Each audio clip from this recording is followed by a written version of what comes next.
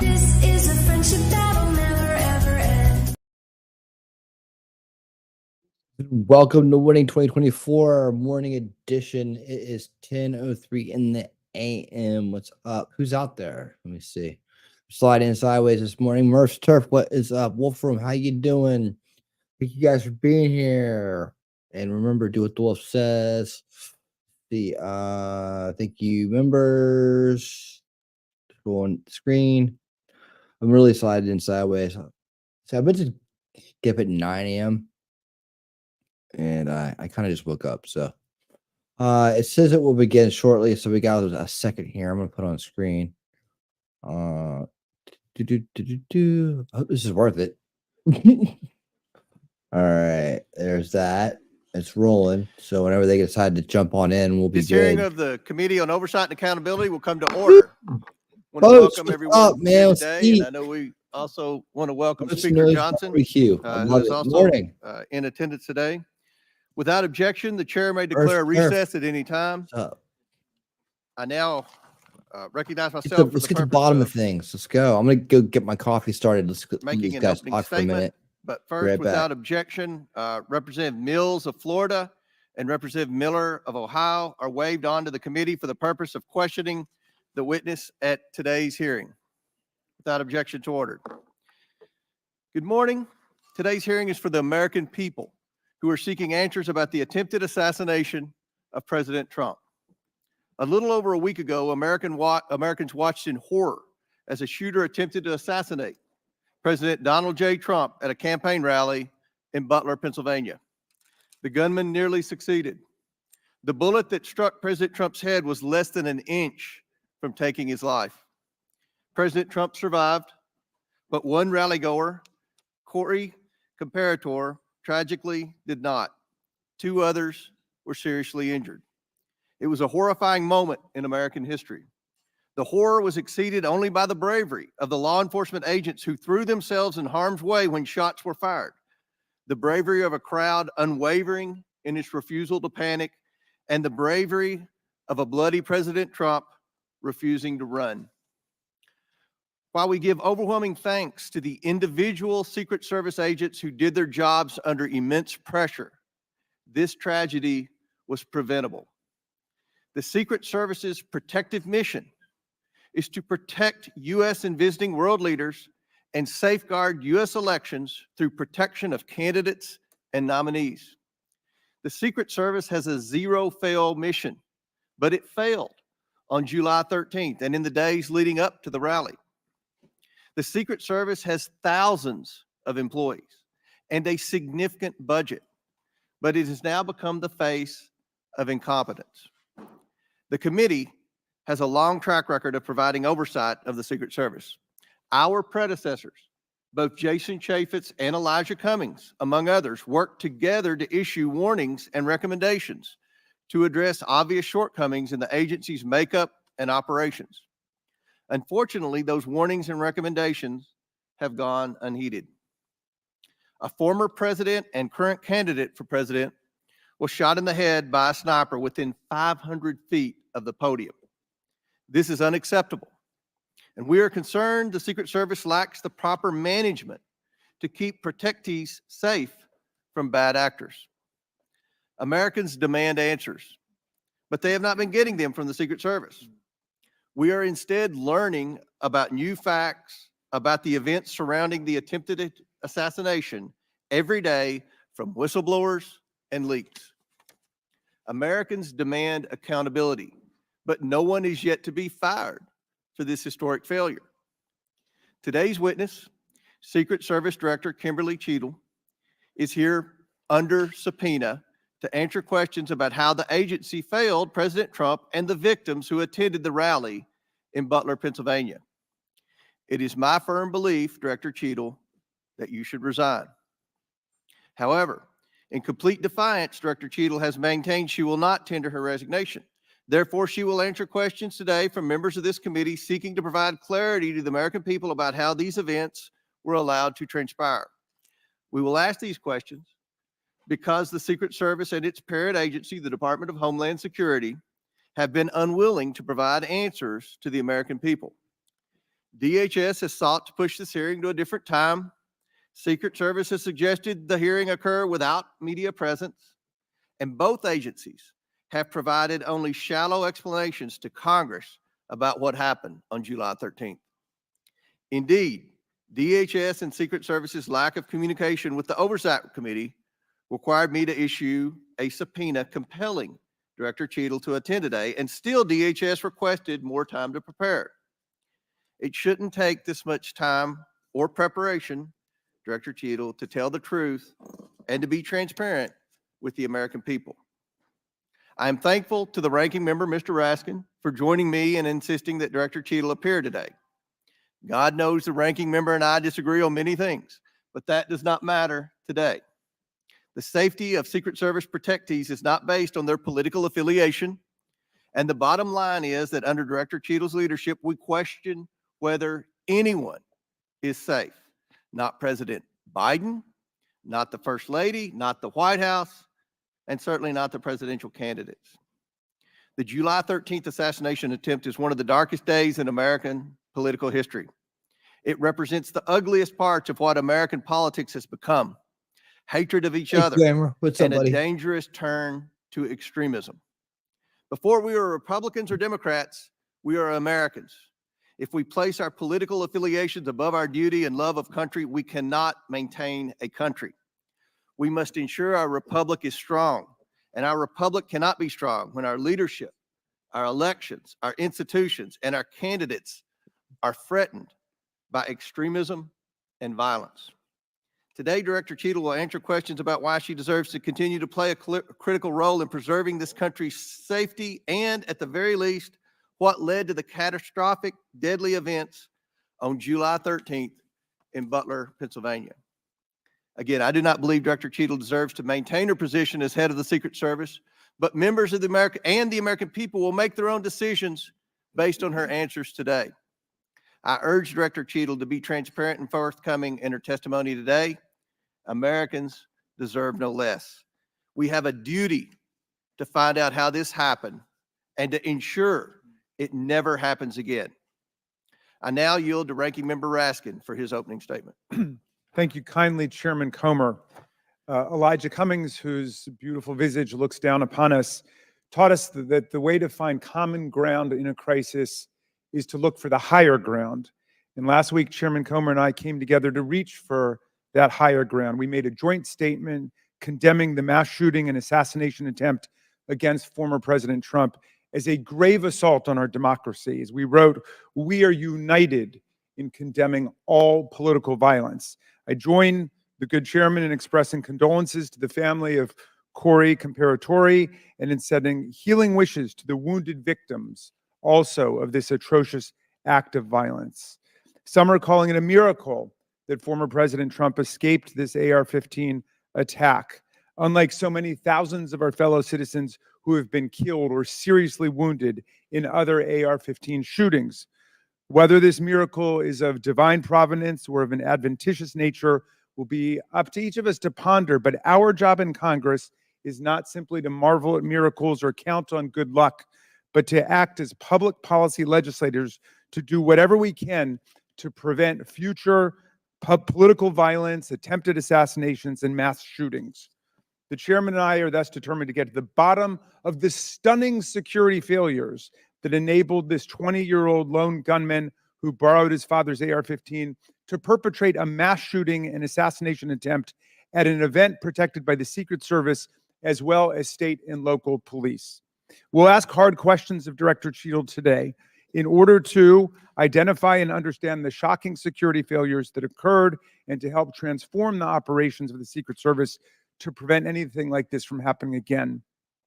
But we can't let ourselves off the hook either, dear colleagues. What happened in Butler, Pennsylvania was a double failure: the failure by the Secret Service to properly protect former President Trump and the failure of Congress to properly protect our people from criminal gun violence.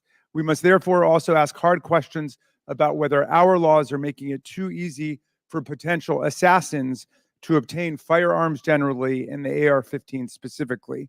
Mr. Comparatori, former President Trump, and the other rally attendees wounded in Butler are now members of a club no one wants to belong to, the thousands of people who have fallen victim to mass shootings. Last year, we had 655 mass shootings in America, defined as 4 or more people being shot or killed in a single event, not including the shooter. 712 people died and nearly 2,700 people were wounded in these attacks in 2023.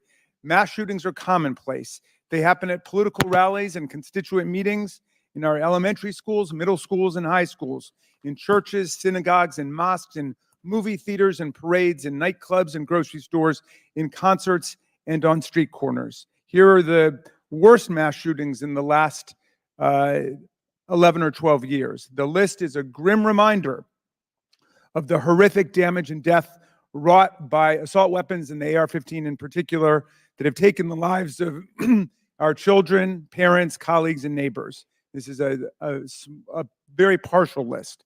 Mass shootings have become so frequent that we don't even hear about them anymore. Since the mass shooting in Butler, there have already been at least 10 additional mass shootings in America, 2 of which took place the same day that former President Trump was targeted. One of the mass shootings on that violent Saturday, July 13th, happened at 11 p.m. at a nightclub in Birmingham, Alabama, where 4 people were shot dead and 10 others wounded. This means, amazingly, that the Butler attack was not even the deadliest mass shooting to happen in America on that day. Wow. A weapon that can be used to commit a mass shooting at an event under the full protection of the Secret Service, together with dozens of state and local police, is obviously an intolerable threat to the rest of us who do not receive such protection, and obviously does not belong in our communities. It's time to pass universal background checks and build on this administration's work to ensure that we permanently close the loopholes in the Brady law for gun show purchases, online purchases, here we go. Private sales, to prevent those weapons from getting into the hands of people we know to be a threat to others. Total bullshit. Does not What happened in Butler shows why even closing these loopholes, however, will not keep assault weapons out of the hands of why bring it up? Assassins and mass murderers. Under federal law, and in the vast majority of states, even young people not old enough to buy a beer legally can legally purchase and own the AR-15 and carry it in public. The shooter in Butler used his father's AR-15. We have to find the courage and resolve to pass a ban on the AR-15 and other assault weapons. A ban has broad support. Even the New York Post loudly endorsed such a ban in 2019. We have passed an assault weapons ban before. Republicans and Democrats together passed it in 1994. Alas, in 2004, we allowed the ban to expire. Yeah. We know this weapons ban worked. One study found that in the decade that followed the ban's lapse, mass shootings went back up 183%, and deaths from mass shootings went up 239%. But even as we change the Secret Service and act to ban weapons of war like the AR-15, we still will have fallen short of our duty if we fail to denounce every instance of politically motivated violence in whatever form it takes. Republicans and Democrats, again, have come together to denounce this assassination attempt, just as we did the violent attempts on the lives of our colleagues, Representative Stephen Scalise, Representative Gabby Giffords, and on Paul Pelosi, the husband of Speaker Nancy Pelosi, who was attacked and brutalized in his home. And in the immediate aftermath of the January 6th mass violence waged against Congress and the Vice President and the constitutional transfer of power, Democrats and Republicans alike, including Senator McConnell, Chairman Comer, and other colleagues, all denounced this violent assault on our democracy that wounded approximately 140 officers from the U.S. Capitol Police and the Metropolitan Police Department. And I commend them for acting to denounce that attack, just as Democrats moved swiftly to denounce the attack on Congressman Scalise. Political scientists tell us that authoritarian attacks on democratic institutions begin with political parties refusing to disavow or openly embracing political violence. We have to reject that on a strong bipartisan basis. So the posters of BLM and I have done, even as we ensure our Secret Service is up to its vital task of protecting presidents and candidates, and as we work to ensure that America, the streets of our country, are free from the violence of weapons of war. Thank you, Mr. Chairman. I yield back to you. Thank you. Gentleman yields back. Today, we are joined by Kimberly Cheadle, who was sworn into office on September here she 17th, is. 2022 most as the hated. Director of the United States Secret Service. Prior to her appointment, Director Cheadle was Senior Director of Global Security at PepsiCo. Before her role at Pepsi, she served 27 years As a in the Chuck E. Secret Service. Cheese mascot. Pursuant to Committee Rule 9G, the witness will please stand and raise her right hand. Do you solemnly swear or affirm that the testimony that you are about to give is the truth, the whole truth, and nothing but the truth, so help you God? Let the record show that the witness answered in the affirmative. Thank you. We certainly appreciate you being here today and look forward to your testimony. We normally limit testimony to opening statement to 5 minutes, but take all the time that you need. Obviously, the rules that we will abide by. When you're finished with your statement, we will then turn to questions. Each member will have 5 minutes. And just a note to the members, I'm going to strictly adhere to the 5 minutes. Once 5 minutes is up, I will hit the gavel. If the director is in the process of answering a question, we'll certainly let her finish her answers, and then we will move on. We're going to have about 100% attendance here today, plus a few additional add-ons. So this will be a very lengthy hearing, and we want to make sure every member gets their 5 minutes uninterrupted to be able to ask these important questions in this very bipartisan hearing today. I now recognize Director Cheadle for your opening statement. Thank you. Good morning, Chairman Comer, Ranking Member Raskin, and distinguished members of the committee. My name is Kimberly Cheadle, and I am the Director of the United States Secret Service. I appreciate the opportunity to appear before you today. The assassination attempt of former President Donald Trump on July 13th is the most significant operational failure of the Secret Service in decades, and I am keeping him and his family in my thoughts. I would like to offer my sincerest condolences to the family of Corey Comparator, a former fire chief and a hero who was killed in this senseless shooting. I would also like to acknowledge those who were injured in Butler, David Dutch and James Copenhagen, and I wish them a speedy recovery. I would be remiss if I did not also extend my condolences on the passing of your colleague, Congresswoman Sheila Jackson Lee. Ms. Jackson Lee was always engaged in the oversight of the Secret Service, and her passing is a great loss to this body. The Secret Service's solemn mission is to protect our nation's leaders. On July 13th, we failed. As a director of the United States Secret Service, I take full responsibility for any security lapse of our agency. We are fully cooperating with ongoing investigations. We must learn what happened, and I will move heaven and earth to ensure that an incident like July 13th does not happen again. Let me state unequivocally, nothing I have said should be interpreted to place blame for this failure on our federal, state, or local law enforcement partners who supported the Secret Service in Butler. We could not do our job without them. We rely on the relationships built over years of working together to secure events and conduct investigations. Our agents, officers, and support personnel understand that every day we are expected to sacrifice our lives to execute a no-fail mission. As witnessed on July 13th, our special agents shielded former President Trump with their own bodies on stage while shots were being fired. Selflessly willing to make the ultimate sacrifice without hesitation, I am proud beyond words of the actions taken by the former president's detail, the counter-sniper team who neutralized the gunman, and the tactical team who was prepared to act. I will be transparent as possible when I speak with you, understanding, though, at times that I may be limited in providing a thorough response in this open setting due to associated risks with sharing highly sensitive protective methodologies. I do not want to inadvertently provide you today with inaccurate information. Since January 1st, 2024, the Secret Service has successfully secured over 7,500 sites. Every protective advance comes with its own set of challenges and requires a customized mitigation strategy, including specific assets. Security plans are multi-layered, providing 360 degrees of protection. What's up, Murph? These layers What's include up, lady? personnel, technical, and tactical assets, which are a force multiplier for our protective posture. During every advance, we attempt to strike a balance between enabling Start the late. protectee to be visible and our protective requirements to be secure. I know this because I have spent 29 years in this agency. I came up through the ranks.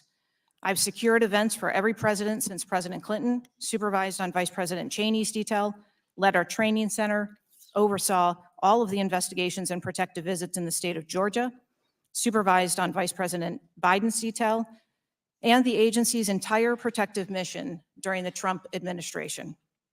The comprehensive advance process involves collaborative planning between our Secret Service, the protectees staff, local law enforcement partners, and the level of security provided for the former president increased well before the campaign and has been steadily increasing as threats evolve. The security plan included a full assessment of the Butler Farm showgrounds to identify security vulnerabilities and craft a security plan for the protectee, attendees, and the public. Immediately following the assassination attempt, I directed the activation of my crisis center. I assembled my executive team to begin surging more protective resources to the former president and to ensure the wellness of our people post-incident, all while securing an active crime scene. I immediately ordered a reevaluation of the Republican National Convention security plan, and I increased the security posture in the National Capital Region for all permanent protectees and sites. At the same time, I initiated a mission assurance investigation within our agency. I have instructed my team that all necessary resources will be dedicated to investigating these matters. We will not rest until we have explored every option, and we will leave no stone unturned. But I want to be clear, I am not waiting for these investigations to be completed prior to making changes. Over the past 2 weeks, we successfully led the planning and execution of the 75th NATO Summit and the Republican National Convention. Over the next few months, we will implement security plans for the Democratic National Convention, the United Nations General Assembly, and have already begun planning and coordinating the 2025 inauguration. It is now more important than ever for the men and women of the Secret Service to remain resilient and to focus on what is necessary to carry out our critical mission. Our agency needs to be adequately resourced in order to serve our current mission requirements and anticipate future requirements. The Secret Service currently protects 36 individuals on a daily basis, as well as world leaders who visit the United States, like Israeli Prime Minister Benjamin Netanyahu, who arrived in Washington, D.C. today. The coming years will bring an unprecedented heavy protection tempo. I have no doubt that the processes that I have implemented during my tenure as director, in addition to my nearly 30 years of experience in this agency, have positioned the Secret Service to be stronger. Our mission is not political. It is literally a matter of life and death, and the tragic events on July 13th remind us of that. I have full confidence in the men and women of the Secret Service. Furby. They are worthy of our support in executing our protective mission. I will now answer any questions that the committee may have. Guys, let people know we're Thank you here. very much, Director Cheadle. We'll now begin our That's not a 5 bunch of minutes questions, and I will Notifications just right now, begin. promotions.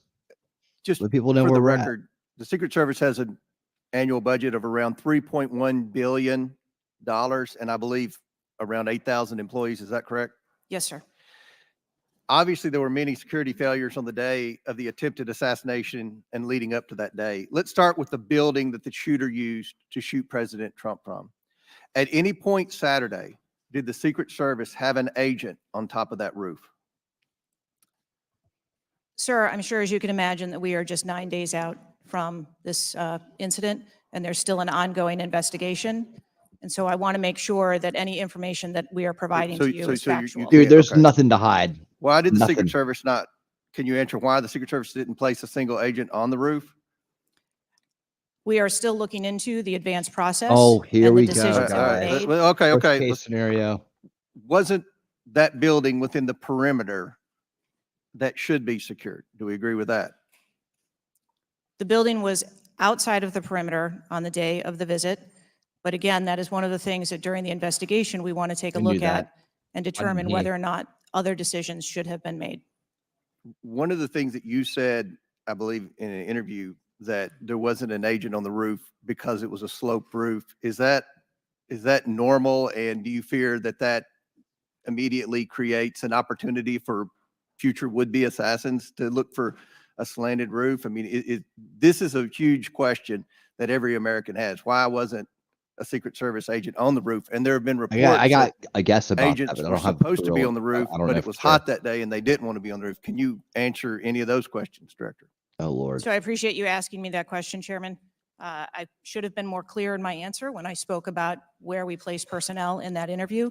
Yeah. What I can tell you I is was that way too honest. there was a plan in place to provide Overwatch, and we are still looking into responsibilities and who was going to provide Overwatch. But the Secret Service in general, not speaking specifically to this incident, when we are providing Overwatch, whether that be through counter snipers or other technology, prefer to have sterile rooftops. Did the Secret Service use any drones Sterile for rooftops, surveillance what? that day? So again, I'm not going to get into specifics of that day in itself, but there are What the- times during a security Fire. plan that the Secret Service does deploy an asset like a There drone. were reports that the shooter used a drone just a few hours before the rally start time. Is that accurate? I have heard those same reports, and again, am waiting for the final report. Do you know, if you can't answer the question, that's your answer. But can you answer this? Do you know? I'm not asking yes or no, but do you know if the shooter used a drone before the shooting? That information has been passed to us from the FBI. How many Secret Service agents were assigned to President Trump on the day of the rally? Again, I'm not going to get into the specifics of the numbers of personnel Dude, that this we is had there, stupid. We already but we know, feel lady. that there was a sufficient Someone- number where's- of someone agents go there and assigned. smack 'em in the There back are of the head. reports that several agents assigned to the rally on July 13th were temporary agents not normally assigned to President Trump. Is that accurate? What I can tell you is that the agents that were assigned to former President No. Trump are Secret Service agents that provide Here we close go. protection to him. And that was what was actual on that day. How many temporary agents were there that day? Quite frequently, sir, during campaign events, the Secret Service utilizes agents from HSI or the Department of how Homeland many? Security You don't to know how help many? Or you can't supplement answer? our plan. Have the investigators reconstructed the shooter's precise movements over the past days, weeks, and months? So again, We need to have Again, you have confidence no that answers. if the FBI is leading this investigation, that they're leading a credible investigation, because there's some of us sitting up here today that don't have a lot of confidence in the FBI. So I will repeat the question. Have the investigators reconstructed the shooter's precise moments over the past days, weeks, and months? I understand your question, Chairman, and I share your concerns about wanting to make sure that we have factual information. Hardcore, what's up, The buddy? FBI is conducting a criminal investigation. The Secret Service is conducting an internal investigation. There are a number of OIG investigations, and there is the external investigation that the president. has Last initiated. question for me. Before July 13th, had the Trump detail requested additional resources? What I can't can get tell into you is that for the event on July 13th, the details that were the assets that were requested for that day were given. My time has expired. Chair now recognizes Ranking Member Raskin for 5 minutes. Thank you, Mr. Chairman. It's been reported that before former President Trump got up on the stage at around 6 p.m. on Saturday, July 13th, that the local police had identified and even photographed a man who was acting suspiciously. And this man, who turned out to be the gunman, had been flagged as a potential threat. Is that accurate? What I can say is that the individual was identified as suspicious. So he was known to be suspicious before former President Trump took the stage. That is the information I have received. Why was he allowed to take the stage with a suspicious person having been identified in the crowd? So I appreciate the question, and I'd like to make 2 points. If the detail had been passed information that there was a threat, the detail would never have brought the former president out onto stage. That is what we do, and that is who Suspect we are. versus We are threat. charged with protecting all of our protectees. So Sounds you like a distinguish metal band. between someone who is suspicious and someone who's threatening, is that I right? do. There are a number of times at protective events where suspicious people are identified, and those individuals have to be investigated and determined what is it that identifies that person as suspicious. So did you deny a request for additional resources that had been made by the Trump campaign? there were no assets denied for that event in Butler on the 13th. I see. So you're saying there were requests made for additional assistance for other specific events rather than for the campaign as a whole. Is that right? I'm sorry, I'm not Well, understanding. you seem to say that there were not additional resources requested for that event. And forgive me for being unfamiliar with this. Is it requested event by event, or is it requested just in general for the campaign? So if I can explain the advanced process, when an event or a venue is identified by, in this case, campaign staff, then the campaign staff works together with Secret Service agents who go out and conduct in advance. Generally, that is a 5-day time period where those discussions are had about what the perimeter is going to look like, what the size of the event is, what the venue is, and then from there, there is a request made to mitigate potential risk and threat. And I'm saying that on that day, the requests that were pushed forward were granted. So the Secret Service did not know that the gunman actually had a weapon before President Trump was allowed to get up on the stage? To the best of our knowledge and the facts that we have at this point, that is correct. So can you answer this question, which I think is on the mind of most Americans thinking about this? How can a 20-year-old with his father's AR-15 assault weapon climb onto a roof that with in a there, didn't ya? direct 150-yard line of sight to the speaker's podium without the Secret Service or local police stopping him? So again, sir, I will say we are 9 days out from this event, and I would like to know those answers as well, which is why we are going through these investigations to be able to determine that fully. Okay. It's been reported that the shooter was not carrying a driver's license or any form of identification. They had no idea who he was, but then he was quickly identified, I think within 30 minutes, by using the serial number on the AR-15 under a tracing system that is now controversial. Some people say we should get rid of it. Some people want to keep it. But is that right, that the serial number was the key information which led to the identification of the shooter? That is my No. understanding, sir, yes. That's bullshit. Okay. If an American Maybe. I citizen don't were know. just to stop you and say, I don't think it's Director just- Cheadle, we it's a support picture. your work to the tune of billions of dollars and thousands of employees, what went wrong? What would you say? Again, knowing that we're 9 days out, I would say, as I have said from the very outset, I accept responsibility for this tragedy. We are going to look into how this happened, and we are going to take corrective action to ensure that it never happens again. Well, I appreciate that, and I hope you will act with vigor and focus and intensity, and it seems you understand the gravity and solemnity of this to the American people. Millions and millions of Americans don't feel safe with all the AR-15s out there. We thought at least the president of the United States or a former president of the United States would be safe, but now that's not even All right, clear. Wiener boy, Mr. Chairman, back I of the yield back line. to you. Gentleman, years back. Chair now recognizes Chairman of the House Judiciary Committee, Mr. Jordan from Ohio. Thank you, Mr. Chairman. Director, were you guessing or lying? There you go. That's my favorite Day question. after President Trump is shot, Secret Service spokesman Anthony Guglielmi said, quote, "The assertion that a member of the former president's security team requested additional security resources that the U.S. Secret Service or the Department of Homeland Security rebuffed is absolutely false." The next day, Secretary Mayorkas said, "That is an unequivocally false assertion. We had not received any request for additional security measures that were rebuffed." But 5 days later, the Washington Post said this: "Top officials repeatedly rejected requests from Donald Trump's security detail for more personnel." The next day, the New York Times said this: "Mr. Guglielmi acknowledged that the Secret Service had turned down some requests for additional federal security assets for Mr. Trump's detail." So which is it? Because both statements can't be true. Were you guessing or lying when you said you didn't turn down requests from President Trump's detail? Neither, sir, and I appreciate the question. Well, what were you doing? Because those statements don't jive. So what I can tell you is that for the event in Butler, there were no requests that were denied. As far as requests, Well, maybe they got tired of asking. Maybe you turned them down so darn much, they said, not worth asking. How many times did you turn them down ahead of that?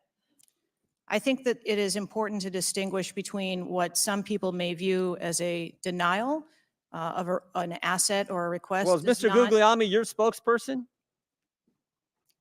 He said he acknowledged the Secret Service had turned down some requests. I'm asking how many? A denial of a request does not equal a vulnerability. Well, tell me what it is. There are a number of ways that threats and risks can be mitigated Right. Avoiding the with a question number much? of different assets, whether that be through personnel, whether that be through technology or other resources. Well, tell the committee which it was. They asked for additional help in some form or another. You told them no. How many times did you tell them no, and what'd you tell them no to?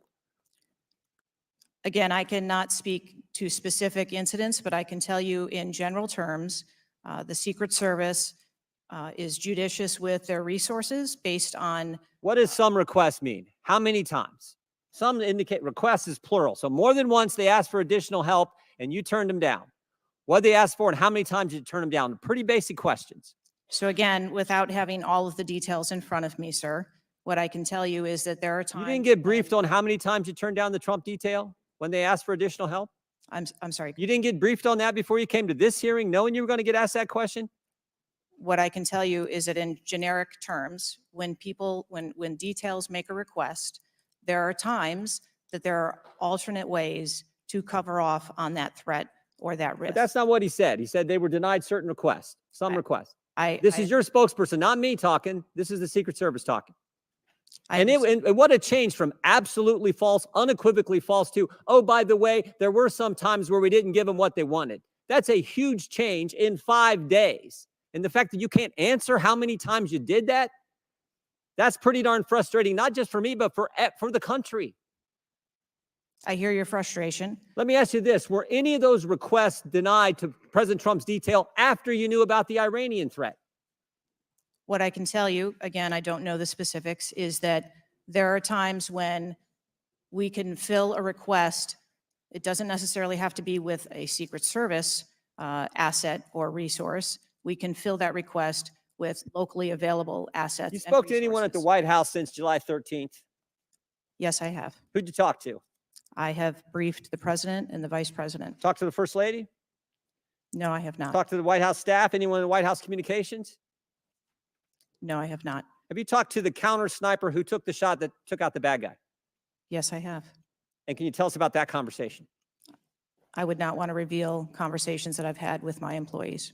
But that's exactly the kind of information the American people want to know. American people who pay your salary.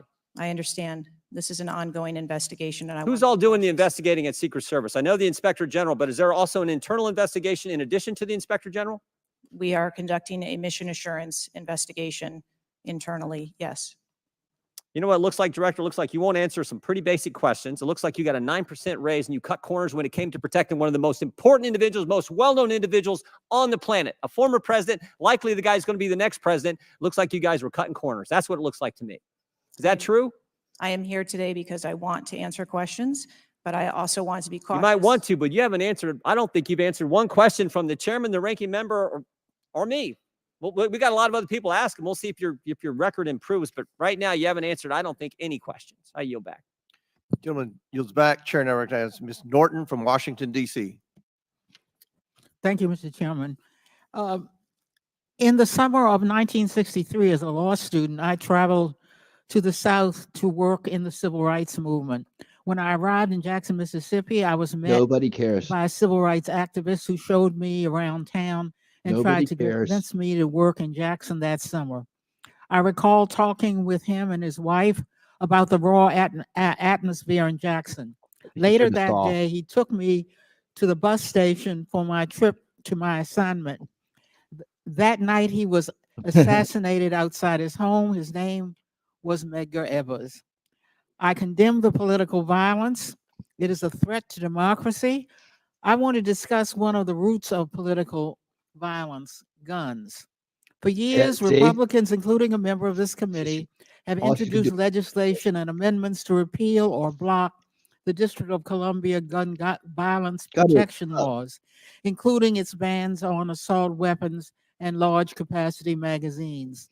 The shooter at the Trump rally used the mass shooter's gun of choice, an assault weapon, specifically an AR-15 style rifle, Here and they come using their presumably a native large language. capacity magazine, which is defined in DC as a magazine that can hold more than 10 bullets. Under current DC law, Pivot to the DC does agenda. not recognize concealed carry permits issued by other jurisdictions, That's right, Boats. but it does issue concealed carry permits to both residents and non-residents. However, DC imposes a number of requirements on concealed carry applicants, including suitability, such as not having exhibited a propensity for violence Jacob knows or what he's talking about. instability. Moreover, DC residents restricts where the guns can be carried, such as a political demonstration near the White House Dude. and Naval Observatory, or near people under Secret Service protection, provided the permit Not holder has time been for a given pivot notice. to the agenda, but they This will. week, They will. the House is expected to consider the fiscal year 2025 Financial Services and General Government Appropriations Bill. This Republican drafted bill would allow an individual with a permit to carry a concealed handgun issued That's by right. a state or territory to carry a concealed handgun in DC, regardless of that jurisdiction's permit requirements. A Republican has filed an amendment to that provision to allow such an individual to carry a magazine of any size with that handgun. In short, the pending bill and amendment would allow any person with a carry permit Yeah. issued by Mm. another Don't have jurisdiction faith in to government. carry a concealed handgun with a magazine of any size in any location in the District of Columbia. The Secret Service is responsible for protecting a Wish large they could, number of Boots. people and facilities in DC. Director Cheadle, would Secret Service protectees in DC be safer or less safe if people who have exhibited a propensity for violence or instability could carry a concealed handguns in DC? I think being a Secret Service agent and an officer or a law enforcement officer in any state is difficult. They are required to make decisions and snap judgments in the blink of an eye. And I think that the officers and the agents that work here in the DC area do a great job of monitoring the public and reacting to threats as appropriate when they arise. Would Secret Service protectees in DC be safer or less safe if people in DC could carry concealed handguns with large capacity magazines? I think, ma'am, that we work in parameters where we travel around North America, and the rules on open carry and concealed carry are different from state to state. And that is part of what the Secret Service takes into account when we develop a security plan. Obviously, anyone that comes into one of our protective sites, we would establish magnetometer support, metal detectors that personnel would have to process through, eliminating that potential. Would Secret Service protectees in DC be safer or less safe if more people could carry handguns in DC? What kind of I question? think, again, as I stated, ma'am, we want to make sure that we provide a safe environment for all of our protectees, and whatever measures we would need to put in place for a secure site, we would do so. I yield back. Gentleladies, time's expired. Chair now recognizes the chairman of the House Intelligence Committee, Mr. Turner from Ohio. Director Cheadle, your opening statement indicates that the Secret Service constructed a security plan for the site in Pennsylvania. I'm assuming that security plan would also include the security footprint for the site, but it also would be based upon a threat assessment for the threats associated with Donald Trump and the crowd in attendance. Would it not include a threat assessment? Yes, it would. So that threat assessment, as we know, basically would have started with, there's a generalized threat against Donald Trump because he is a presidential candidate. Then it would have gone to, he's a former president and he gets security coverage just as Bush, Clinton, Carter, and Obama do. And then you also have the heightened political environment. Even for those, it's clear that the security footprint, that the threat assessment was insufficient, which permitted then a 20-year-old to actually enter with a weapon and shoot Donald Trump. But I want to ask you about two other aspects of the threat assessment. It is known and public that Iran is a threat risk for Donald Trump. They're a threat risk for John Bolton, former Secretary of State Pompeo, and Donald Trump, because they have indicated they want to assassinate them as a result of retaliation for the killing of Soleimani. That is both for Iran a generalized threat. They're targeting these individuals, but also most recently a specific threat to Donald Trump himself. Now, I want to enter into the record by UC a Department of Justice Public Affairs release, a CNN article, an article from Fox News, and an article from CBS, all of which acknowledge Without objection to order. Morning, Graham. that this threat exists for Donald Trump from Iran, and that there are specific threats, most recently, that have been acknowledged. Buddy. Director Cheadle, have you read the intelligence of the generalized threat to Donald Trump by Iran as a result of their desire to retaliate for the killing of Soleimani? I have.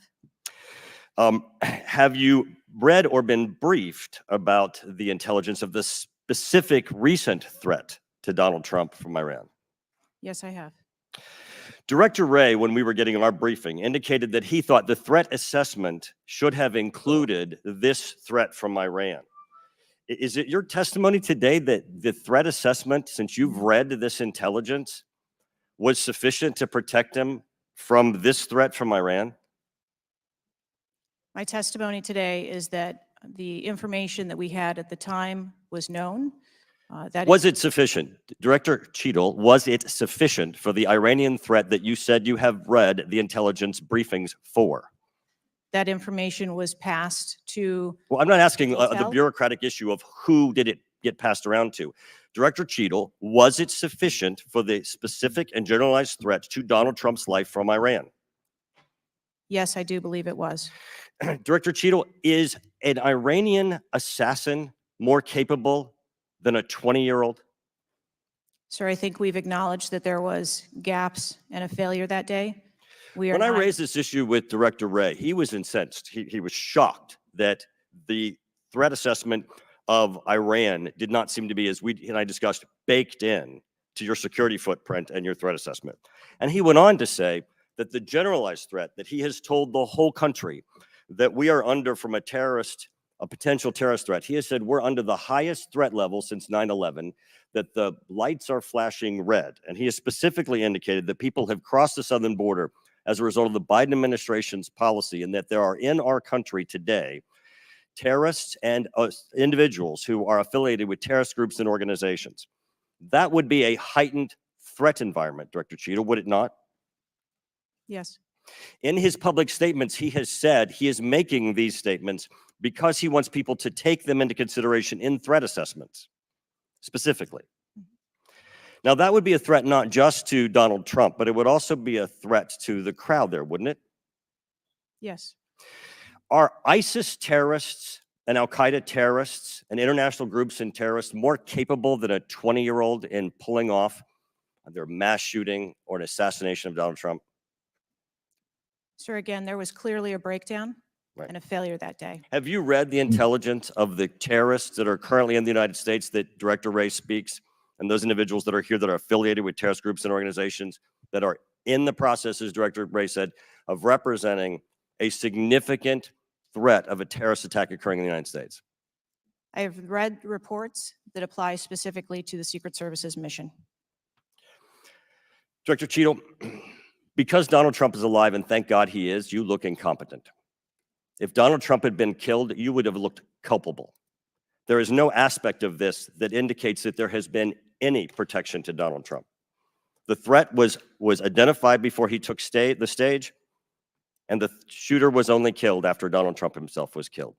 Not only should you resign if you refuse to do so, President Biden needs to fire you because his life, Donald Trump's life, and all the other people which you protect are at risk because you have no concept of the aspect that the security footprint needs to be correlated to the threat. I yield back. Chair now recognizes Mr. Lynch from Massachusetts. Thank you, Mr. Chairman. Director Cheadle, there were multiple security failures at the former president's rally in Butler, Pennsylvania. First of all, there was a failure to isolate the podium from exposure to direct fire. Do we know who made that decision to allow that rooftop to remain as an unprotected area? Do we know who came up with that security plan that omitted that? Sir, I don't have a specific person to identify for Okay, you. well, that's what I'm looking for. So let's move on. There's also a breakdown in security and failure to confront the shooter over an hour before the former president began his remarks when the shooter was identified as a person of interest. What particularly allowed agents or law enforcement to identify him as a person of interest? So I appreciate the question. And again, I will say that we are 9 days out and there are a multitude of interviews that are still taking Okay, place. so did he have a rangefinder? There were some reports that the individual had a rangefinder. That would certainly raise my suspicion. Did he have a rangefinder? Yes, he did. But may I explain that at a number of our sites, especially when you're at outdoor venues, a rangefinder is not a prohibited item. It is sometimes an item that is brought in by individuals if they're But going to be in did the back. anybody confront him on that? Anybody ask him questions? What are you doing with the rangefinder? Anybody confront him on his presence where he was in proximity to the president? So again, to my knowledge, I believe that that was the process that was taking place, was to locate the individual. Did they confront him? Did they go up to him? Did they talk to him? I do not have those details at Okay, this time. those are important details. It could. There was also What's a up, failure to Stingy? communicate between law enforcement to act quickly upon information provided by either local law enforcement or rally attendees that the suspect was positioned on the roof. There were Good minutes question, of Wolfram. delay before any meaningful action was taken, even though he was several hundred feet from the podium. And this was obviously minutes before the shooting. Let me ask you, there was considerable delay in removing the president from the podium after the shooting began. He got shot in the air. It was still over a minute before he was removed from the stage. Meanwhile, this shooter had multiple clips, several clips. He got off 8 shots, and he had the capacity and the ability, if he was not neutralized, to basically mow down that whole Secret Service detachment as well as the president. What, from your own investigation, caused that delay under the circumstances? What I can tell you is that when the agents identified that the shooting was taking place, in under 3 seconds, they threw themselves on top Oh, of I the understand that president. there was heroism there. No question about it. No question about it. But protocol would indicate, and these are the opinions of various former Secret Service agents, people who have done this work in the past, that over a minute of exposure on that podium with a shooter with a high capacity weapon who had already wounded the president and could have got off, we don't know how many more rounds, and yet the president remained exposed, even though he was joined in that exposure by the Secret Service in their heroic acts. It just, I don't know if there's a good explanation for that. Our personnel created a body bunker on top of the I get president, that. I get that. shielding him. Yeah, this was an AR-15 style weapon that would have made pretty quick work if he was determined and able to do so. This is not the first investigation that we've had of the Secret Service during my time here on this committee. And the last one we had, our previous investigation determined that the Secret tried to Service ask is that experiencing question a and they didn't staffing answer it. crisis that poses perhaps the greatest threat to the agency. And that's a quote. Is that Yep. staffing crisis still in place? Is that still something that you deal with on a daily basis? As of today, the Secret Jacob. Service has just over 8,000 employees.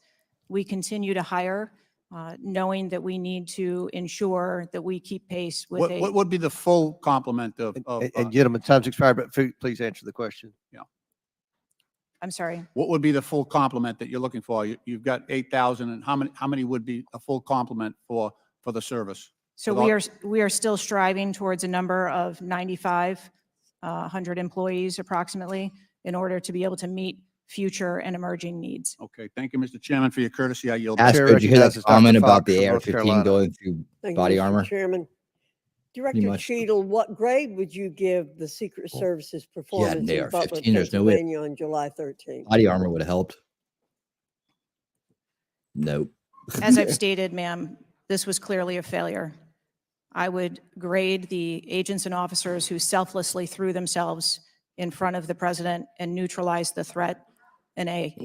I think that Yes, we that's need what to they all do when examine shit the goes events down. that led up That's how you to prepare uh, to prevent shit and from prior going down to that that matters. day. Cheadle. You stated in 2021 that the Secret Service has a zero-fail mission.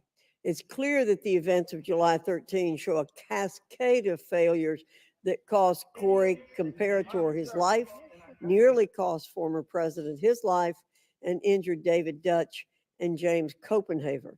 When an agency fails spectacularly at its mission, those responsible must be held accountable, and the problems must be fixed so they cannot happen again. Why should the American people or the officials you're responsible for protecting have confidence in your ability to lead the Secret Service after such a spectacular failure? I appreciate the question, and I am committed to finding answers so that we can make the agency stronger after this. You said on July 15 that the buck stops with me. How are you taking accountability for the Secret Service's failures during the July 13 assassination attempt on President Forcing myself Trump? to go on vacation for a month. I have taken accountability, and I will continue to take accountability.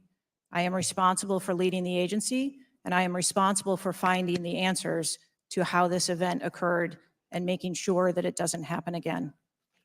So I would like to Great question, explore Boats. how you got the job as director of the United States Secret Service. I let Is Joe it sniff my typical hair for the director 5 of the minutes. Secret Service to be recommended for the role at the behest of a president's family and senior staff? I have seen that. Perhaps at the request of Jill Biden or Anthony Bernal? I got the job as a director of the Secret Service because I spent 27 years in an agency with a mission that I absolutely love. I started my career in Detroit. I worked my way up through investigations and protection. Was there competition for the position? You would have to ask those who were involved in the interview process. But you think you are the best person in the country to head the Secret Service? I think that I am the best person to lead the Secret Service at this time. Doesn't that come down to The ammo Secret type Service though? receives billions in funding each year, as has been explained by my colleagues here. In fact, I hope you're right, you've Castro. had an increase in real terms of 55%. As you're no doubt aware, staffing levels for those assigned to protect the president, former presidents, and other senior officials has decreased by about 350 between 2014 and today. Clearly, a lack of financial resources not to blame for the staffing shortage. In 2022, the Secret Service saw nearly half its workforce leave in 1 year. And during the same year, it was ranked dead last among law enforcement agencies in the best places to work in the federal government. Can you explain why your agency was so poorly rated and why so many staff left in just 1 year? So with all due respect, I dispute the statistic of half of the employees leaving in 2022. I think that that has been inaccurate data that's been reported out there. But what I can tell you is, as I have returned as the director of the agency, We have had an increase in hiring and staffing and an increase in resources, and we are committed to continue to hire so that we can be staffed appropriately to meet the dynamic mission that we have. Well, you may want to dispute it, but it's out there. My understand, given the high profile failures and rotten culture at the Secret Service during your nearly 2-year tenure, why should the American people have any confidence in your ability to lead the Secret Service to perform its zero-fail mission to protect our senior leaders? The Secret Service has an incredible culture. Our men and women place service over self. They come in every day willing to risk their lives for our protective mission, and they work investigations that thwart people who would do harm to children, child exploiters.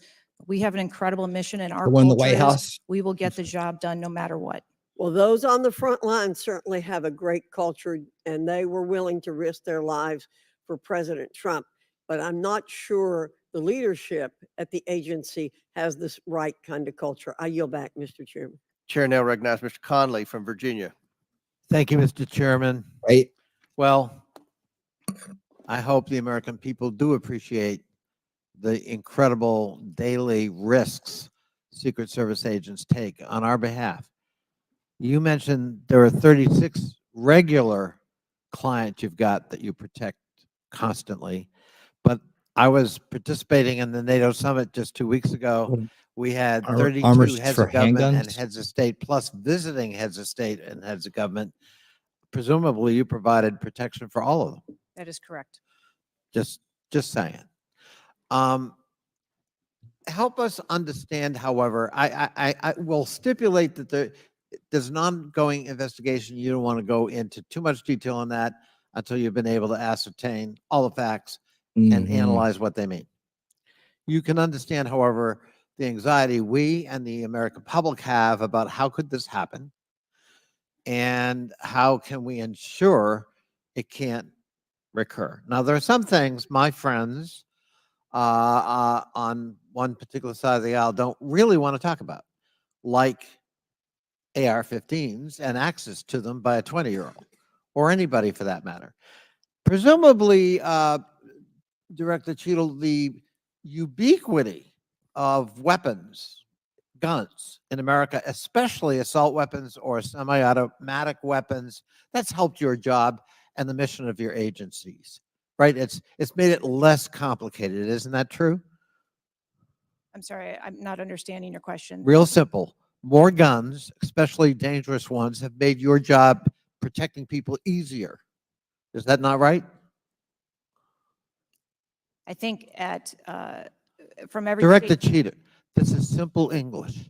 More guns, do they make your job more complicated or less complicated in protecting these 36 clients and visiting heads of state and heads of government that come to Washington? I think the Secret Service needs to take into account. I didn't ask the state that. That they're in. I'm sorry. I asked a simple question. No, you said which asked a deserves fallacy. a simple answer. Yeah. The ubiquity of guns, dangerous weapons It's just in called- America, yeah. like AR-15s. Loaded question. Has that made your job, that is to say the mission of the Secret Service, easier or more difficult? Yeah. The think the target. threat It's not about whether a environment job's for easy. It's protecting about the our, AR-15 to him. Secret Service protectees is always difficult, and that's dynamic, and it's always evolving. We stipulate it's always difficult. Again, this is a simple one. I would be like, it's a false Does premise, the though. ubiquity You're of asking me guns a make your false job premise. easier or more difficult today? I understand the Second Amendment rights of individuals. I didn't ask that I wonder question. if she I'm has not it questioning confused, the like Second whether Amendment. they need I'm less asking guns. a simple analysis, Director Cheadle. And I can tell you, Look, he's got the you're not Ukraine making my flag job listed. easier in terms of assessing your qualification for continuing on as director. Now she's threatened. Now he's threatening Please her. answer the question. You're the head of the Secret Service. Answer You're my speaking question. on behalf of Demonize 8,000 members AR-15s. who put their lives on the line. We just had a failure by your own admission. Mhm. Do guns make your job easier or harder? I think the job of the Secret Service is difficult on every day, and we need to make sure that we are least she's mitigating stonewalling all the 2A threats, whether person. that be That I mean, gets the at my anti-2A question. question. person. That is not my question. And now I think you're evading the answer, which is not a hard one. I am sorry that you feel that way, sir. How else could I feel, Director Cheadle, when you're clearly avoiding a direct answer to a very simple declarative question? We almost lost a presidential candidate the other day. A 20-year-old had access to his father's AR-15 and got on top of a roof within 500 yards or feet of the podium. And I'm asking you, did the availability of that Just AR-15, tell which gun's is fault. That's all I want replicated to all hear, across man. America, make your job harder or easier? And you're not willing to answer that question? And you think, and you now wonder you why are we might have keeping your a job, lack of confidence in your continued ability to direct this agency? right, I understand your Cynthia? question, and that's the environment. Well, if you understand my question, why not answer it? Because it's Because the you're full of environment that the shit. Secret Service works in every day. That doesn't tell me anything. That's the environment we work in. I had an attack on my office a year ago. I know a little bit about violence too. He hates guns, so just He tell him came the to guns kill are bad. me. Okay. When he couldn't, he beat one of my staffers 8 times with a baseball bat on the head. We live with the threat of violence. But a simple answer from the director of the Secret Service would be helpful. And I'm sorry you've chosen to evade it. I yield back. Chair now recognizes Mr. Grofman from Wisconsin. He's mad he didn't get his agenda through. Thank you. I'm mad now. When this guy took the shots, he climbed a ladder to get on the roof, correct? I'm unable to answer details of exactly how the individual accessed the roof at this That's time. just these are just the things that everybody wants to know. Do you That's, know you when know, that's they, it. if he did use the ladder, do you know when the ladder was Yep, placed? ban Was the it, ladder there ban 2 days bats, before, those. just the night before? Do you have any information at all as to when the ladder got there? I would like to be able to answer those questions. The That would make too FBI much is still sense, conducting Lady an Autumn Sky. investigation. Right? For his How did the corrupt rifle get establishment. to the roof? Again, sir, at this time, I'm unable to answer questions to provide Have clarity. they cleaned the roof since the assassination attempt? Have they cleaned the roof? Right. Has anything been done to the roof? Is it just like it was, whatever, 10 days ago, or Is the body still there? or not? Has anything been done to the roof? I don't have an answer for that. Okay. Were President Trump's normal agents normally ladders, assigned too. to him there that day? Yes, There was these were the same agents that were always there. yes, sir. Right. The people that are assigned to his detail were He did have working on that day. explosives. Okay, there's stuff on the internet that says they were not there that day, but these are the same agents who are routinely there. Yes, sir. Okay. Do we know which agents fired the shots that finally took down the potential assassin? Yes, sir, I do. Can you give us those names or background of those agents? I would not offer their name up in this setting, but it was one of our technical officers, our counter snipers. Okay, so can we privately get those names, the committee? I am certain that we can make names available privately. Okay. Do we know where all the shots landed? First of all, how many shots did that potential assassin, how many shots came out of the rifle?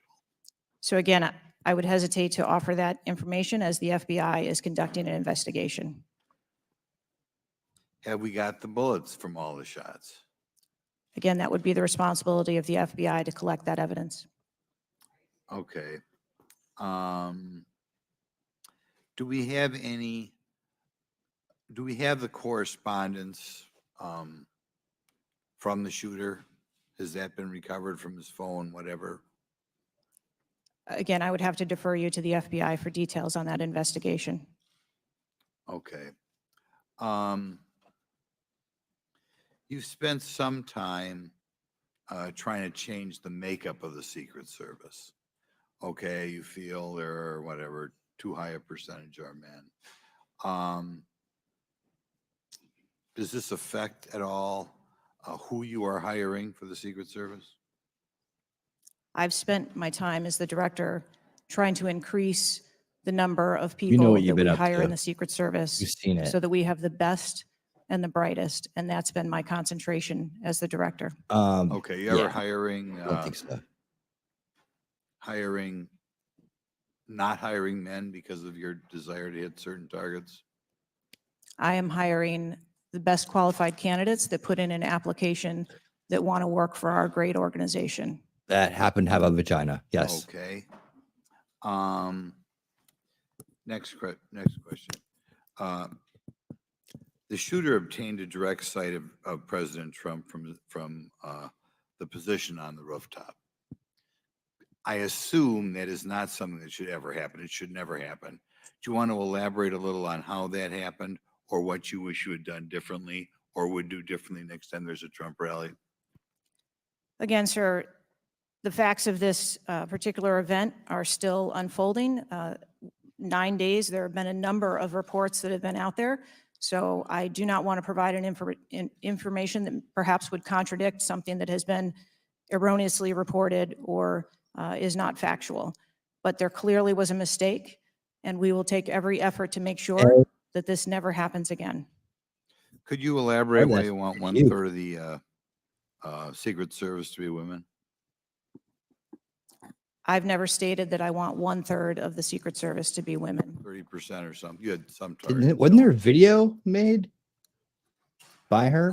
Okay, Well, gentlemen, From yield. a statement? I'll yield. What was, Director, what was erroneously reported? You said, to Mr. Grothman's question, you said something was erroneously reported. What are you referring to? I'm referring to their, And his question was in the context of the shooter using a ladder to get on the building. What was erroneously reported? Because you won't tell us anything, but you'll tell us something that wasn't reported accurately? I'm saying, sir, that there have been a number of reports that are out there that have been speculation. And until we have the actual facts, I don't want to report anything that would contradict speculation that has been out there. Thank you. Don't contradict the speculation. Chair recognizes Mr. Christian Morte from That's good. Illinois. That's a good plan. Thank you, Mr. Chair. Thank you, Mr. Ranking Member, They for want bringing to us have together this conspiracy morning. theories One on people. question I get asked a lot from my constituents Hmm. is, what can Congress actually do to stop this from happening again? And I'd like to share a graphic from a very recent study conducted by Professor Robert Pape, a world-renowned expert in combating political violence. The graphic shows that 74% of Americans want this Congress to come together to denounce political violence of all stripes. And you can tell it's across party lines. I commend the chair and ranking member for putting out the statement the other day condemning political violence. And to further this effort, I'd like to ask all my colleagues to join Dr. Brad Wenstrup and me in introducing a resolution that we think can secure unanimous House passage in deploring and condemning political violence. And we will be circulating that resolution shortly. Director Cheadle, as you know, the shooter began shooting at 6:11 p.m. Eastern on July 13th. NBC reported that at 5:51 p.m., 20 minutes before the shooting began, the state police informed the Secret Service of their concern. Now, the rally was not paused at that point, correct? No. And according to It was the NBC, process. just Run 2 down the minutes later, process. at 5:53 p.m., the Secret Service notified its snipers about the gunman. The rally wasn't paused at that point either, correct? No. Let me show you some video footage by rally goers. If you could play the video on the screen up here. This was taken 2 minutes before the shooting started. If you could turn up the volume. Criminals. We have criminals. We have drug dealers. We have people that should not be here. Right on the roof. It's much tougher than it Don't happens. steal ladder. Right on the roof we got. Up here. Ma'am, Don't see that it, doesn't but- look like suspicious behavior. That looks like threatening behavior to me. And the rally wasn't paused at that point either, correct? Good point. I can tell you, as I stated earlier, sir, that the moment that the shift surrounding the president were aware of an actual threat. That's a threat right there. The guy's on the roof and everybody's yelling. Yeah, I at know, him but Matt Corvus here to and- see what a and big liar she directing the is. And officer's she's going to attention dodge, him. cover The up. rally was What not what paused she's at going to that do. point, correct? We are currently still combing through communications and when communications were Yes, passed. Stingy. Can Well, you believe I can it? point you to this communication. It's 2 minutes before the shots started ringing out. Director Cheadle, yes or no? Was there ever a moment where the Secret Service actually considered pausing the rally? The Secret Service would have paused the rally had they known or been So the told answer is there was no. an actual threat. The answer is no. Correct? I can speak to you in generalities. No, no, I don't And want I don't generalities. I know want all of the specifics. communications The that were- answer is no. You did not consider pausing the rally, correct? The people that are in charge of protecting the president on that day would never bring the former president out if there was a threat that had been identified. Well, they did, because we've now identified 3 points in the 20 minutes before the shooting that the threat emerged. Let me point you to something else, which is the building that the shooter was perched on, seen here. This building is called the AGR building. I'm sure that you're familiar with it. It's no more than 150 yards from the stage where Donald Trump stood, yet the security perimeter was drawn such that the AGR building was placed outside of it. Director Cheadle, according to the Washington Post, the AR-15 styled rifle used in the shooting had a range of 400 to 600 yards, and therefore the AGR building was clearly within rifle range of the stage, correct? Yes. NBC News has reported that in the days before the rally, the Secret Service had identified the building as a vulnerability that required special attention, correct? That's reporting from NBC. Yes. So I am still looking into an active investigation. I know, but it's been 9 days. I mean, you should know that, Yeah. right? And yet, despite the fact that the AGR building was in rifle range of the stage and it was flagged as a vulnerability, this building was put outside of the Secret Service's security perimeter. And I respectfully submit the Secret Service must expand its security perimeter to account for the kinds of weapons that can be used outside the perimeter to endanger the protectees inside the perimeter, ma'am. Let me turn your attention to some conspiracy theories that have been circulating and ask you to comment on them. First, you have not found evidence that the incident was a staged shooting, right? Correct. And you Staged? haven't What does found that evidence mean? that this was a result of a conspiracy of high-ranking government officials, correct? Correct. Well, in And 9 you days, have not you can't found answer evidence any that questions. this incident was in fact directed or perpetrated by a foreign state or entity, right? And that's the last question, but I'll let the director answer that, please. Not at this time. Thank you. I yield back. Gentleman's time's expired. Chair now recognize Mr. Cloud from Texas. Thank you. I just wanted to confirm there was only one counter sniper who took one shot. Is that We Right. had multiple counter sniper teams yeah, available on the that day. premises? But is only one took one shot? Is that correct, or only one? Correct. Okay. How many spent shell I don't casings were know. found on the roof?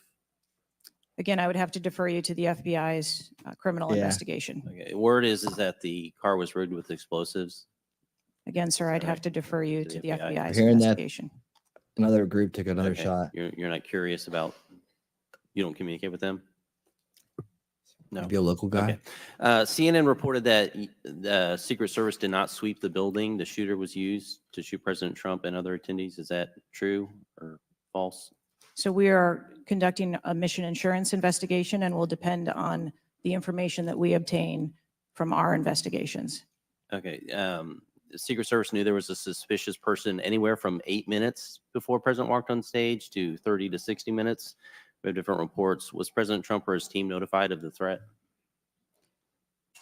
I think there's a difference and a distinction between suspicious Suspicious person. and threat. Yeah. So we are going back and looking at communications to know when the information about a suspicious person was passed to Secret Service personnel. Okay. But was President Trump or his team notified? Again, we are going back and looking to make sure that we have the exact information of when those notifications were made and who those notifications were made to. Okay. I think it's troubling for a lot of us that the number one question everyone in America is wondering is why was the roof left open? And after 9 days, we should at least maybe have a little bit of that information. And when you come to this committee hearing and you don't have anything to say about that, it's Or in very general. troubling. Did you review the security plan for this event? I personally do not review security plans for events that take place across the country. Any of them? We have a number of events that Who's take the top place. level official who reviews the security plans? There's a number of people that review security plans. Who's as they ultimately unfold. responsible for signing off on a security plan? It's a conjunction of personnel. There are people on the ground, there are supervisors on the detail, there are people at headquarters. So there's not one person who says, okay, this is good.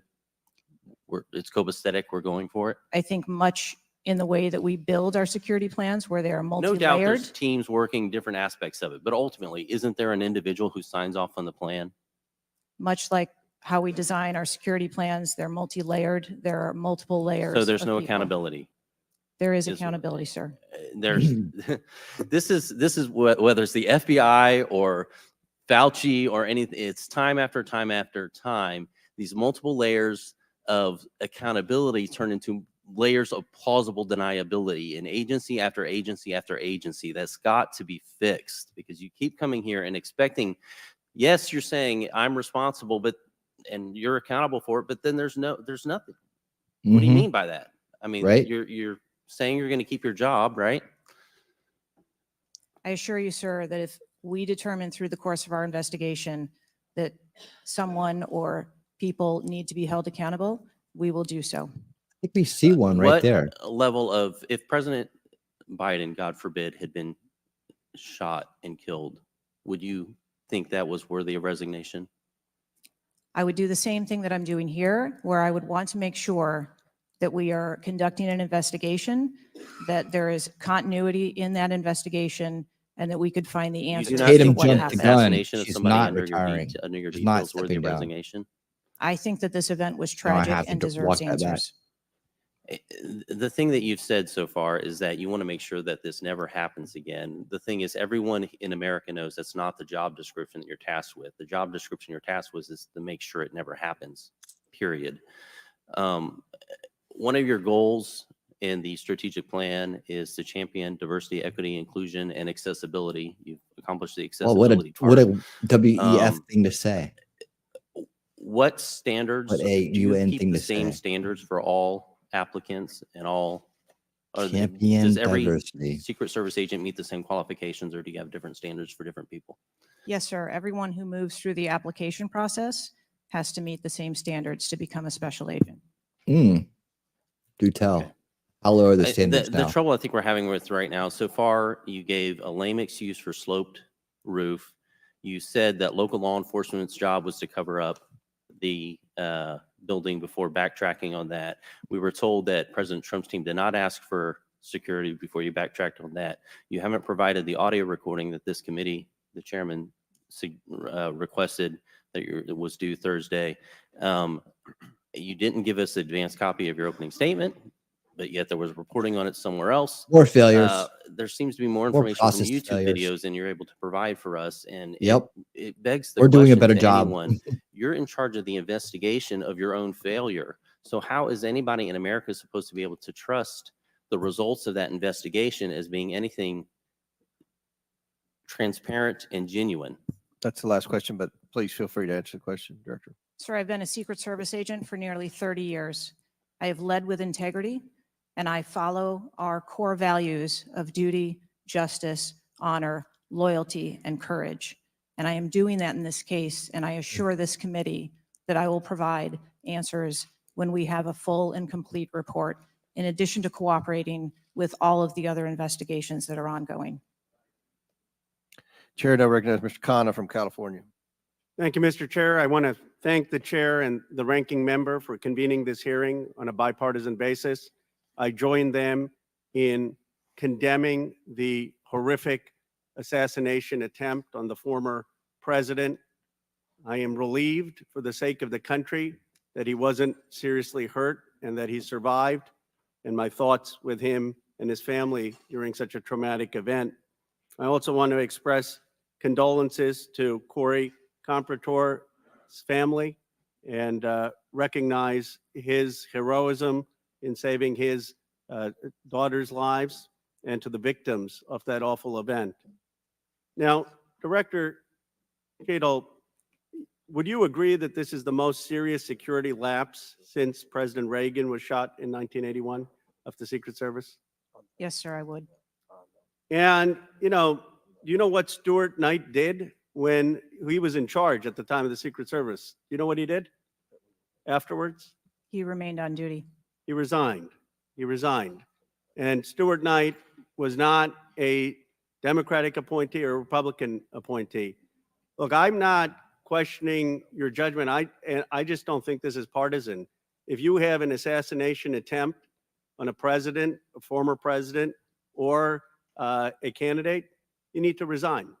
That's what Stuart Knight did. He was a Republican appointee, and he took responsibility.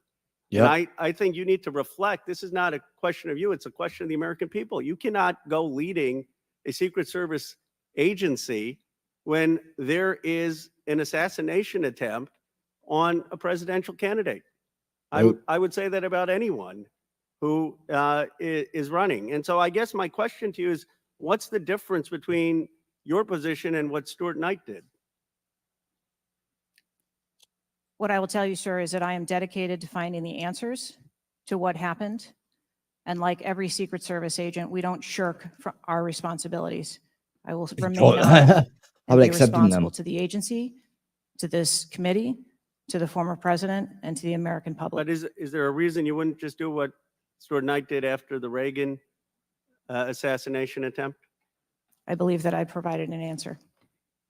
There's nothing more that you have to say? I mean, do you really believe at this moment, given how divided the country is and the questions asked, that your service in this role is the best for the nation? I mean, I'm not saying you can't do public service again, you can't do something else again. Do you really genuinely in your heart believe that you being in this role is what's right for America at this moment?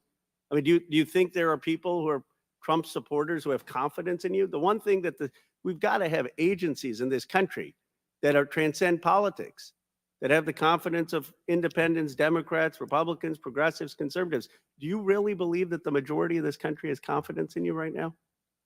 I believe that the country deserves answers, and I am committed to finding those answers and providing those answers. Well, look, I believe, Director Schittle, that you should resign. I think there are colleagues on both sides of the aisle who believe that, and I hope you'll consider Called her it. Schittle. Yield back.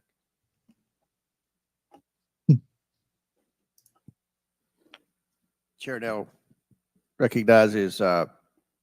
Palmer from Alabama for 5 minutes. Director Cheadle, did local law enforcement ESU teams have compromise authority to engage a perceived threat? Yes, Why do you think they didn't use it?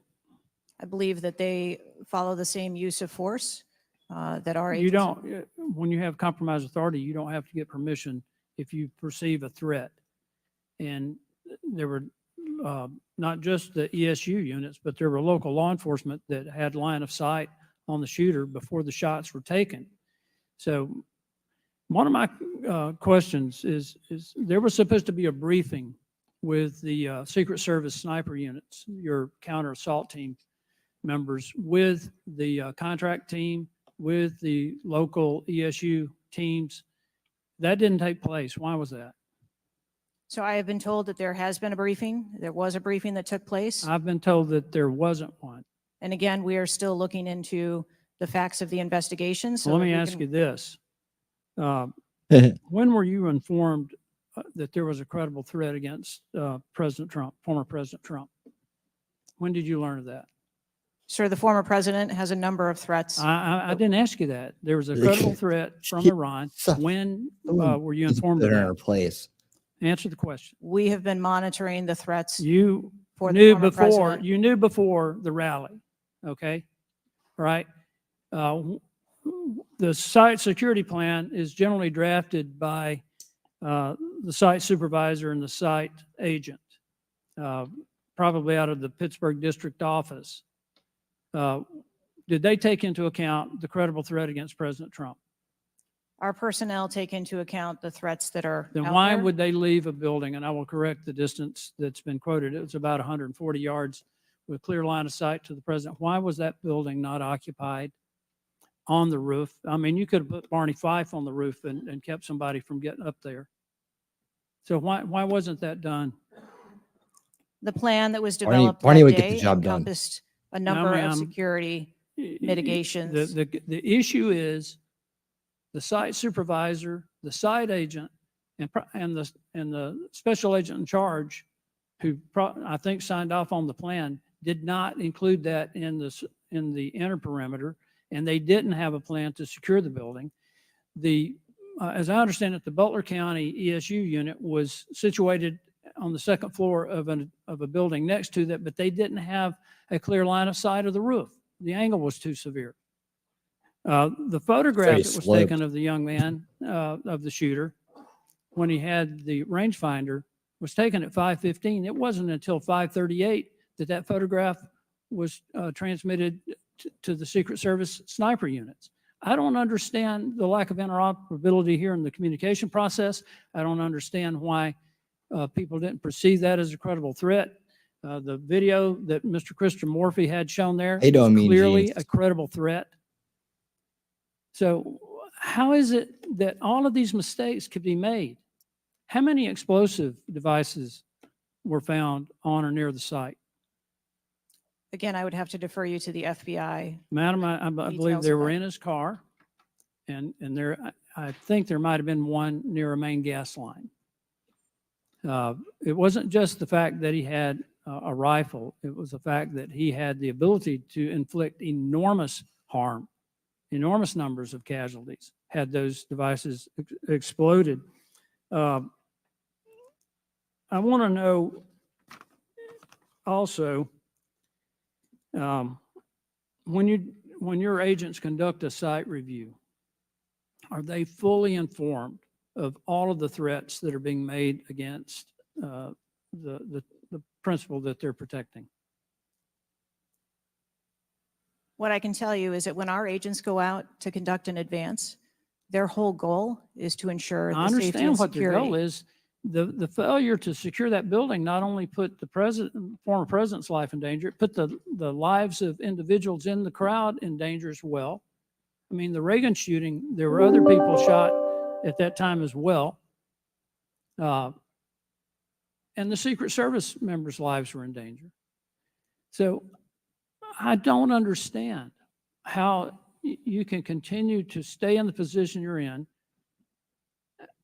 when this was a failure of historic magnitude.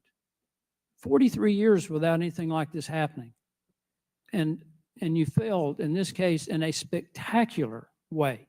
Mr. Chairman, I yield back. Gentleman yields back. Chair recognizes Mr. Mfume from Maryland.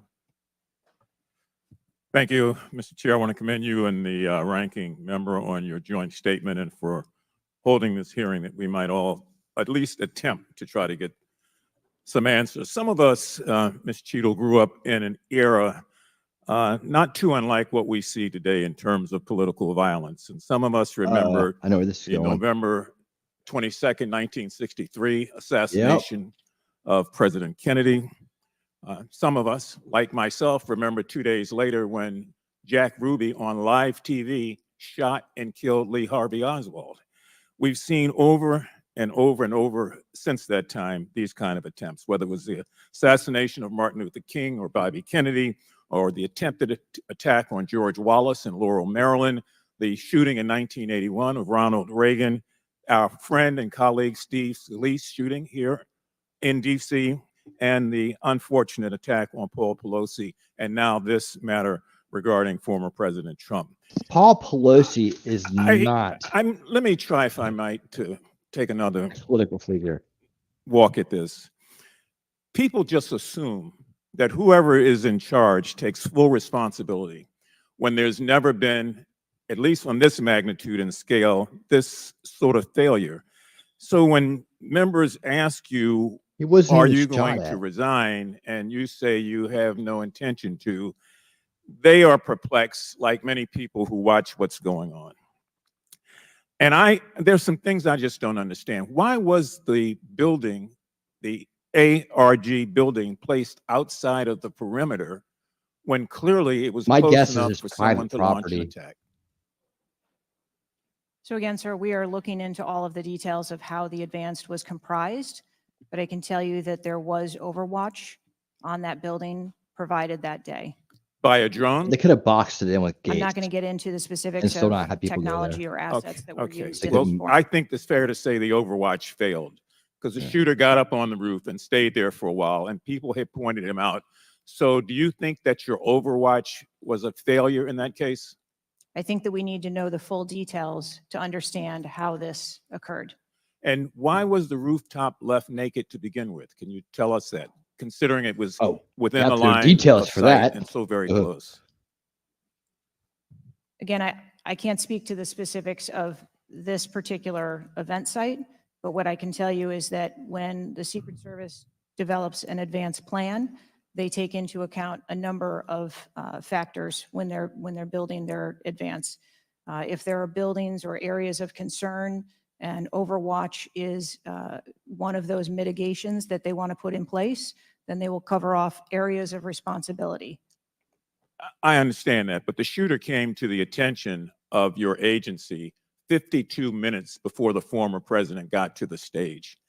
Did anybody get assigned to watch or cover that individual who had already been seen with a advanced finder on him and other suspicious matters? Was anybody assigned to track him? So what I'd like to clarify is that a suspicious individual I got that part. was It's not a brought threat. to the attention I know. of our personnel. And again, having a rangefinder at an outdoor event. Well, let me ask you this. When the suspicious person was brought to the attention of the Secret Service, was anybody in the detail ordered to follow and stay with that suspicious person just because they might become a threat? So we have a number of teams that are on the ground. And again, we are trying to verify the timelines of when those notifications were made to our personnel. How so long they does that could, take? Assume the How long does it take to responsibility of trying verify? to track Just that real quick. individual. Ms. How long does Cheadle, it there take to has been verify a a lot of crime code discussion, some of which on a raised itself spreadsheet? earlier in this hearing about poor staff morale within your agency. And I have the July 17th report of Government Executive, which is a credible reporting service for the federal government for employees. And the 2023 ranking of places to work within the federal government showed, and this is through the Office of Personnel Management, that the Secret Service came in 413th out of 459 sub-agencies and agencies. Can you explain that? Certainly. What I can tell you is the Secret Biden's Service butt wiper is a was difficult ranked job. above that. It challenges our FYI. employees daily. It's holidays, it's weekends, it's no leave periods. But, madam, people come to work knowing that. You do explain that when you hire somebody. They know that. It's the same with other agencies. They miss holidays. They come to work at odd hours. But to be worked, one of the worst places to work within the federal government, 413 out of 459. Hi, Mimsy. I just Hey, need Daisy. an explanation. What do you think as the director there? I think that this And that's the last question, but please answer Mr. Mfube's question. I think that this is a challenging job. I think that it's a challenging environment to be in law enforcement, and we do have a no-fail mission. And our folks are tasked with that every day, 365 days of the year. But I can tell you, I've also taken a number of measures since I have been the director to recruit and retain and stem the tide of attrition in our agency, which will hopefully alleviate some of that. Thank you, Yep. Mr. Chairman. Should Chair be now able to recognizes hide Mr. your feet. Sessions from Texas. Mr. Chairman, thank you very much. I join in the calls of both, all of our members to say thank you for doing this hearing on a bipartisan basis. Director, I'm not going to sit here and say you ought to resign, but I am going to say that you have not given us confidence that you have the ability to understand what happened, to take the responsibility in terms of understanding. You've spent a number of years. How many years do you say you've been with the agency? 29. Well, I spent 16 years with AT&T, moved 7 times with them, and had a really good feel about their operations, how they worked, what was acceptable, who was responsible. And I've heard you say today numbers of times, well, you've got to wait. Well, you've got to wait. Wait for the final report. When is the final going to happen? I mean, how long do we have to wait before you can give us credible answers? You've been there 28 years. You've had a few days to be able to draw your own analysis of this. You should understand the entire process. You talked about being on the team, perhaps in Georgia. You have talked about your experience in this. You've talked about the professional nature of the agency. That I don't doubt.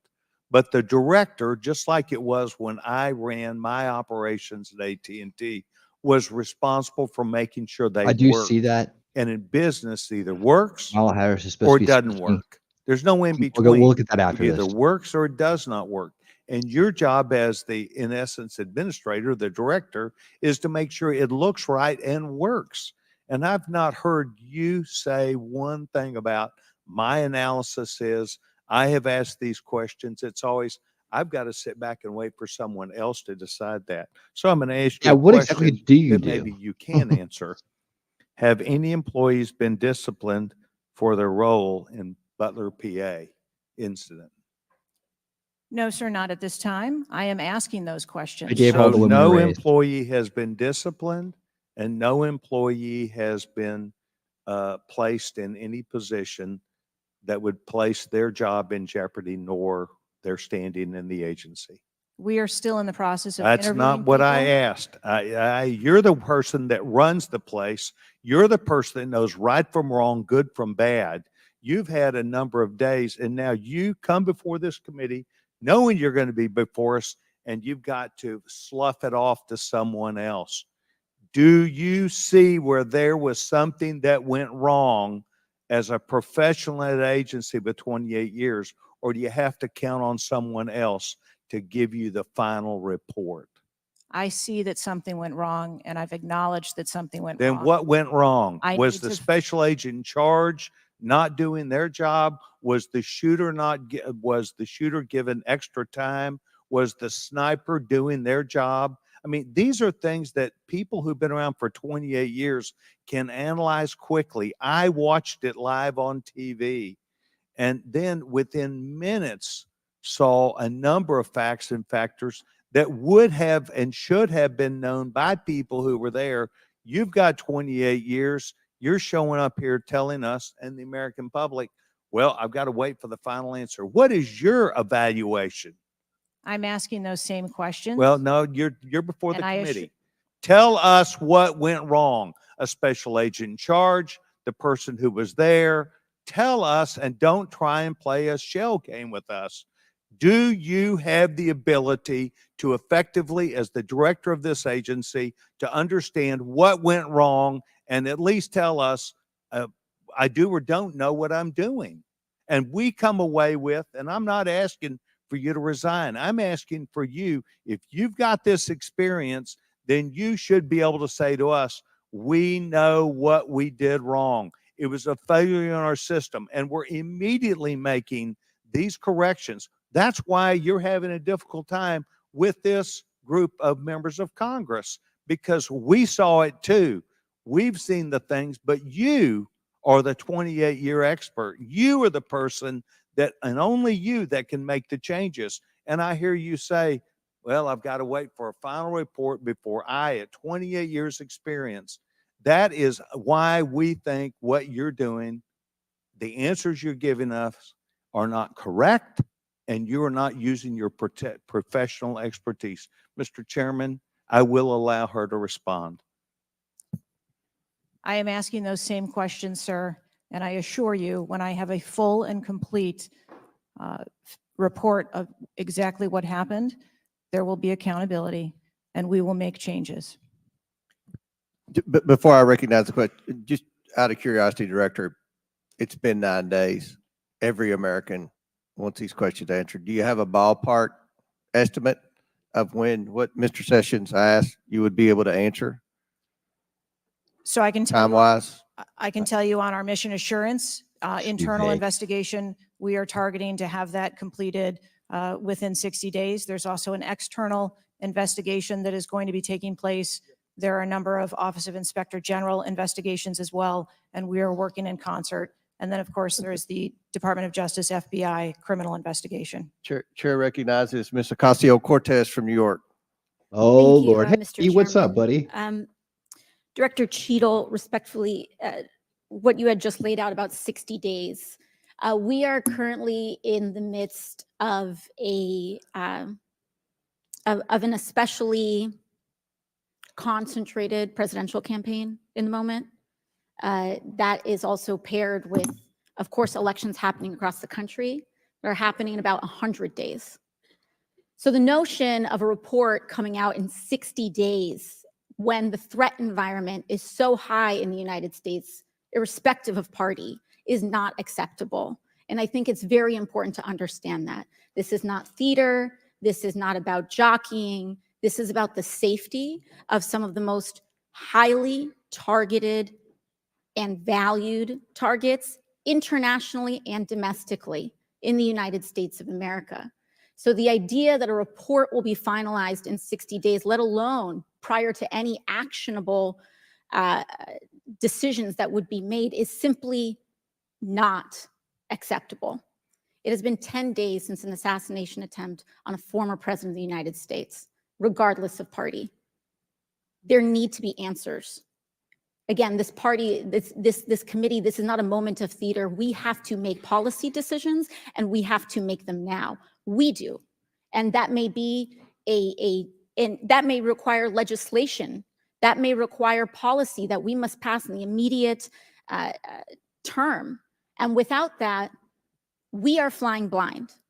So the lack of answers and the lack of report is just simply not something that we can accept here.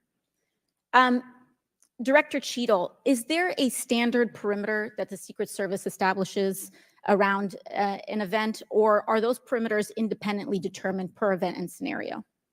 There is no standard. Every event and every venue is different and treated as such. So each event has a different perimeter that is established depending on the logistics of that event. Now, you established earlier that the building upon which the shooter operated from was outside of that established perimeter, correct, for the Butler, Pennsylvania event? It was outside of our secure perimeter, yes. Now, that building was, I believe, 500. How far away was that building from the president? It was approximately 200 yards. 200 yards. Now, the individual used an AR-15 in order to act out his assassination attempt. An AR-15 has a range of about 400 to 600 yards.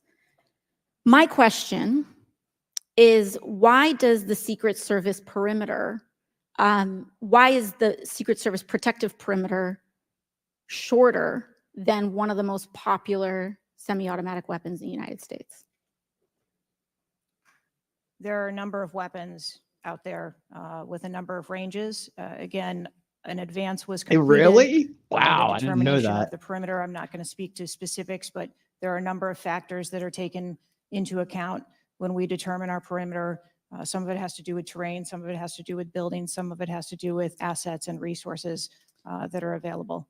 And so what I'm hearing is that a perimeter was not established outdoors in an outdoor venue that would prevent an AR-15, which is one of the most common weapons used in mass shootings. What the hell's going on? Sandy is from making sense. being able to be within the range of Secret Service protection.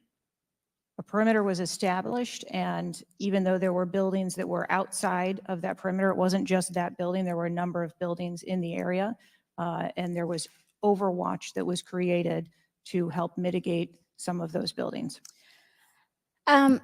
Respectfully, Dr. Cheadle, as well, as a person who has experienced an enormous amount of threat incidents, including incidents that have never been reported publicly, there is a common pattern that happens here, whether it's Secret Service, FBI, Capitol Police, local departments. After a critical security failure, we often hear there will be an independent investigation. That independent investigation gets set up. Usually the expectation is between 2 to 3 months after the incident, and then nothing really occurs from there. The report is usually not satisfactory to the questions that are usually being raised here. And most importantly, corrective action is rarely taken. If I were to state anything that I think is profoundly important, is that we need to have answers to the public. Ideally, I would encourage you and the agency to be more forthright with the members that still have yet to have their questioning, because the public deserves to have full confidence and the stakes are too high. The violence that could break out in this political moment, regardless of party, in the event of someone getting hurt, constitutes a national security threat to the entire country. Thank you, and I yield back. Could I go back to something you Yes, said? please, feel free, Director. Ma'am, if I could just speak to something you said at the outset when you started your questioning. I want to assure you and everyone on this committee that I'm not waiting for a report to take action. We have been conducting analysis all along, and we have been adding additional features to our security just not details quote unquote sharing since it. this incident occurred. And I'd hope you can highlight and illuminate what some of those are in the event of other members questioning as well. Very good. Chair recognizes the All right. gentleman from Sandy, Arizona, Mr. Biggs. maybe having her Mr. best Chairman, day I ever request on the unanimous committee. consent for that photo to go into the official record. Without objection to ordered. Thank you, Director. Your agency has a no-fail mission, and on Saturday, July 13th, your agency spectacularly failed. The failure resulted in the death of Corey Comprador and serious injury to two other rally attendees, David Dutch and James Copenhaver, besides the injuries to President Trump. It is unfathomable that a 20-year-old on the radar of Secret Service and local law enforcement before President Trump went on stage was able to climb onto the roof of a building with a rifle and fire off multiple rounds before he was neutralized. Was Mr. Crooks acting alone? Again, I would have to refer you to the FBI's That's true, investigation. Mimsy. Was he just a lone gunman? I would have to refer you to the FBI's investigation for motive. What did the Technical Services Division determine was going to be the event perimeter? Those are questions that we are asking, and we are I mean, you're sitting here today. Come on, Director. Everybody You said don't this. know that? You knew you're going to be asked that question because it's been asked multiple times. So this is an easy one. What did they determine was going to be the event perimeter? So you should know that. I mean, this is not, gee, I got to wait till someone else tells me. What was it? Again, I don't want to speak to specifics of the event. Okay, that took place. this is a specific. I understand. This is a specific that you ought to know. As someone who said the buck stops with me, I'm going to stay in my job. I'm going to give the answers to the American people, and I know what happened, except for you're not going to tell us. And you're not going to tell the American people. And you yourself said in an interview that foments this notion of conspiracy theories. Guess what? When you sit here and repeatedly tell people, hey, I have to wait, as it frustrated everybody on this committee, guess what? It undermines your credibility and whether you're really going to get to it. So I'm going to ask you again, what did the Technical Service Division determine was going to be the event perimeter? We are still gathering reports. We are interviewing individuals. You know what it is, though. No, you're just not When going to tell us, right? When I have those details, I will most certainly share those. Was the gun already on the roof, or did the shooter carry the gun up with him? I do not have that information at this time. Well, when was the last sweep of that roof done prior to the rally? I do not have that information at this time. So how many holds? I Do you mean, have so most of us here have been in events, happened. and Secret Service has been there. There's been security, and I can't tell you how many times we've said there's going to be a security hold right here. So we're going to wait, and we wait to 1 or 2 or 3 minutes, and yet we're hearing from you apparently that there were no holds in place. So ever instituted here with President Trump's going on stage, and you said. And this is, I think, connected with this. You said they hadn't adjudicated the shooter to be a threat.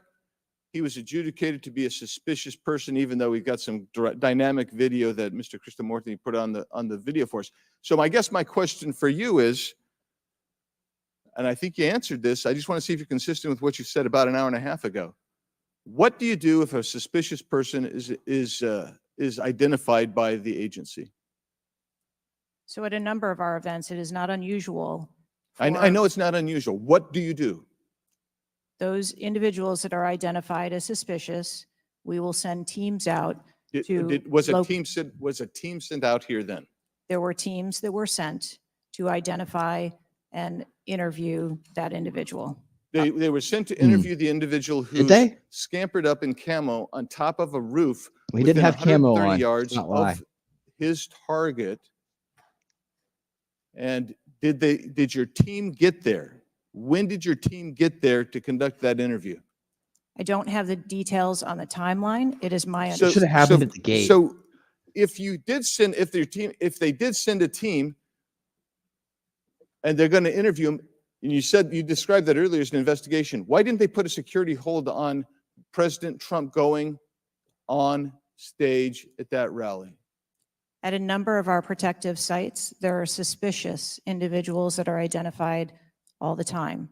That doesn't necessarily mean that they Because you like to constitute racially a threat. profile. That's all. Of course not. But here you got a guy scampering up the side of a building on top of a roof. It's identified to you, and you said you sent a team there, and you can't answer that. And this gets to one of my finer points, Mr. Chairman, if I can make it, and that is, we can have these kind of interview sessions, 5 minutes, everybody gets a kiss at the pig, 5 minutes, and she gets to stonewall us, not deliver answers. So we say, okay, we're going to put together a congressional committee, a blue ribbon committee. Same crap will happen. I am calling, and I'll support that, but I will tell you this, I am calling on the speaker to give us and put together a truly independent commission of qualified former Secret Service agencies, presidential and VIP protective services people who can actually conduct this kind of investigation and give us real answers, because I don't think you're going to give us those answers. You should have come today ready to give us answers. I call upon you to resign today. Yes, I do too. Today.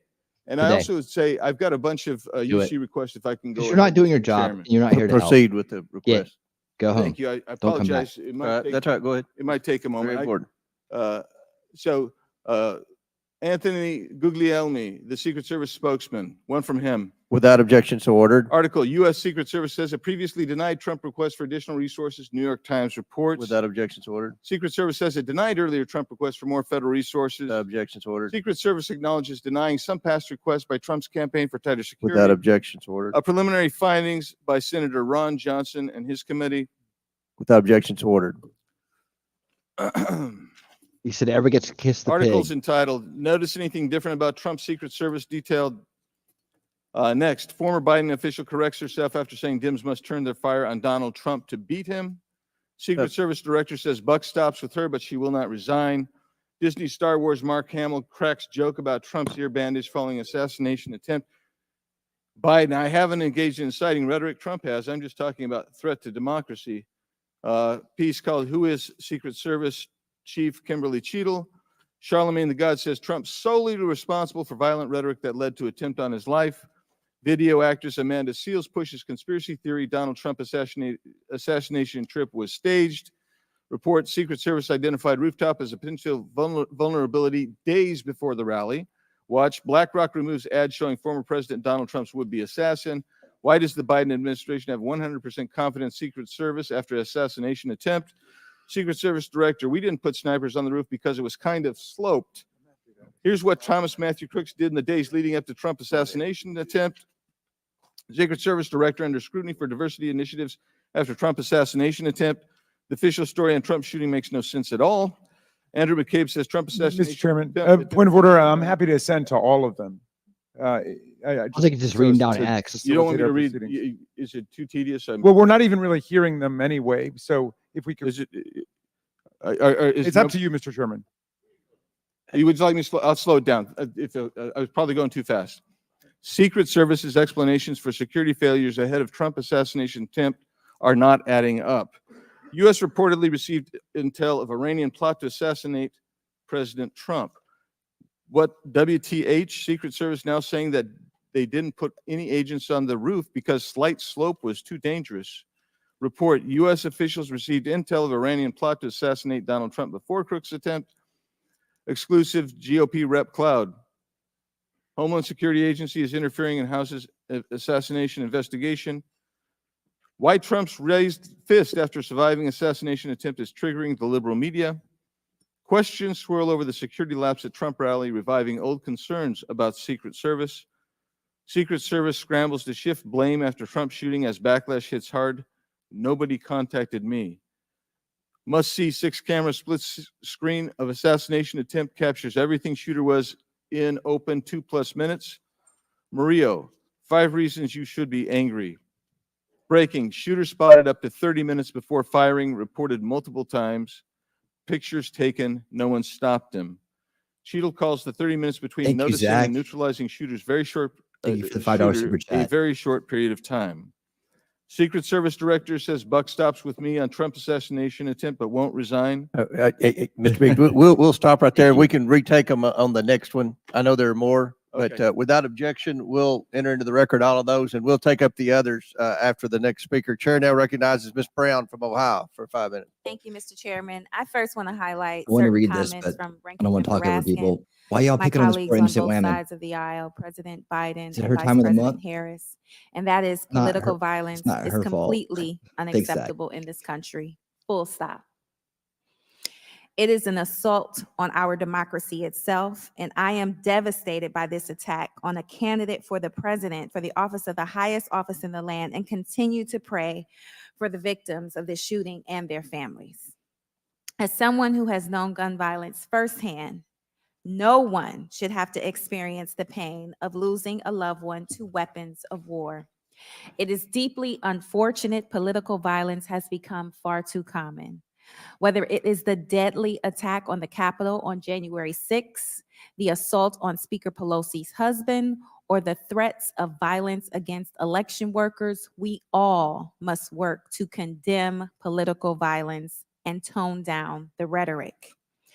So, Director Cheadle, on behalf of the hardworking men and women of the Secret Service, can you give us some perspective as into what goes into securing an event like the rally? Like, how much time do you have to prepare?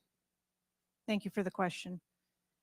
Generally, when we receive notification that there's going to be an event taking place at a venue, the advance team assignments are made, and there is a 5-day process to conduct walkthroughs, coordinate with staff, local staff, and whether it be campaign staff or the protectees staff, and then with local law enforcement on where the perimeter is going to be, the size and the scope of the event, how many attendees there are going to be, if it's an indoor rally, outdoor rally, what sort of assets are available locally, what sort of assets the Secret Service can bring to bear, and what the scope of the event that the staff is trying to accomplish. So to that point, how many agents were recommended or requested as opposed to how many were assigned?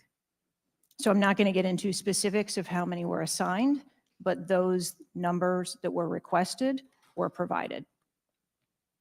And how many local agents were involved in the preparation, if you will, that you talked about, that 5-day preparation? So there were a number of local agents from the local office, as well as agents from the former Trump detail that were involved in that advanced process. Liberty we have a Power. number? Thank you. I do have a number. I'm not going to release that number in this setting. You're not making this easy for us. This is a shocking incident on the former president's life and an appalling instance of political violence and a threat to our democratic values. I'm thankful that the former president is on the mend. And again, I'm grieving for the family and friends of Corey Compatore, who lost a loved one in this shooting and now know the unbearable pain of gun violence. I really hope this serves as a reminder about our responsibility to attack policies, not personalities, to be honest and truthful, and to treat one another with dignity, respect, and thoughtfulness. And with that, I yield my remaining time to Ranking Member Raskin.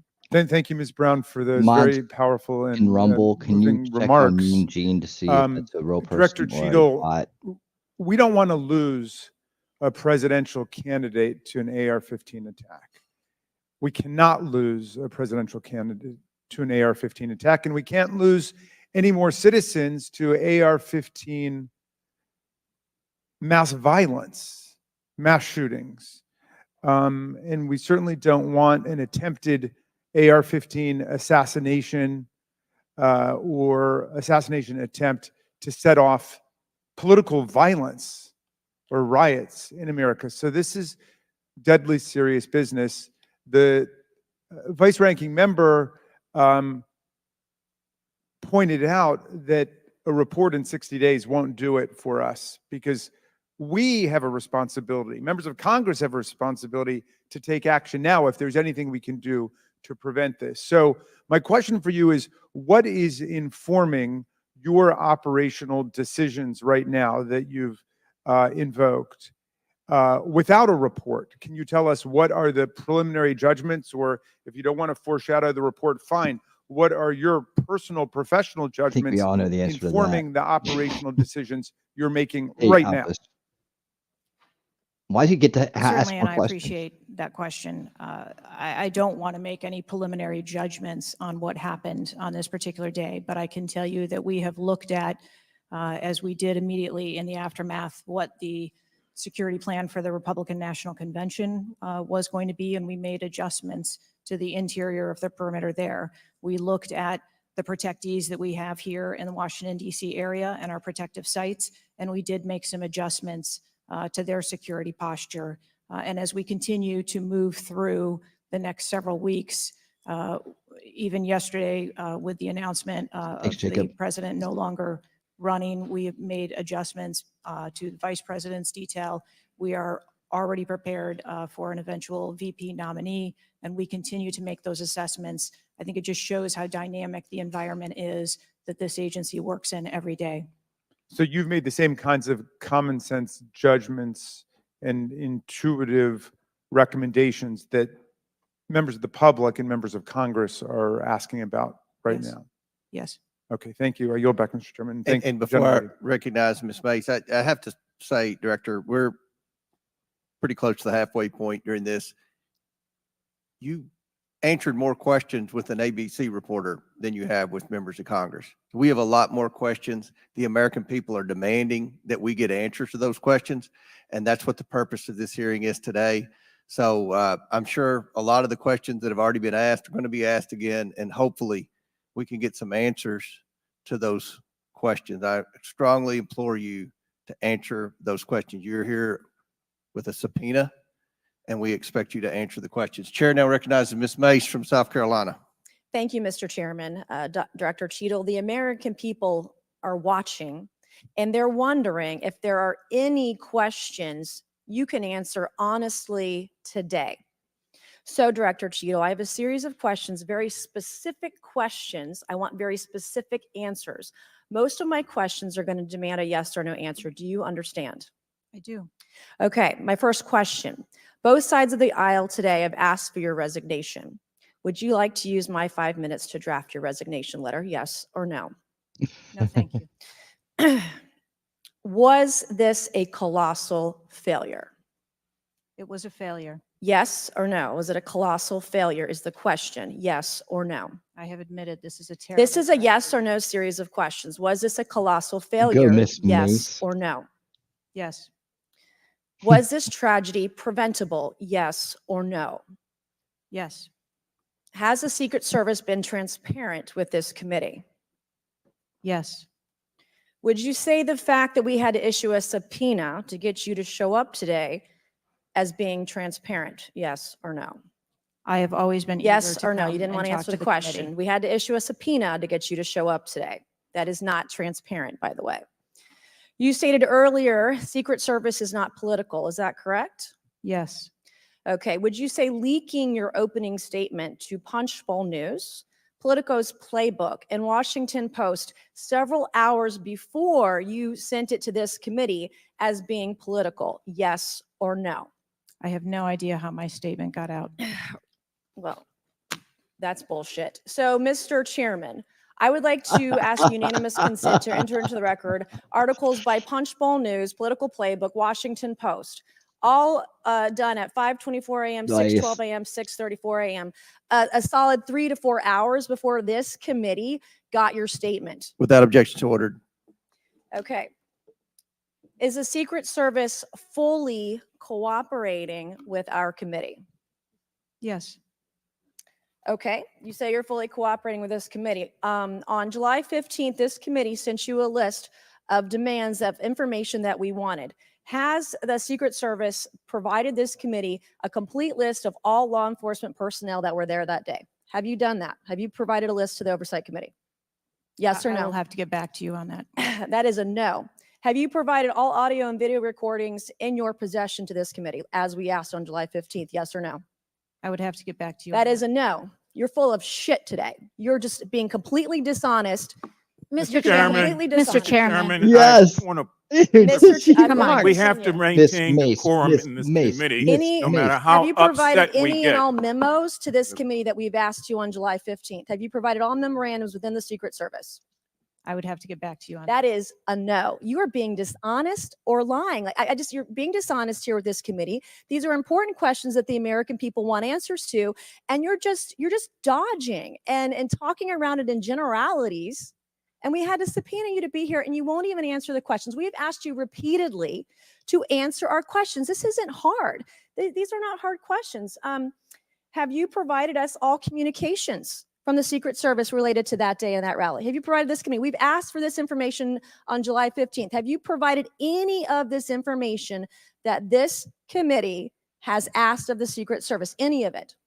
I'll have to get back to you. Have you even read this letter that we sent you? No. Did you even read this? Yes. Okay. And you have said you don't know, you have no idea. Well, the answer is no. We haven't gotten a single document or piece of information or data from you or your agency in related to the rally that we have asked you for. She's not So, married. This is Miss this Mace. was Miss this MS dot. attempted assassination of Donald Trump a failure of training or execution or both? I think that those are answers that we need to Training, examine. execution, or both? Which one? I think those are answers. All we right. need How to many determine. how many Secret Service personnel have lost their jobs due to this colossal failure? At this time, none. How many Secret Service personnel have been required to take a refresher course on how not to let people shoot Donald Trump? Our That's a personnel are class. currently operational. We are examining the facts of this investigation, and we will make the changes necessary. What time did law enforcement become aware that there was an individual on the roof with a clear line of sight to President Trump? I am still verifying timelines. Of course, 9 days in, you have no answers. How many minutes went by between the time law enforcement saw and took photos of crooks and the shooting? How many minutes? I am still verifying timelines. 57 minutes. There you go. Answered for Thank you. you, Mr. Chairman, and I yield back. Gentlelady yields back. Before I recognize Ms. Stansberry, I believe I want to recognize Mr. Mfume for a unanimous consent. Yeah, thank you, Mr. Chairman. I beg your indulgence. I meant to do this earlier. I'd like to have unanimous consent that it be submitted for the record. The 2023 ranking of best and worst workplaces in the federal government, compiled by the Office of Personnel Management, which Nice. shows the United Thank you. States Secret Service coming in again, as I said earlier, 413th out of 459 sub-agencies. And this appears in the July 17th I love this guy in the Mandalorian. edition of Government Executive. Without objections ordered. Chair now recognizes Ms. Stansberry from New Mexico. Thank you, Mr. Chairman. I want to start by just saying that part of why you have bipartisan agreement here on the dais about the severity and importance of this hearing is because this is not just a single shooting. This is about national security and the security of our democracy. It's not just one operational failure. This is about our public officials safe. And what does that signal to our country and to the world about American security and the ability of our officials to do their job safely? So I want to start by saying thank you to all of our brave men and women who are in the uniform, whether it's the Secret Service or local law enforcement, who put their lives on the line. I think obviously we honor their service, but this is really about operational failures and what it means for our country at large. And I also want to reaffirm that we must condemn unequivocally political violence of any kind, not just political violence, and that it cannot be tolerated in this democracy. And also to offer my prayers for the slain Fire Chief Corey Comfortor, and also prayers for those who've been injured. Now, I think the tone of this hearing is, how is it that a 20-year-old young man with a Violence like gun rioting, that yes. was legally purchased by his father could, on the day of a rally, go to a gun shop, legally purchase ammunition, show up to a secured site, and then not only attempt an assassination of a political figure, but kill and injure 2 others. How could this happen? I'm not asking yet. I think we've had a lot of testimony here today. I want to talk a little bit about the timeline. Now, here's what we know, and I know, Director, you were also on the call that we had a few days ago with the FBI and other law enforcement, so I respect that you are not able to share, based on your testimony, some of the details that are currently being investigated, but I know you were on the call because I heard you on the call and you heard them too. So I'm going to lay out the timeline a little bit. On July 3rd, the rally was announced that it was going to be in Butler. On July 6th, 3 days later, we know that the shooter searched for dates for Trump and DNC events. On July 7th, so this is 4 days after the announcement, the shooter went to the site. He actually physically went to the site. On July 12th, the shooter went to a gun range where he and his dad regularly go and practiced shooting. And the next day, on July 13th, he went to the site again before the rally began. We know that he then went and searched online for a gun store, where he went and he purchased 50 rounds of ammunition, went home, got his father's AR, which was legally purchased, and returned to the venue. At 5 p.m. that evening, this is more than an hour before Donald Trump actually took the stage that evening, local law enforcement were made aware that there was a suspicious man. In fact, at 5:20, local law enforcement flagged that he had a rangefinder, and they radioed their concerns and sent around pictures of the individual. At 5:40, 20 minutes before local law enforcement actually identified the shooter, and at 5:51, Secret Service was notified of the suspicious person by the state police, and 1 minute later, they distributed that information. That was before Donald Trump even took the stage. That was 11 minutes before he took the stage. So the Secret Service was aware that there was a suspicious person. At 6:03, he took the stage. At 6:09, rally goers, as was shown in the video, identified this gentleman climbing on the roof. At 6:11, 3 shots were heard, 3 rounds of shots. And of course, the president and the other victims were shot. This shooter was a 20-year-old young man, no criminal record, legally purchased gun and ammunition, who for days in the lead up to this shooting was searching mass shooters. He even had a picture of a mass shooter on his cell phone the day of the shooting. He searched for explosives. He searched high-level officials.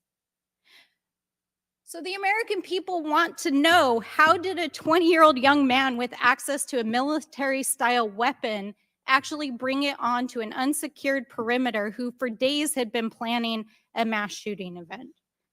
And I think that, Madam Director, with all due respect, the answers that we've received here in this hearing today are completely unsatisfactory.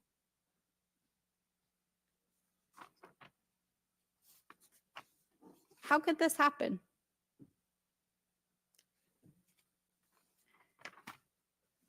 We need answers. We need answers not just for the family members of the gentleman who was killed and those who were injured, but we need answers for our democracy. Because as others have stated here today, we are in a highly politically charged environment right now. We are only weeks away from one of the most significant presidential elections in American history. And it is clear that our public officials' safety has not been secured. And it is not just a matter of one shooting, it is a matter of national security. So I hope that you will take our comments to heart. I hope that there will be accountability, and we need answers. And with that, I yield back. Chair now recognizes Mr. LaTurner from Kansas. Thank you, Mr. Chairman. Director Cheadle, I have a question just right off the bat. Something that you've bragged about repeatedly is that you've increased protection for the 36 individuals that the Secret Service is also entrusted with. Is that correct? I think I stated that we currently have 36 protectees and that we continue to make evaluations on where those levels of protection are provided. You've mentioned specific increases in protection that you've provided for Only some of those 36. individuals, I'm correct? surprised by Correct. that. Based on what?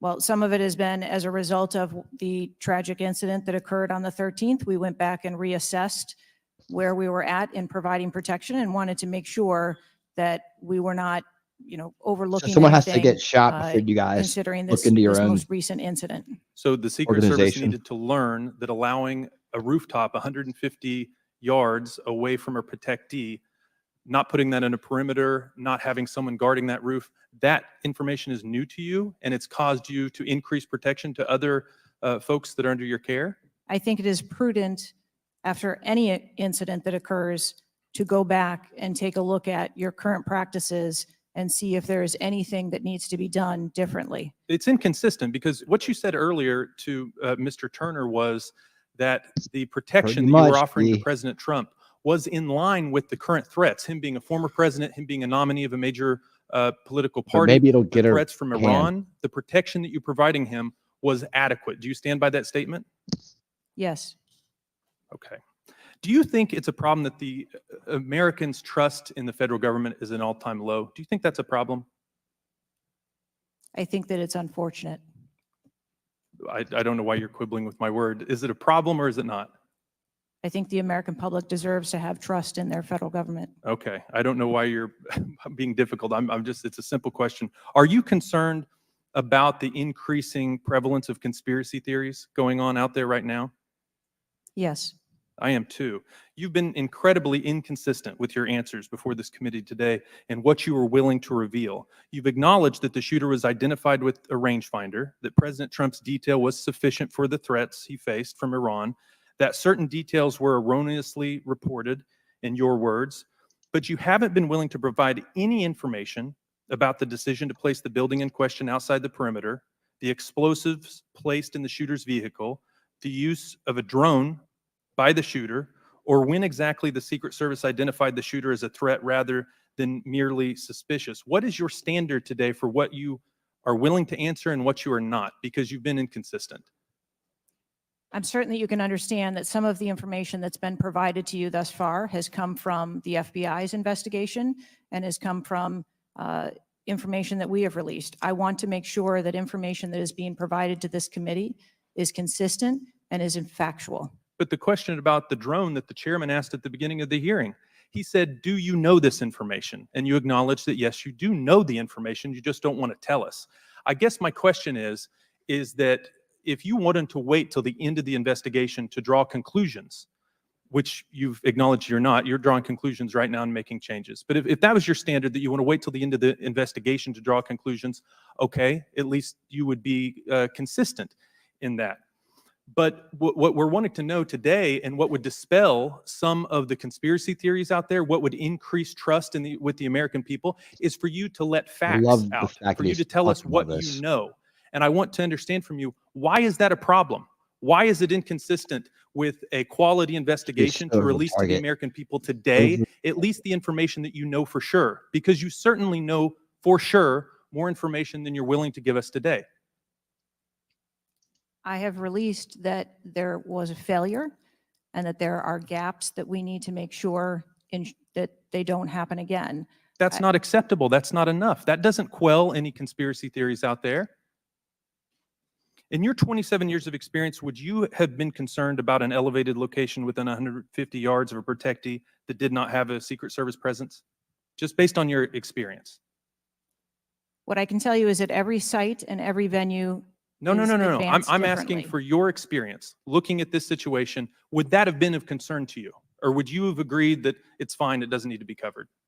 What I have explained today You're is not going that to answer. there was, Is it true that at 5:45 p.m., approximately 18 minutes before President Trump took the stage, the Beaver County Emergency Services Unit noticed the shooter on the roof and photographed him? Is that a fact or not? That is the information that I have from the FBI's report, yes. You haven't been willing to share whether or when this was communicated to the Secret Service. So I'd like to get into the difference between suspicious activity and threatening activity. This guy's Is it awesome. suspicious or threatening if an individual is seen around the perimeter with a rangefinder? Is that just suspicious? That could be termed as suspicious. If that same individual with the rangefinder is found on a rooftop, is that still just suspicious, or is that considered threatening? That could be termed still as suspicious. All right, my time is over. Mr. Chairman, I yield back. Thank you. Chair now recognizes job, Mr. Frost. listener. From Florida. Thank you so much, Mr. Chair. And obviously, I want to start by stressing that political violence is always unacceptable, and acknowledging that this is still an ongoing investigation. But oversight hearings like this are essential components of an investigation, and I want to thank the chair for pulling this together. Madam Director, I appreciate you for being here. The events of July 13th raised serious questions Me too. about the efficacy and thoroughness of the Me security too. protocols in place. The gravity of the fact that an unsophisticated gunman was able to secure his perch and take a shot at a former president despite multiple layers of security and intelligence are not lost on me. Before I came to Congress, I used to work advance for a major political candidate and have interacted with many different law enforcement agencies on large political events like the one that just happened. How many times was the Secret Service alerted about a suspicious person at the July 13th campaign event prior to the first shot being shot? I don't have an exact number to share with you today, but from what I've been able to discern, somewhere between 2 and 5 times there was some sort of communication about a suspicious individual. To the Secret Service specifically. According to reports, the shooter was photographed twice by security officers prior to the shooting. A police officer saw the shooter on the ground and reported him with a photograph as a suspicious person. Multiple local law enforcement officers identified the shooter, radioed that he was acting suspiciously near the event's magnetometers. A local law enforcement tactical team saw the shooter on a roof. Thanks for being and here, man. I notified other appreciate it. security services and also photographed him. One police officer who was photographed the shooter saw him scoping out the roof and carrying a rangefinder. My question is, and you've answered this, but why, or you haven't answered this, why wasn't the event paused right then? Again, I'm not clear on the timeline of when the Secret Service shift and the counter sniper were notified. But earlier, individual Madam on the Director, roof. earlier you said that the Secret Service would have paused the rally if they identified a threat. Correct. So why wasn't it paused? Because I have to assume that they did not know that there was a threat when they brought the president out on the stage. I feel like this is a breakdown in communication between local law enforcement, you all, and other actors at the rally. And again, as someone who's worked on these, I understand that there's multiple people with multiple decision, with the ability to make different decisions on the ground. I've taken over the last week, I've spoken with a lot of folks in local law enforcement in my district and across the country that I've worked with before, and other people have brought up concerns around being able to communicate with with Secret Service during these big events and having their flags taken seriously. I do believe that if Secret Service believed that there was a legitimate threat, that they would have paused the rally. My concern is before that something was flagged and it wasn't taken as seriously as it should have been taken. So I think this shows an issue with communication. And I want to know, Madam Director, what you intend to do to fix that, not in 60 days, but now. We're in the middle of a presidential election, obviously a former president who had an assassination attempt, another rally goer who was killed due to this gun violence. We now have a presumptive nominee of the Democratic Party who's also historic, first Black woman to be running for president. And so I am worried about everybody's life. What do you all intend to do to fix this communication breakdown and making sure that you actually take what local law enforcement, local folks are saying more seriously? We take what local law enforcement relays to us seriously. Let me just be clear on that. As far as the communication. But not this time. We always trust our law enforcement partners and have a great relationship with them. We are looking at whether or not there was a communication breakdown. If that was the case, we will take steps to ensure that we correct that because, to your point, we cannot have a communication breakdown. Madam Director, does you mentioned that the perimeter of the event did not include the rooftop where the shooter was. Does your responsibility and the Secret Service's responsibility to protect a principal stop at the perimeter of an event? Our responsibility is to ensure the safety and security of the event itself and the protectee who is attending that event and the personnel who are protecting. So you would say the fact that the rooftop was outside the perimeter is not an excuse for what happened, saying that it was outside the perimeter of the event? I am not offering that as an excuse. Okay, thank you. I yield back.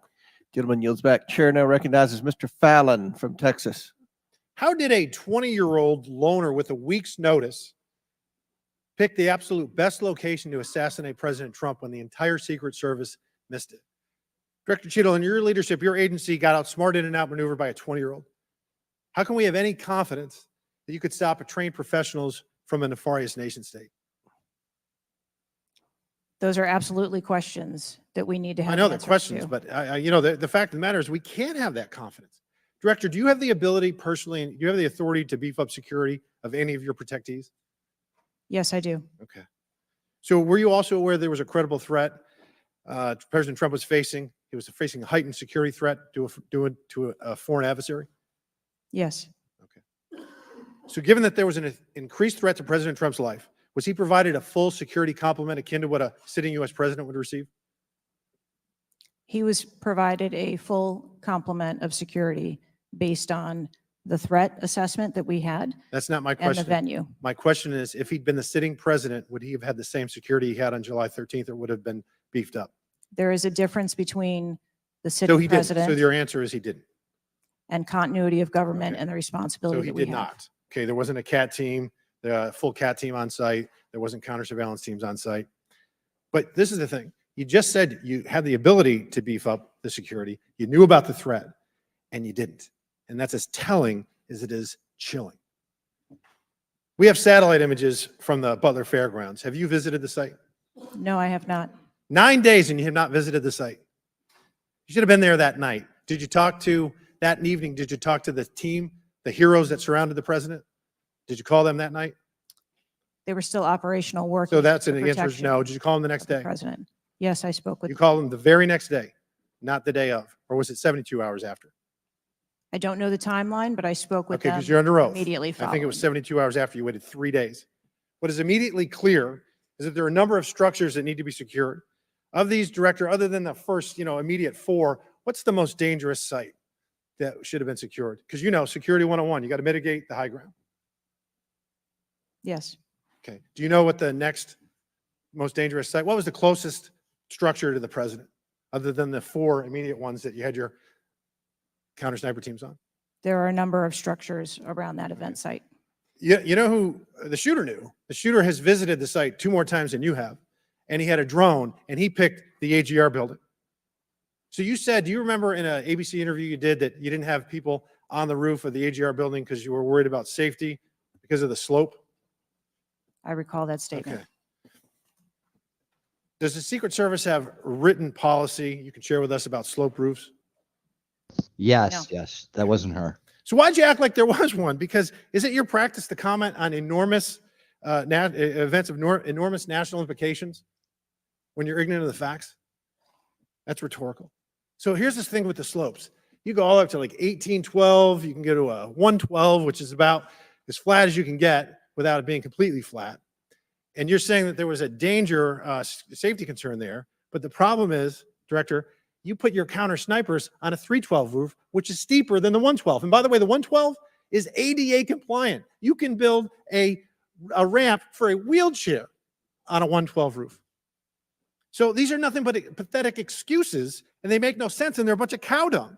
All the law enforcement I've spoken with over the last 9 days are amazed that the AGR rooftop was not secure. You want to know why? Because it's dangerous. I have never had any long gun training in my life. I own an AR-15, and last time I shot it one time my whole life. It was 6 years ago. That is until Saturday, where we recreated the events in Savoy, Texas. We recreated what happened in Butler. I was lying prone on a sloped roof at 130 yards at 6:30 at night. And I knew that he had a scope. I didn't know what kind, red dot or magnified. So I shot 8 rounds from both. You know what the result was? 15 out of 16 kill shots. And the one I missed would have hit the president's ear. That's a 94% success rate. And that shooter was a better shot than me. It is a miracle President Trump wasn't killed. Corey Comparator's life is over because that damn shooter made it on the roof. And it wasn't the roof that was dangerous. It was the nut job on top of the roof. You know what else is dangerous? I believe your horrifying ineptitude and your lack of skilled leadership is a disgrace. Your obfuscating today is shameful. And you should be fired immediately and go back to Garden Doritos. Mr. Chairman, I yield back. Chair recognizes Ms. Lee from Pennsylvania. Thank you, Mr. Garden Chair. Doritos. I'd like to thank the chair, the ranking member for coming Good job, together and dude. holding this hearing. But I have to say, I don't think any of our concerns have been addressed today. And what little we've learned has not inspired much confidence. I will just say that we obviously can't allow the violence we're seeing in this country Hi, Andy. become the norm or a commonplace, but that seems to be where we're heading. On this occasion, it was, very shockingly, a former president and current political candidate at a rally that we all assume is one of the most secure places we can be. But the violence we saw last Saturday is the same culture of violence that makes too many of our kids and our community members feel unsafe to play outside or to go to class or to simply live their lives each day. But again, this was a political rally and it is supposed to be one of the most secure places. So we do have very specific questions about that. Director Cheeto, I'd like to start by following up on some of my colleagues' questions. Cheetos, My Garden colleagues, Mr. Doritos. Krishnamurthy and Mr. Frost, highlighted a number of points that showed the shooter presenting an active threat. So I'd like to ask you, Director Cheeto, to clarify the protocol, what the protocol is for postponing or canceling an event based on a threat and how the events on July 13th didn't meet those standards. So again, I think we're talking about the distinction between suspicious behavior and a threat. And at the time that this individual was identified, they were displaying suspicious behavior. I'm still waiting for interviews from the FBI to determine what it was that identified that individual as suspicious and what those behaviors were. To that question, does suspicious behavior vary between different events? For instance, if we have an event with a president, would there not be a heightened standard for suspicious behavior? I think that there are a number of ways that someone could be identified as suspicious, and it doesn't matter whether it's at a rally or an indoor event or who the protectee is. I think it's up to law enforcement or citizens to identify someone as suspicious. Okay, thank you. According to the Associated Press, at least 6 different to see you. agencies, including 2 sheriff's office, Come local by more often, police, man. state police, as Love well as hanging out fire with and you. emergency Please, rescue please, officials please. were involved in securing the ready. rally in Butler. When there are so many teams that are collaborating, who takes the lead and how is that determined? The Secret Service is responsible for the security of the site and the And- coordination. And that was the case on July 13th. Correct.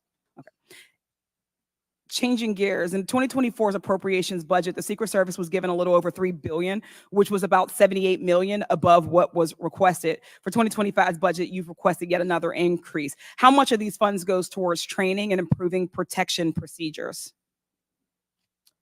I would have to get back to you on the training aspect of it, but about 30% of our budget is for protection and facilities and training. But clearly the problem can't be a lack of funding. So what exactly do you see as the core problem that led to this failure, that led to your agency being outgunned by a 20-year-old using his father's gun and acting on his own without a particularly sophisticated plan or technology? I think that we are waiting to determine exactly what those failures or failure was so that we can make sure that the Secret Service is stronger after this. So we've heard a lot There's today one that quick you way to do can't that. answer because it's an ongoing investigation, that you're still figuring out the details and that you won't answer basic questions. You've said 60 days for the investigation, but I simply don't think that's acceptable. Do you really plan to keep avoiding questions and the American people's questions, ours and the American people's questions, for the next 60 days? I'm not avoiding questions. I want to make sure that I am providing factual and accurate information.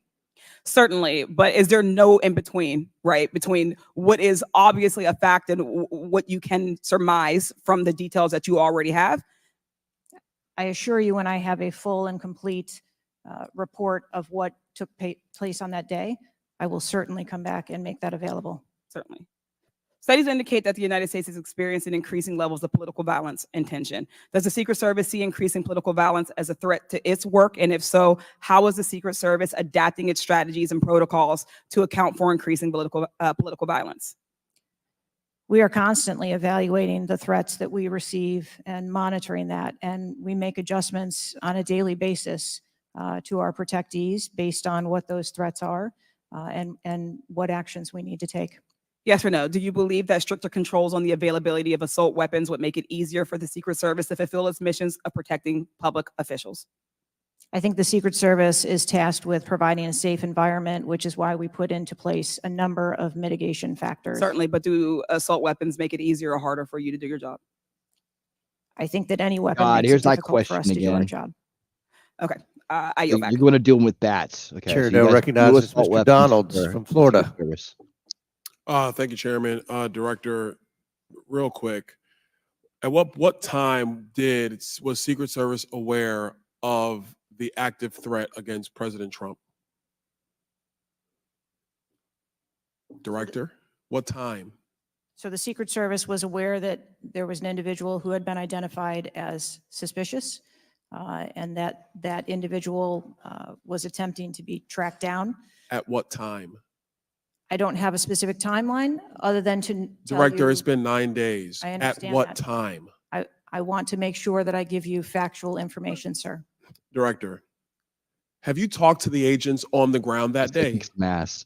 Yes, I have. You've talked to all of them. Mhm. Your senior team has talked to every agent that was on the ground that day. Yes, we have. Have they all corroborated the same time they identified the shooter or they were made aware of the shooter, either by attendees in the crowd or local police department? There are a number of reports of when those times were made. Was it those 5 minutes notifications. before the first shot rang out? No, Generally speaking, was it 10 minutes before the first shot rang out? no. It Was was, it 15 minutes before the first shot rang out? it was less than that time frame when it was identified as a threat. How many days before the shooting took place did Secret Service actually do their advance work to secure the facility that the rally was going to be held at? 5 days. In the 5 days prior, when the security advance team did their work, did they identify the rooftop as a potential threat? Again, I'm pulling those reports and that information. It's been 9 to days, conduct those Madam interviews. Director. Did they notice a rooftop 150 yards away that was a potential threat? Yes or no? I am certain that the rooftop was noticed. I am pulling the reports. What was the security parameters around securing that Yep. rooftop? Par for the course. There What was did they do? there was overwatch provided for that rooftop. Did Overwatch fail? I am waiting to hear what the results of the investigation were so that I can identify where the failure was. Who did you talk to that was on the ground that day that was responsible for Overwatch? What are their names? I'm not going to provide their names in this setting. Did you talk to the people that were providing Overwatch that day? I've talked to the people that conducted the advance on that day and that were working the shift and were the counter snipers on that day. So you talked to the counter sniper team. You talked to the people who were providing Overwatch that day, and you talked to the advance team, correct? Yes, sir. What did they tell you? We are putting together a comprehensive report so that I can identify exactly where the gaps and the failures. When the counter sniper team was on the roof and they identified that there was suspicious activity on the roof in question, what was the chain of commands orders around the person on said roof? Because I'm quite sure somebody saw in under your organization, the Secret Service, I'm quite sure somebody saw the shooter on the roof. So what was the communication through the chain of command to deal with said person? What I can tell you is that when the individual was identified by the counter sniper, they took one shot and neutralized that individual. But that was after the shooter already took a shot. Is that correct? That is correct. So what you're saying now is that the Secret Service did not see the shooter on the roof until after the shooter took a shot? I do not have all of those details at this time. If you don't have those details after 9 days, Director, then what you're telling me is that you guys didn't see it. Is that correct? I am telling you, I don't have all the details of the sequence at this time. Director, it's been 9 days. Either you have the information or you do not. Is that correct? We are still in the process of conducting interviews and an investigation. Some of my colleagues have texted me over the last couple days, bipartisan, about whether you should lose your job. And I've been quiet on that question because I wanted to see what you were going to do today. In my opinion, you do need to be fired immediately. And it is because this is gross incompetence. And the fact that it's been 9 days, and these are simple questions to answer. I'm quite sure if I asked any one of my kids if they got in trouble and I told them to give me the details, I would get more answers from them than I'm getting from you right now. And that's what's frustrating on a bipartisan basis, on a nonpartisan basis. This is a joke. And Director, you're in charge. And that's why you need to go. Mr. Chairman, I yield back. Mimsy, thank you, Chair, now thank you, recognize Mr. thank you for the Goldman $5 from New York. super sticker. You are so awesome. Thank you, Mr. Chairman. Mimsy. I really do appreciate that. Director, You rock. Thank you for I want to everything you follow do. up and just understand a little bit why there is so much information about this out in the public, including some from you and your communications team, and yet you're here pursuant to a subpoena under oath in front of Congress, and you're unable or unwilling to answer some of those same questions. Can you just explain why you are answering so many fewer questions here than you have to the media? I'm answering the questions that I'm able to answer based on the fact that there are multiple ongoing investigations.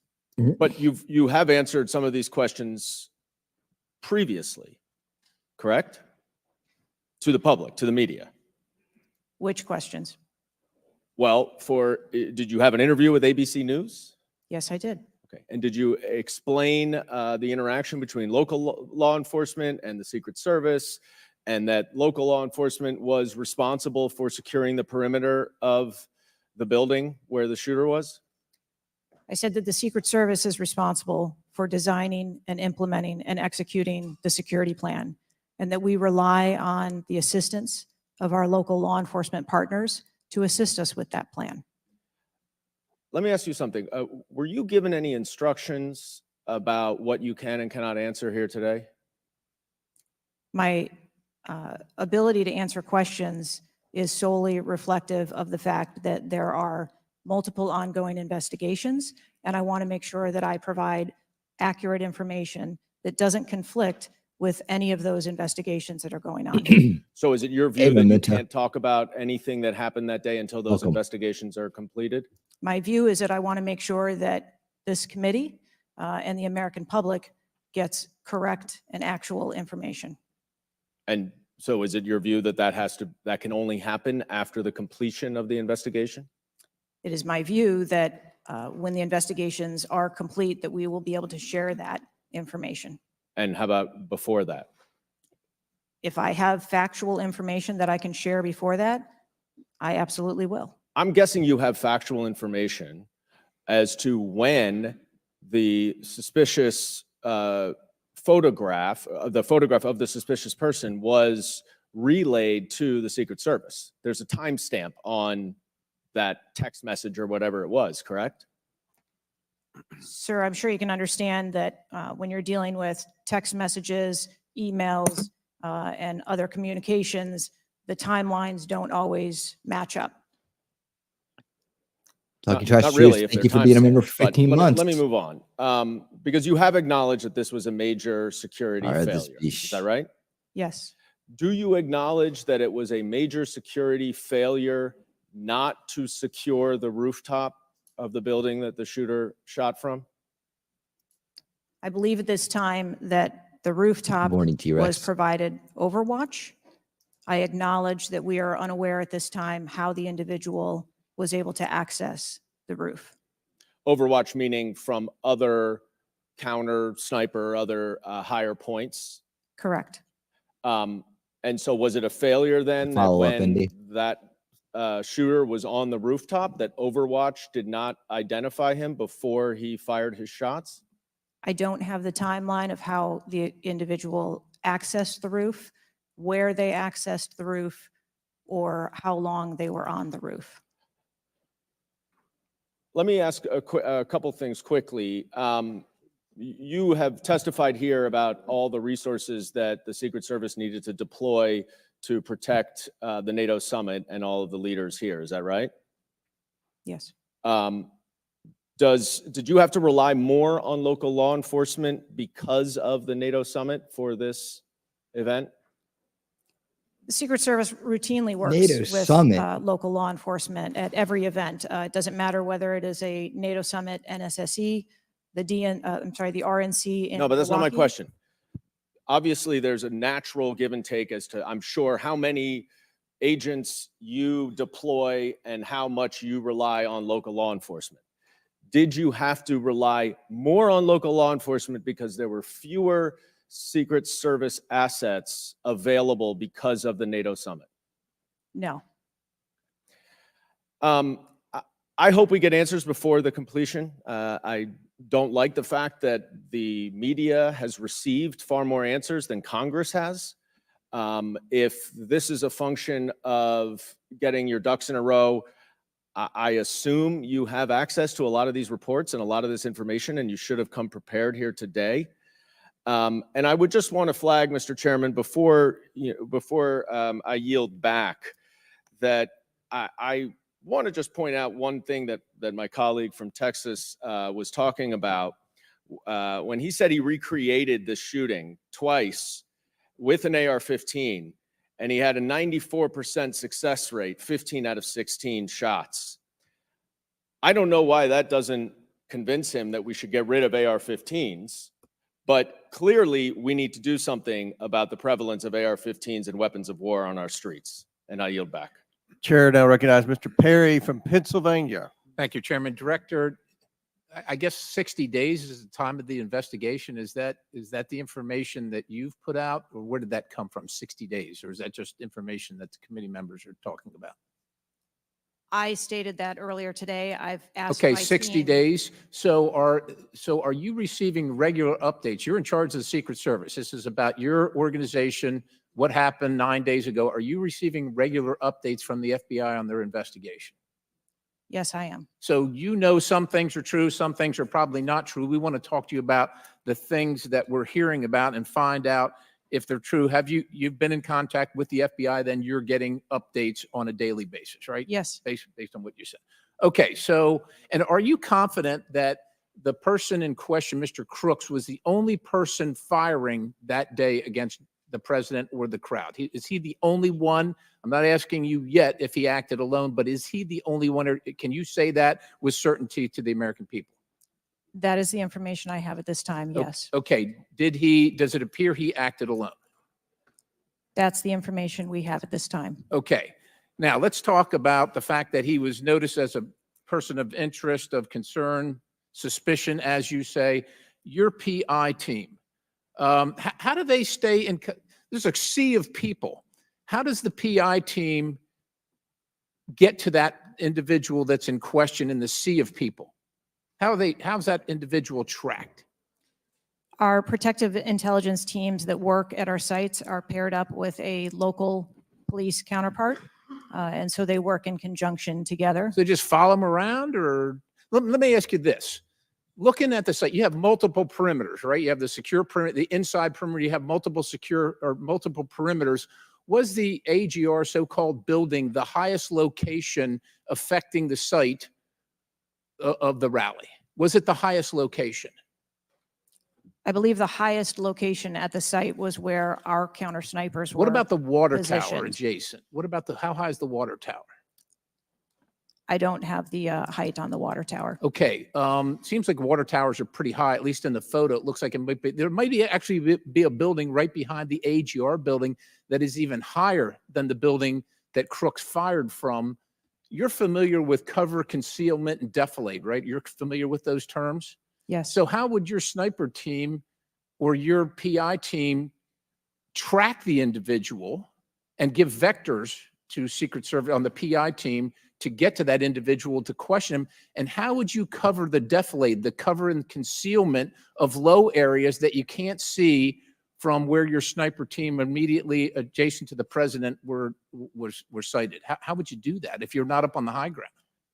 So when our counter sniper teams go out and conduct an advance, they have a methodology and provide a grid system that our response teams are able to vector in if they see something that is troubling.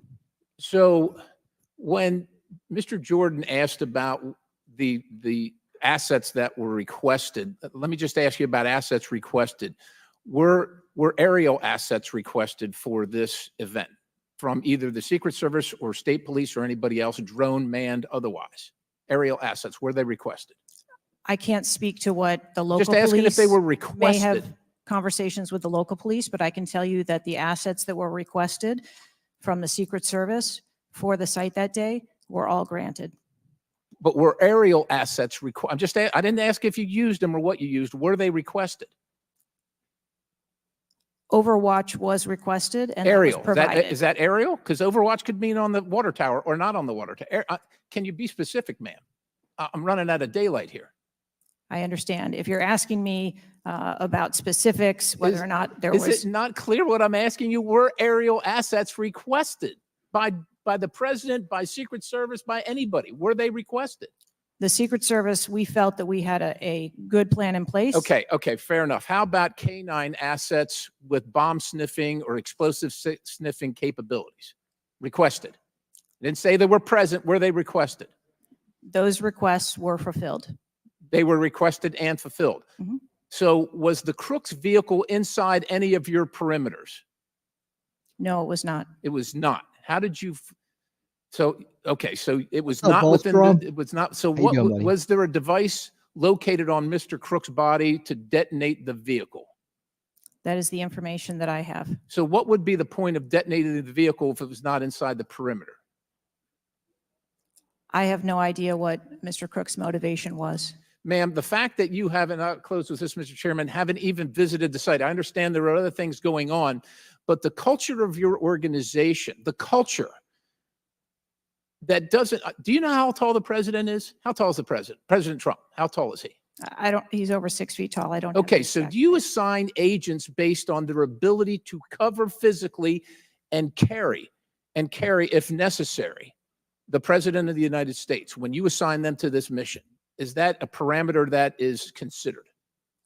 I assign agents to work our protectees that are capable and have been trained by the Secret Service. I understand they're trained, but if you're not tall enough, it has nothing to do with, we're not mad at you, but if somebody's 7 feet tall and you're 5 feet tall, there's going to be a delta there that is problematic in protecting the protectee. And I'm asking, is that a consideration when these agents, not saying you, but when they're assigned to the protectee? The agents that are assigned to our protectees are perfectly capable. Okay, ma'am. So of the providing culture is what I'm protection. concerned about, because the primary objective here seems to be something other than securing the site, securing the principal, and securing the people at the site. And that's the concern based on the answers that you've given today so far. Without a yield, Mr. Chairman. Chair Zach, now thank you for recognizes $2 Mr. super chat. Moskowitz from Florida. Her ass Thank you, that Mr. chair. Chairman. Thank That's you her for only this asset. hearing. I want to Thank you, dude. Thank you. the subpoena that you sent. I want to thank Ranking Member Raskin and your work, the letter you sent to the committee. And I also support know what you the meant. creation of a commission to get to the bottom of what happened. Director, I just want to give you an honest assessment of how this is going for you today.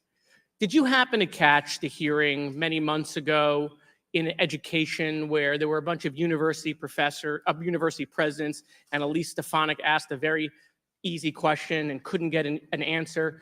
Did you see that hearing? No, I don't think I did. Okay, well, let me tell you, it didn't go well. And the short end of that story was those university professors all resigned. They're gone. That's how this is going for you. This is where this is headed. Okay? This is, I don't know who prepared you for this. I don't know how many times you've testified in front of Congress. But a president was almost assassinated live on television, not just for Americans, but for the world to see. And this being your first opportunity, I understand there's an ongoing investigation. I understand there's things that you can not talk about. But the idea that we're getting less than you did on television is something that Democrats, independents, or Republicans are going to find unacceptable. My high school, Marjorie Stoneman Douglas, was on the list of mass shootings that Representative Raskin held up. That very day, the school resource officer, a police officer, did not run into the building. He hid in the stairwell while the shooter was in the building. He stayed outside, never helped. Okay. He also directed other officers who showed up on the scene not to go into the building. When it was determined that the failures in response and training, and that the sheriff fired nobody in his agency, Governor DeSantis then removed that sheriff. I supported the removal. So here's my question. You said there's going to be accountability. I understand you don't want to give us names. When you say that, are you telling the committee that once it's concluded, you're prepared to fire the people on the ground who made poor decisions that day? I'm prepared to take the actions necessary. No, that's nonsense. Okay. Accountability. The failure was human. That doesn't mean they're bad people. It means they failed that day, and a former president was almost assassinated. Okay. Are you prepared to fire the human failure on the ground? Yes or no? When you have the names of where those failures were, they're people. It's not like a piece of technology failed. It was people who failed that day. Are you prepared to fire them? I don't have an answer as to whether. Well, then how can there be accountability if you're not prepared to fire someone? And the reason why your name is going to be the person who's held accountable, the reason why members in this committee are calling for resignation, and I join in that, or for the president to fire you, is because you're saying there's going to be accountability, but you can't commit that people are going to get fired.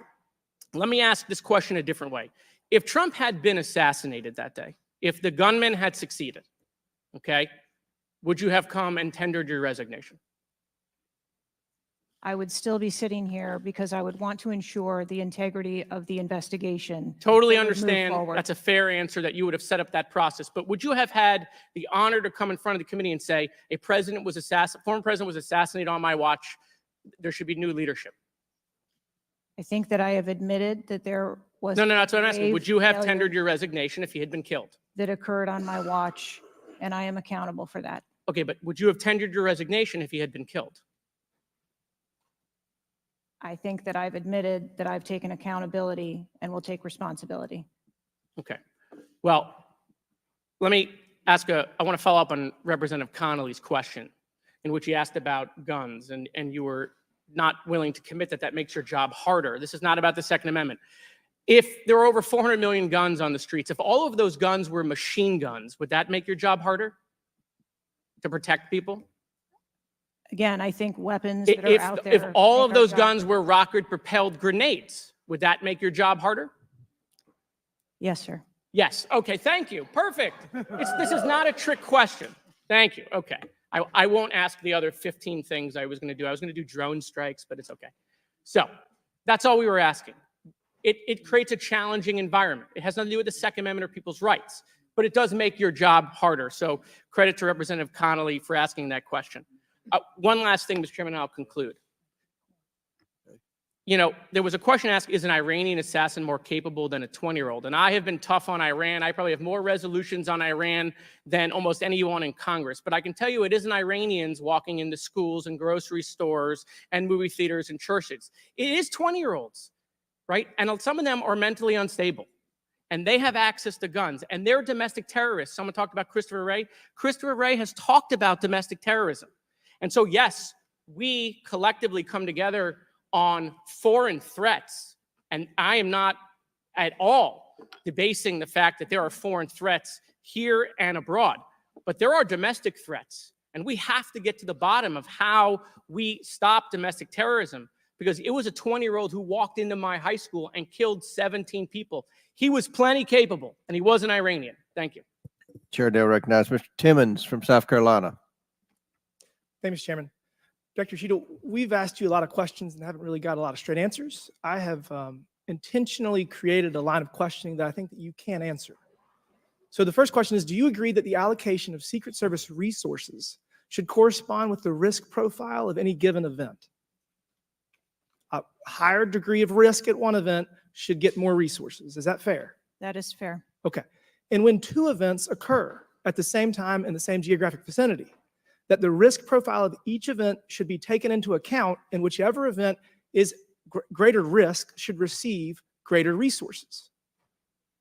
That is correct. Okay, so I'm going to go over the Trump event. So this was publicly announced July 3rd, Butler, Pennsylvania. The venue is an outdoor fairground, open air, no existing security. The crowd size was expected to be tens of thousands. It ended up being over 20,000. There were general and specific threats from foreign adversaries. As the chairman of intelligence remarked, Iran has said they want revenge, as well as when President Trump was in office, he made a lot of people mad, terrorists to be included all over the world. And, you know, President Trump is the former president and the future president. So I would say that that is a fairly high risk event. Would you agree? Yes. Okay, let's conversely, the First Lady had an event at a casino in Pittsburgh, just a few dozen miles away. It was a dinner for the Italian Sons and Daughters of America. It was publicly announced on July 10th. What's interesting is that the casino is actually extremely secure. They already have magnetometers existing prior to this event even being announced. It was in a ballroom. And the size of the crowd, a mere 400. There were no specific threats. There may have been general threats. And the asset is the First Lady. Those seem like there's a huge disparity relative to risk. Would you agree? Yes. Okay, thank you. Multiple whistleblowers and various media outlets have reported that the Pittsburgh field office of the Secret Service allocated 12 additional post standers to the First Lady's event and 3 additional post standers to the Trump rally. Is that correct? There were no assets that were diverted from the First So no. Lady's This is a very visit. simple question. I'm not asking if anyone was diverted. Did the First Lady's event that was relatively secure, especially compared to Trump's rally, get 12 assets? And did the First Lady's event get 12 assets and Trump's get 3 from the Pittsburgh field office? That's a yes or no question. If you don't know, don't answer it. I mean, if you don't know, don't The number answer of it. personnel that were allocated to both of those events were comparable to the risk at both of those events. Wow. Really? So you think that the Pittsburgh casino, 400 person in a ballroom with ingress egress through probably a very well-guarded Thank you, parking Marianne. garage was 4 times more dangerous than a 20,000 person rally on an open field with the former president and future president? You think that that's 4 times more dangerous, the casino then? I didn't say that at all. Well, they got 4 times the resources from the Pittsburgh field office, who was likely in charge of the final walkthrough for both events. I mean, we've continually highlighted the failures of the Secret Service at the Trump rally. And, you know, you have the former and future president getting shot. You have multiple injuries, 1 fatality. And I would have to think that if we had 9 more post standards, 9 more individuals that have the training and the integration into the Secret Service defense of Trump at that rally, that I have a feeling that Crooks would have had somebody come say hello to him before he fired a bunch of shots. What do you think that's possibly true? There were significantly more assets and resources available at the former president's event than there were at the First Who made Lady's the event. decision to deploy 12 post standards to the casino where the First Lady was having a 400 person dinner and only 3 people from the Pittsburgh field office to the 20,000 person plus Trump rally? Dallas Who made that fundraiser, decision? too. There were additional Secret Service resources available at the former President Trump's event. Who made the day. decision to deploy 12 to the First Lady's event and 3 to the Trump event? The allocation of resources is decided based on the availability of personnel and their location and where they are, but there were sufficient resources What did you just that say? were given to. Did you just the say there were former sufficient president's resources? President Trump event got that shot. day. Someone got killed. There were not sufficient resources, clearly. There was And a it gap. doesn't take 27 years of experience to know that. And whoever made that decision, it probably wasn't you, needs to be fired. And then you need to resign because this is absolutely unacceptable. And you've lost the trust of the American people. With that, Mr. Chairman, I yield back. Gentleman yields back. Chair now recognizes Ms. Tlaib from Michigan. Yep. Thank you so much, Mr. Chair. Thank you, Director, for being here. You know, when we hear the headline, a 20-year-old young man with access to an assault weapon, commits an mass, act of mass violence. I mean, we've heard this before, over and over again. But the unfortunate thing is that my residents don't get a committee hearing. We have not had one committee hearing about the over 260 mass shootings that we've had, killing hundreds of people, injuring hundreds, changing their lives forever. And don't get me wrong, to many of my colleagues, I mean, squad. I watched, and even the pool of blood, Supposed to be nothing. the screams, it was horrific. But it made me think about the images I saw after mass shootings at schools, grocery stores. Yep. I mean, I Here think comes the of pivot. Buffalo, New York at a supermarket Pivots. where a racist gunman killed 10 shoppers with an AR.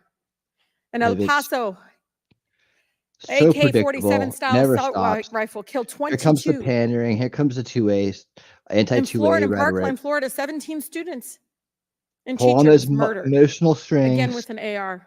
Line up all the things. Keep saying In AR until you Pittsburgh, demonize at a it. place of faith, Tree of Life Synagogue, 11 This is murdered. getting old.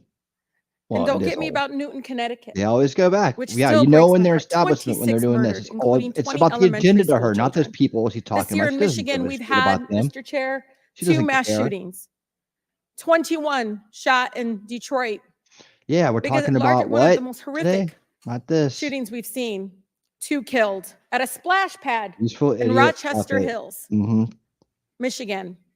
8 shot there. Again, an assault weapon used. But the difference here is Mm-hmm. the former Now president let's gets go a through hearing pistols. Let's go through shotguns. Let's go through in his knives. attempt to assassinate. But our residents don't get a hearing about mass shootings, about gun violence in our country. You know, Mr. Chair, I ask this wholeheartedly.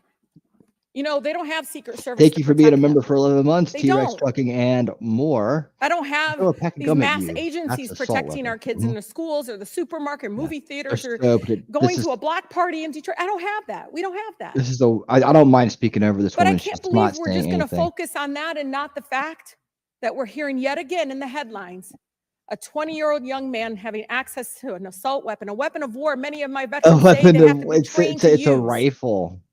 It's a but he can rifle. get it. Wasn't That's all safely it is. stored Good luck going to war with by the that. parent, grabbing that gun, and innocent lives were lost. Director, I know you got asked about this, and I think it's important, though, you know, for us to hear this. That's right. But You're how shameless. difficult is your job when there's such easy access to assault weapons in the streets? I think the job of a Secret Service agent and officer. This is has nothing incredibly to do difficult. with you. You don't have a I think comment the on it. environment we deal with every day and the dynamics of the threat environment is incredibly difficult. These are brave men and women who put their lives on the line. And a day like we had on July 13th is a day that no one in my agency ever wants to have as their responsibility. It is an incredibly difficult job. Right. Yeah, I She's- immediately you know, she's thought full of the shit. children in the audience. She's I mean, when useless. you think about She going to a needs to rally be with your not family. there. We need to put an intelligent person Again, there their who lives are actually forever wants to address changed. the issue. The I mean, incident all wasn't she's going to do are is never pander isolated. I really believe and these pivot to incidents are never agenda. isolated. Her And I words know are Detroit Free Press had meaningless and reported useless. that the She's a waste of 20-year-old space in Pennsylvania Congress. shooter looked up Go the back to wherever 2021 wherever you came Oxford High from. School shooting in Michigan. 20-year-old man. Can you seems to comment like on what brainwashed information this with her shooter was looking up neo-Marxist BS. regarding the tragedy of Oxford High School, where it took Again, 4 she's of not our even high school talking youth about there? what's going on, so she I'm doesn't get a sorry, voice I'm here. not able to. The Taliban FBI has ruined those the details. moment. So you Talib can't ruined even the tell us, moment. I mean, was he looking at the type of weapon? How many? Yeah, unfortunately, I don't have those details. Do you to have, I mean, share. did they share that She's- with you, though? I don't have the full content of what his searches were. I think that they are still in the process of examining all of his devices. Okay. Again, you know, There you go, Wolfram. again, the impact, Hit him with the I facts. want to be really serious about this. The impact on our families is more than just this political rally, Mr. Chair. We have to talk There we about go. this, What you even if did. we're in disagreement. Let's talk about it, because I've seen No, we statistics don't that have to show talk that about we it. could We're be here to saving talk lives about now if Secret we ban these Service. weapons of war from our, Not your from being able to buy it at the anti-gun local agenda. store down the street. I mean, we just No, so can't you can continue disarm to allow America this to and have it happen. taken over. And No. unfortunately, my colleague, No, no, no, my no. residents are not former presidents of the United What's States. They don't up? get a hearing. I They don't should get not Secret say Service, we protection, are any of going to that. hunt. And even among those that Check are on the expressing tyrannical that failed government. in the That's right. system, they just deserve better. They truly do. Thank you. I yield. That's Chair just now a recognizes Mr. boogeyman. Burchett It's their from stepping Tennessee. stone in. Thank you, Mr. Chairman. Ms. Cheadle, the shooter was set up on the roof They'll of the eventually wanna get AGR everything. International Building, as we know. Was the roof identified as a potential vulnerability days before the rally? To my knowledge, yes, it was. Were agents or officers inside the building? If so, what floor were they on?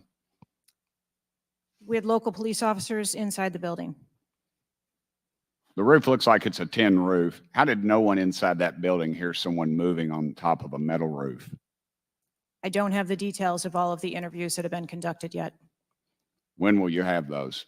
I have been asking, and I want to have that information as soon as you do as Okay, well. why did Secret Service fail to block the The line of last sight one, I from hear that you. roof? I think that the Secret Service put together a plan where they were counting that roof in as part of their overwatch. And that was the plan that they had put in place that day. Or like If you weren't underwatch. going to put a security personnel on the roof, why not at least use drone technology or aerial surveillance to monitor the rally? There are a number of times that we do use drone technology. I'm not speaking specifically to this event and what was utilized or not. There are times when drone technology is available and helpful at events, and there are times when it is not appropriate. Do y'all use Signal? Do you personally use Signal to communicate with any official from the White House? Signal on your phone. Oh, on occasion, I'm sure that there are people that use Signal. Yes. Okay. Do you use it to speak with the White House? Use Signal? No, I do not. Okay. When was Thomas Crooks first identified as a person of interest? Let me help you at 5:10. He was spotted with a rangefinder at 5:51. And when did Secret Service notice him? Again, I don't have those Thank specific you, timelines, Memsi. but it was a I know relatively she's short gonna period of dodge this time. Let me question, help so you. I'll just thank you. 5:52. Ms. Cheadle, Thank you so much. why was President Trump allowed on stage 10 minutes after the Secret Service spotted a suspicious individual? That seems to me to be the worst thing of all. Of all the breakdown and all this communication, all the BS you've been feeding us here today or not feeding us, that seems to be the question. So as I've stated before, there are a number of events where suspicious people may be identified. That doesn't necessarily. Ma'am, I submit to you, you got a guy who's going to be the next president of the United States. He's on stage. I've been to these events. We've all been to these events. A car backfires and there's a 15-minute dadgum wait. That's not acceptable. Did the Secret Service tell President Trump they'd spotted a suspicious individual before he was shot? I am unclear as to what the communication was with the former president Okay, at that I'll time. take that as a no. Did y'all deny President Trump's request for more security? Yes or no? And when was the most recent request for additional security? The rally request for security, all of those requests were fulfilled. And were there any personnel redirected to Jill Biden's rally? No. Who made the decision on the direction of agents at either one of those rallies? I'm unclear as to your question on the direction of the agents. I said, who directed those agents to be at Miss Biden's rally or President Trump's rally? The specific agents. So there is a methodology in which agents are available for assignments, and they are assigned based on either geographic location or logistics or flight. Ma'am, I appreciate all that, but that methodology about got President Trump killed. Was the security detail guarding President Trump a temporary detail?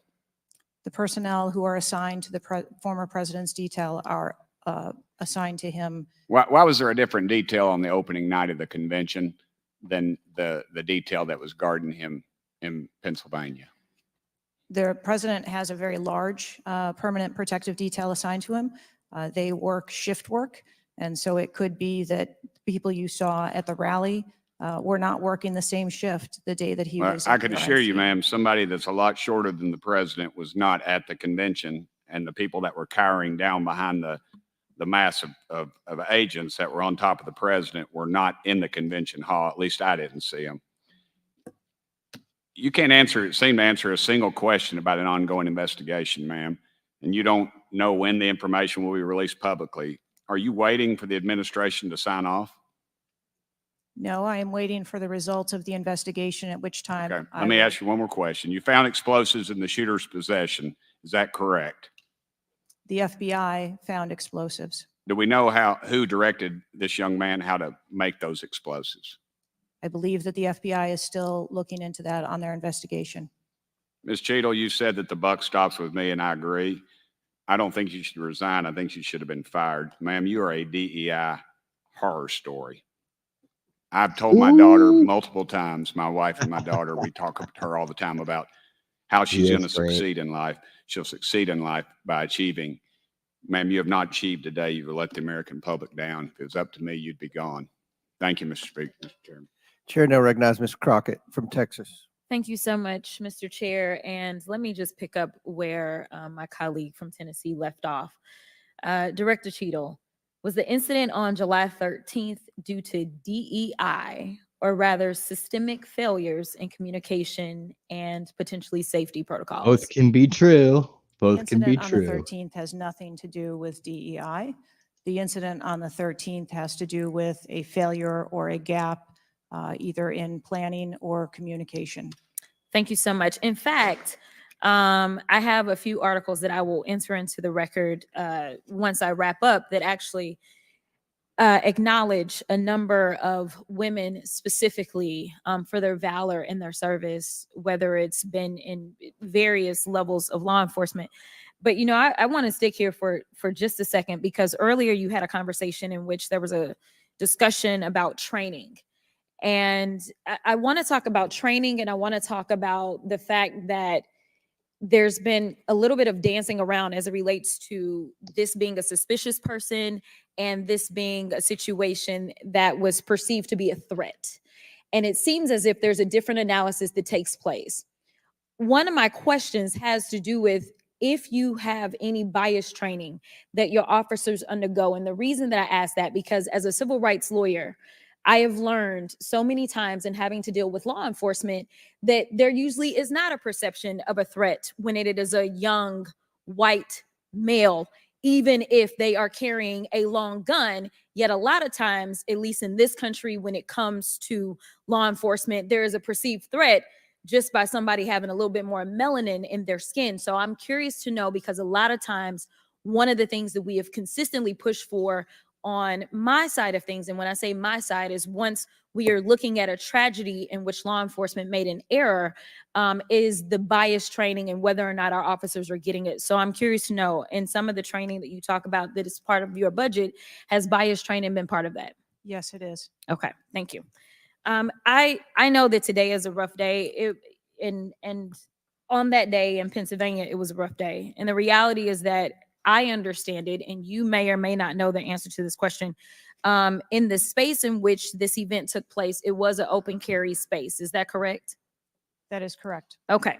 So I hail from the state of Texas, and interestingly enough, I was serving in the state house right after there was a mass shooting in El Paso.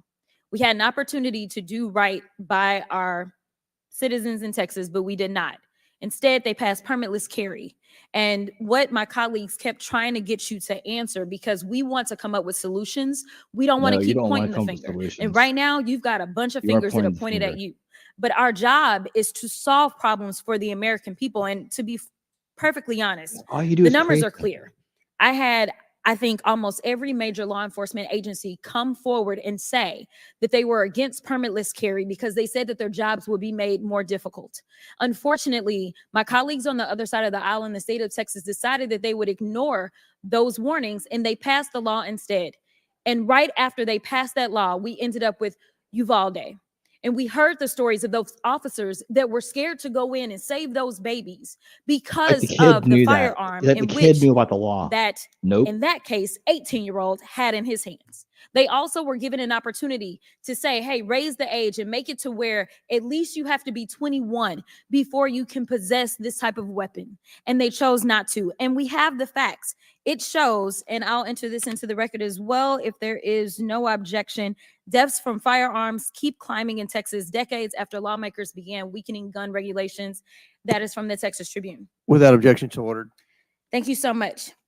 The last thing that I'm just going to make a point of saying is that we all care about this issue because we know that there has been a spike in violence, political violence in this country. But Are she's you aware manipulating of the people. fact that the numbers are higher right now? Yes. Okay. Maybe she's dumb. In but she's addition also to that, manipulating people. and I'm going to point a little blame at ourselves. I think she knows what she's because doing. right now you got all the fingers pointed at you. But the reality is that we have a number of congressional members that are consistently engaging in violent rhetoric, and it needs to be toned down. The reality is that people are listening and they're paying Yeah, attention. But they're unfortunately, on the another left. thing that is happening because we're not getting answers from you today is the conspiracy theories. They have already began. Have you heard of any of the conspiracies? Yes. Okay. The problem with these conspiracies is that when people believe that, say, the president of the United States ordered a hit, or they believe it was an inside job, or whatever conspiracies they believe because they don't have any facts in front of them, that potentially incites the next level of violence at the next event in retaliation for this. So we are only Our begging side does for not your retaliate. job as it relates to being the director, as well as the men and women that you don't. are protecting When- as in one their time. director, that you keep them safe by making sure that the American people have the information that they need so that they can feel as if Secret Service is on the side of the American people. And ma'am, I don't doubt that Secret Service is on the side of the American people. But right now, so long as these conspiracy theories continue to fester, it is going to make your job that much harder. Thank you so much, and I yield. Chair now recognizes Ms. Marjorie Taylor Greene from Georgia. Thank you, Mr. Chairman. Ms. Cheadle, I'd like to remind you that you're under oath. The site team has a senior supervisor, an advanced team, a protective intelligence team, a counter sniper element, and detail. Who was the agent in charge? How long has she been the agent in charge? And what is her Secret Service background? So I'm not going to provide a name. Why not? Yeah, You're I here to totally answer get our that. In this questions. forum, I'm not going to provide names of. You Didn't know stated to in your trust. testimony, you said, I am here today to answer your questions. That is correct. Answer the question. I'm not going to provide names of our personnel. to Why this not? committee Today. The American people are demanding these answers from you today, Ms. Cheadle. I will do the best to provide you accurate information based on the facts that I have at this time. You're not answering our questions. The advance element coordinates with other intel or law enforcement partners, identifies threats and weaknesses at the sites and movements. We'd like a copy of the advance report. Have you brought it here with you today? We will comply with the request for the documentation that has been requested. When will that be, Ms. Cheadle? Because you should have brought it today. I am certain that our personnel are working on obtaining all of that documentation. I don't believe you, and neither do the people watching this hearing. You're not doing well, as Mr. Moskowitz informed you. You've been sitting here for over 3 hours, and I have you know the entire country is demanding you resign and demanding that you be fired if you do not resign. Things are not going well for you. You need to answer the questions. Was there a protective intelligence team, and what technical resources were utilized for that event, specifically drone or helicopter assets? There were a number of technical assets that were deployed for that event, and there was a protective intelligence team that was assigned to that event. Why was Crooks able to fly a drone over the entire area the day of the rally and the day of his assassination attempt? To my knowledge, he did not fly the drone over the entire area. How did he fly a drone over the area, period? Any part of the area? Again, I would have to go back and check the timeline of when that took place and when the event. Why didn't you bring the timeline with you today to answer our questions? I don't have all of the answers on the timelines Miller. based on the criminal investigation. Were you not prepared today to answer our questions? I am prepared to answer the questions based on the information and wanted to be able to provide. Do you have a timeline do you have a timeline at all from any of the day? I have a timeline that does not have specifics. That's shocking. That is absolutely unacceptable. That means you are a failure at your job. Let's talk about things that are prohibited in Trump rallies. And I've been to a lot of Trump rallies. Backpacks and bags, bicycles, firearms, any type of weapon or any other item determined to be a potential safety hazard, like a rangefinder would be one. At 5:10, Crooks is first observed by one of the snipers, AGR Sniper 1, at the building. 5:10. 5:10, President Trump was shot in the face at 6:11 p.m. 5:28, AGR Sniper 1 takes a picture of a bicycle and 2 bags. Those belong to Crooks. 5:32, AGR Sniper 1 spots Crooks looking at his phone and using a rangefinder. 5:55, Butler ESU Command confirms receipt of photos and states they have been relayed on. 6:05 p.m., AGR Sniper 1 later communicates that Crooks is seen moving northeast in direction of Sheets and that Crooks has a backpack. 2 minutes before the shooting, while President Trump has been allowed to take the stage, people see Crooks laying on his stomach in a sniper position on the roof, and they're yelling he has a gun, and they are trying to alert law enforcement and Secret Service. Why was Crooks not shot by the snipers? Why was he allowed to be there? As soon as the individual was identified as a threat, they were. No. What do you consider to be a threat? A man with a gun laying in a sniper position, a man that had a backpack, a man that had a bicycle, a man that had a rangefinder. At what point is he determined a threat? An individual with a backpack is not a threat. An individual with a rangefinder is not a threat. What about a man laying on a building that has direct line of sight of President Trump with a gun that people are screaming and pointing out? Is that a threat, Ms. Cheadle? Once that individual was identified, they were neutralized. No, they were neutralized. Crooks was neutralized after he shot President Trump in the face, Ms. Cheadle. Is he only a threat once he fires the weapon?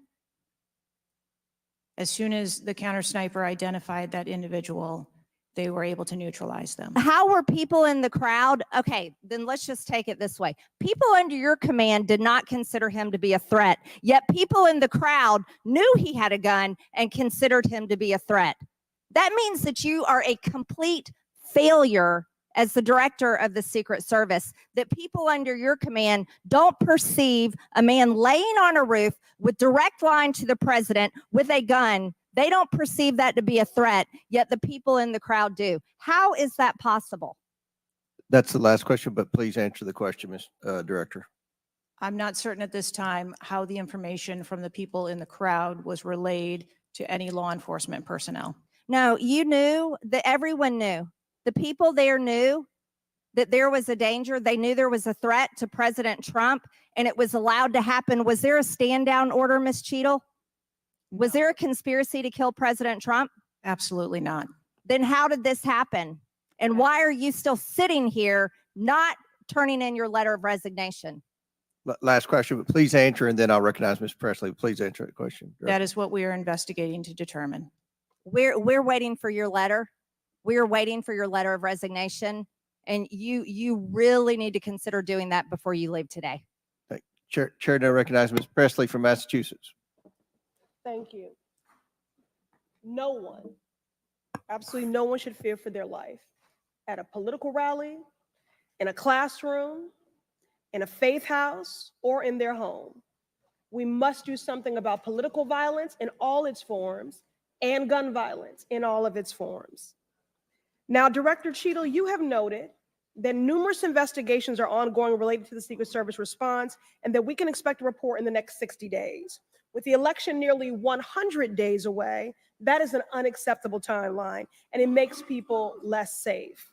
It also allows my colleagues across the aisle, Republicans, additional time to spread dangerous misinformation, which also puts people in harm's way. Some Republicans have exploited this moment to continue to attack progress towards racial justice and gender equity in America. Disappointing, but not surprising. I hesitate to repeat their racist and sexist tropes, but in summary, Republicans have wrongfully and shamefully stated that hiring women and people of color hindered the response to the shooting. Now, this is part and parcel of Republican strategy to constantly attack necessary diversity, equity, and inclusion efforts, to undermine the contributions that women, people of color, the disability community, and others make to this country each and every day. And it is disgraceful. In the wake of gun violence and tragic loss of life, Republicans are ignoring solutions like gun safety reform and instead trotting out sexist tropes. Can't say I'm surprised. I ask unanimous consent to enter into the record reporting from CNN titled "Right-Wing Media Figures Blame Women in Secret Service and DEI for Security Failure in Trump Shooting." Without objection to order. This article quotes members of Congress and others that plainly accuse DEI and the hiring of women as a liability for the Secret Service. Women have been an integral part of the agency since 1971 and are held to the same standards as their male counterparts. To use them as a scapegoat during a time of crisis is shameful and it is dangerously divisive.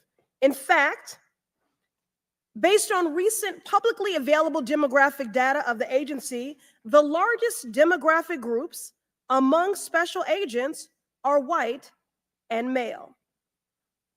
But to right-wing extremists, the truth doesn't matter.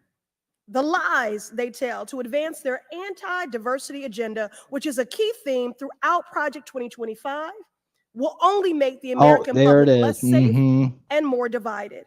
And every day, Director Cheadle, that you fail to give us answers, they are given more oxygen to make their baseless claims that women and people of color are responsible for tragic events. And that is dangerous too. Thank you. And I yield my remaining time to Ranking Member Raskin. Oh, God. Thank you to the distinguished gentlelady from Massachusetts, and thank you for those trenchant Ain't insights. nothing gentle about that lady. I wanted to make the point that you were making and several of other members were making to bring it into sharp relief here.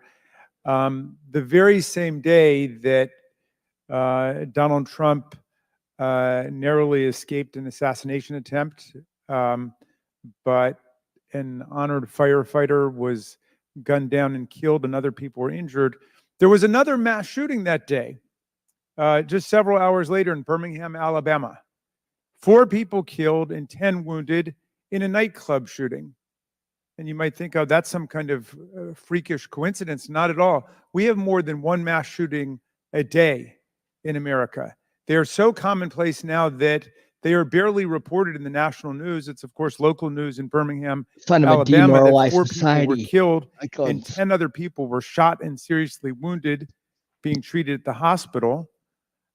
These things are a nightmare for the families of the victims who've been killed, for the families who have to take care of people who've been seriously injured and wounded. They are a major financial drain, publicly and privately, and yet we allow AR-15s to be purchased with abandon, promiscuously, all over the country. People can just go out and get an assault weapon. And the distinguished gentlelady from Michigan was right. We have a hearing when it affects the President of the United States, but on all the other days of the year, we don't have a hearing about it. And I think it is because of an honest disagreement we have about the Second Amendment. There are some people who think the Second Amendment means you've got the right to arm yourself with whatever weaponry you need to overthrow the government of the United States. And we reject that as a false interpretation of the Second Amendment and a false interpretation of the Constitution.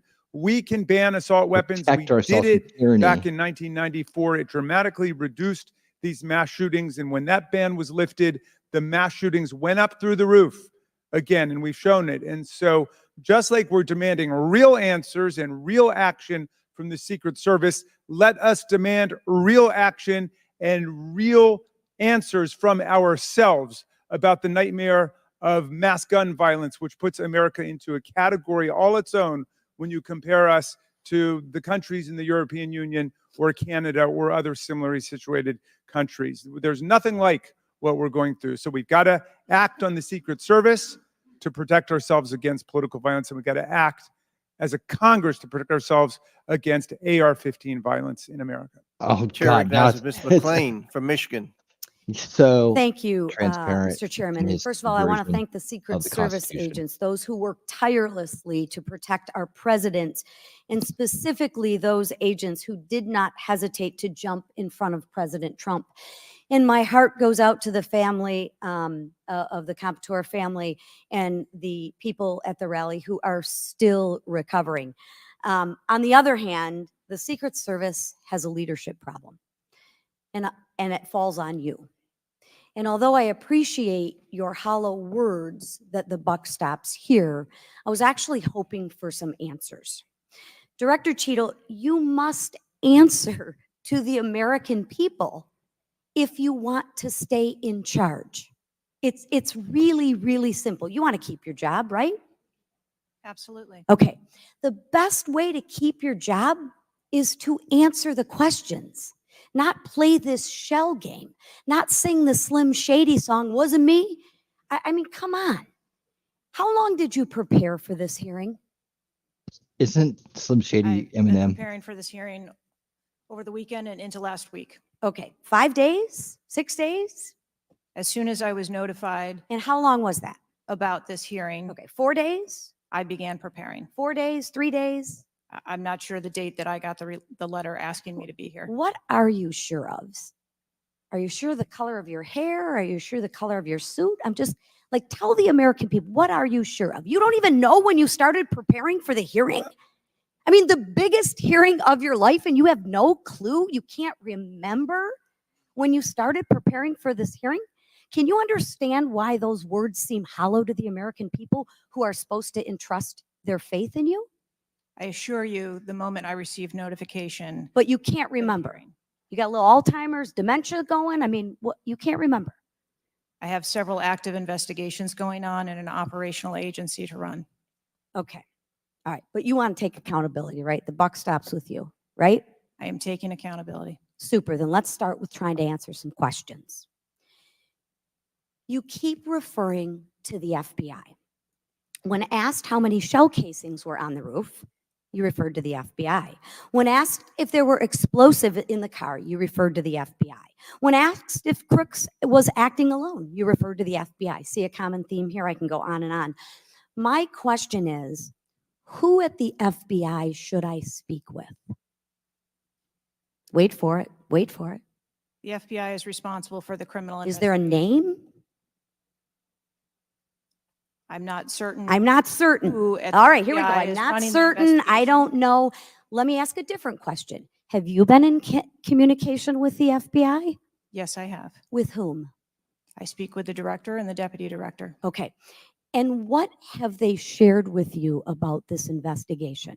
So I'll give you an opportunity to answer again. Did they share with you how many shell casings were on the roof? They have shared with me the evidence. Did they share with you how many shell casing were on the roof? Yes. Okay, how many were there?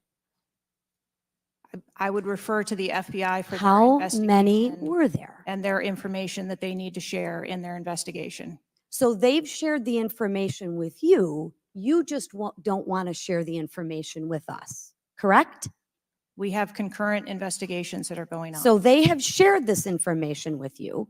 You know the answer to the question. You just refuse to answer the question from the member of Congress who has subpoenaed you to be here. Is there a different answer to that question? I was always willing to come here and testify before this oversight hearing. Beautiful. Then let's Wasn't a- do that. that was Let's necessary. for once have your actions match your words. So you've been in communication with the FBI. You know the answers and you refuse to tell us the answers. So I will ask you again. You know how many shell casings were on that roof. What is the answer to that question? I think it's pertinent. What to talk- is the answer to that question? I think it's pertinent to talk to you about the information that the Secret Service has and that the Secret Service knows related I'm to the asking events you on an that day. answer to the question. If you're supposed to be in charge, if the buck stops with you, how come you can't share the answers? What are you covering up? What are you hiding, my friend? I'm not covering anything up. Then why can't you answer a simple question? I would leave it to the criminal investigation to answer questions related to that. When you talk to the FBI and you ask them how many explosives, well, let me ask you, did you ask them how many explosives were on the roof? Did they answer that question? Or in the car, excuse me. Did they answer that question for you? Yes. Yes. So you know the answer to that question that my colleagues have asked you. But again, you refuse to give us the answers. You're playing this wasn't me. Well, I submit to you, if you can't, and it's not a can't, it's a won't. It's not a can't. It's not a I don't know. It's a I choose not to answer the question. Well, let me tell you, Ms. Cheadle, if you're going to lead, you need to lead. If you want to be in charge, then answer the question or step aside and have someone with the courage and the guts to answer to the American people the questions that they deserve answers to. And with that, I yield back. Chair now recognizes Yeah. Mr. Bobert from Colorado. Thank you, Mr. Chairman. I'm going to continue down that vein. You have been here sitting She today, rocked it. Director Cheadle, She rocked it. definitively able to dismiss erroneous information and speculation. However, you are refusing to answer questions that we now know that you have the information for. You are saying that you are wanting to answer questions that the Secret Service has information to. Well, ma'am, you are the Secret Service. You are the director. You have said that you are the best for the job. So I'm going to ask you some questions now knowing that you do have answers from the FBI, whom you have been passing the buck to this entire day.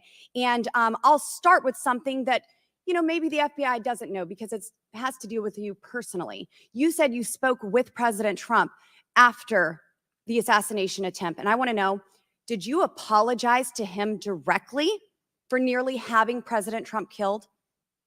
Yes, I did. I appreciate that. I appreciate that you recognize that this was your failure. Now, since the assassination attempt, you are under oath, reminding you, have you communicated with anyone at the White House on an encrypted messaging app like Signal? Yes or no? No, I have not. Are you willing to surrender your personal phone for analysis? If I am required to do so. Okay. I will look into making that request because I would like to see your personal phone to see if you're communicating over encrypted messaging apps. Have you ever turned down enhanced security requests from Donald Trump's detail, his special agent in charge, Sean Curran? Have you ever turned that down? No, I have not. Have there been, has your team, has the Secret Service? Maybe not you personally. I believe, as I mentioned earlier, there are times when requests are made for And you have assets, denied them. They have been denied. and a denial doesn't Has the Trump necessarily campaign mean- made requests for additional assets that have been denied? Thanks for coming by, Denial Wookie. doesn't mean vulnerability. Have there been additional requests for enhanced security at Mar-a-Lago? We have made a number of enhancements to. You the confirmed that there were security. bomb sniffing dogs that were provided. You failed to confirm if there were aerial security surveillance assets that were provided. So yes or no? Was that provided? At the rally? At the rally, yes, ma'am. We had Overwatch provided at the rally. You've confirmed that the assassin was identified as suspicious 57 minutes prior to the shooting. Was the suspicious individual ever approached by an agent? Was any contact ever made with him? Not to my knowledge. Is that the standard protocol for someone who is identified as suspicious? The protocol would be to locate Great the individual. questions. And you said conduct that he an was interview. located 2 to 5 times approximately?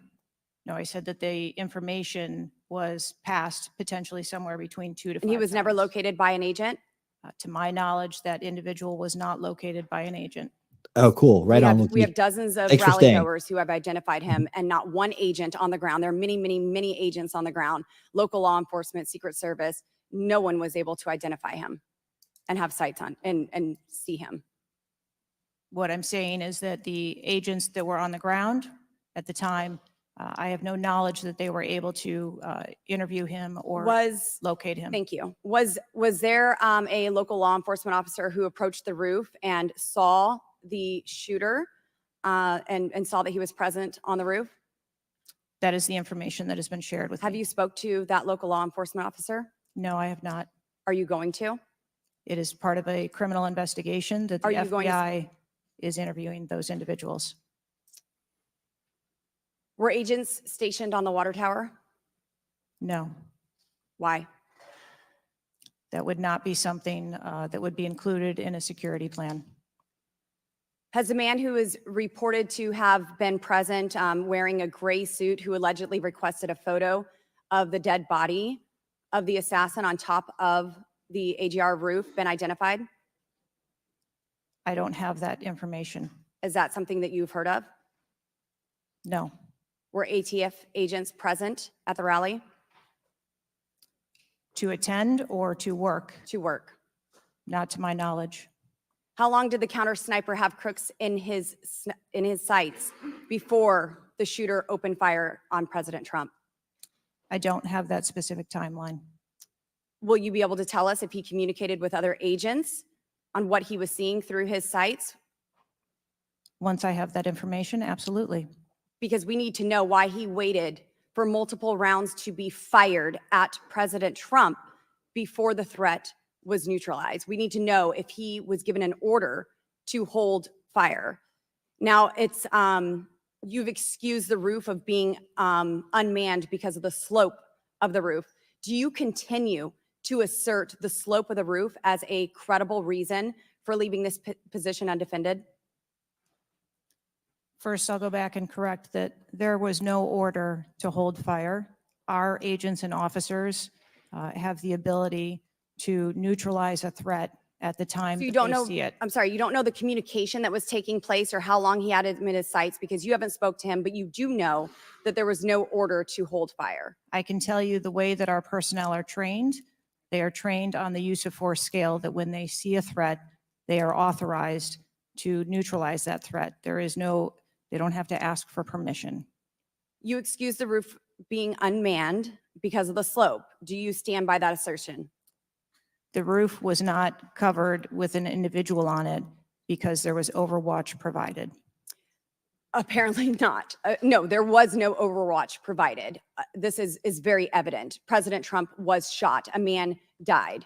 There was no oversight provided. I find this rather maddening, especially now knowing that you do have answers from the FBI who you have been passing the buck to this entire hearing, not answering a congressional hearing, members of Congress, while you are under oath and under a subpoena. I find it maddening that the director, that our country has come centimeters away from oblivion under your watch. You have answers. You are refusing to give those to us, directing us to the FBI. And this entire thing is a waste of time. You are responsible for the loss of a life and the shooting that took place on President Trump. You do need to resign. This is bipartisan. You need to be fired. You do not need to hold this position. You are not the best for this job. I am over my time, but I cannot tolerate your watch any longer. And I'm going to continue to call daily for you to be removed from your position, ma'am. Chair recognizes Mr. Fry from South Carolina. Thank you, Mr. Chairman. Director Cheadle, how long have you been with the Secret Service? 29 years, right? That's correct. And how long have you been director of the Secret Service? Just under 2 years. During your tenure as director under the Secret Service, I know we're here today to talk about the assassination attempt on President Trump, but how many other security lapses have occurred with protectees under your watch? I don't have a specific number, but there have been some lapses. There have been other lapses. Was one of them Jake Sullivan? Yes, sir. What happened there? There was an individual who was able to access Mr. Sullivan's residence. His residence. A protectee, somebody was able to break into his house. And what happened? Did anyone get fired because of that? There were individuals who have been reassigned. Reassigned. What other steps have taken? What I'm seeing, what other incidents have occurred other than Jake Sullivan? Reassigning the unemployment line. Was there an issue with the Secret Service agent and Vice President Harris? I would not call that a security incident. Well, it seems to me, I mean, you have security lapses with President Trump. You have security lapses with Jake Sullivan. You have issues with your personnel related to Vice President Kamala Harris. There seems to be a repeated theme here. Would you not agree with that? I think that we are talking about separate categories of incidents. Well, I would disagree with that. I think there's a repeated theme when you've got protectees and you're not upholding your core mission. Let me ask you something else. Does the Secret Service routinely record communications between and amongst detail? Radio communications? Any communication? Email communications are captured, as well as text messages. And then depending on the detail, radio communications are recorded. Does the Secret Service have recorded communications from the July 13th event? We do not have radio communications from that day. But you have text messages? We do have emails and text messages. Emails, okay, great. Does the head of the Trump detail or someone else embedded in this detail have command decision-making authority, or do they need to seek authorization from someone outside that detail? The head of the detail has the decision-making authority for things that are necessary for that detail. Is that standard for protection details? Yes, it is. Okay. Let me ask you something. During campaign events, is it common for the Secret Service to utilize other agencies? Yes, it is. What other agencies would be providing assistance to the Secret Service? There are a number of other agencies that provide assistance to the Secret Service during campaigns. We utilize personnel from the Department of Homeland Security. We utilize personnel from the Department of Defense, and we utilize local law enforcement partners. Are you on the same radios? Do you provide the radios to all the assets that are taking part in protection of an event? We provide radios to the personnel from the Department of Homeland Security that are assisting us. But not local law enforcement? Local law enforcement is working on their own radios. Are you on the same frequency? We ensure that we have counterparts in the security room, and so the local law enforcement will place one of their personnel in the security room with our personnel so that we have interoperability communications. Let me ask you something just about the timeline, because I think this is really interesting that we can't nail that down. I mean, I think there are lay people out there with more knowledge about the timeline than you seem to come before a subpoena in front of Congress. Was Mr. Crooks observed at the AGR building prior to the shooting? He was observed on the grounds outside of our perimeter prior to the shooting. At approximately what time was that? You don't have to give me the specific minute, but at approximately what time was that? I believe it was about 45 minutes or so prior to. Did the sniper team take a photo of Mr. Crooks? The local team did, yes, So it was a local team and not a Secret Service sniper. that took the photo. Okay. And did he relay that photo to Central Command? Again, it's an active ongoing investigation, so I want to make sure that I'm factual with the route that that photo took and who that was disseminated to and when. What time did when did Mr. Crooks' status go from a suspicion, a person that was under suspicion, to a threat? When did that happen? And maybe not even a specific time, Director Cheadle, maybe a certain event that happened that transformed him from a person of suspicion to a threat. When did that happen? To the best of my knowledge, based on what I have been told thus far, it's approximately 5 minutes to where individuals relayed that there was an incident or an issue, being worked at the 3 o'clock of the president.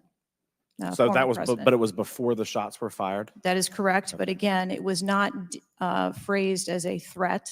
It was just that something was being worked. Yeah, but my question is, when did he become, when did he transform from suspicion to threat? Because they're treated very differently. People can be suspicious, but they're not a threat until a certain point in time. So when did that happen? I believe that it was seconds before the gunfire started. Seconds. My gosh, we actually have a few questions that we got answered How today. convenient. Listen, I'm going to wrap up here, Mr. Chairman, but here's the frustration that people have.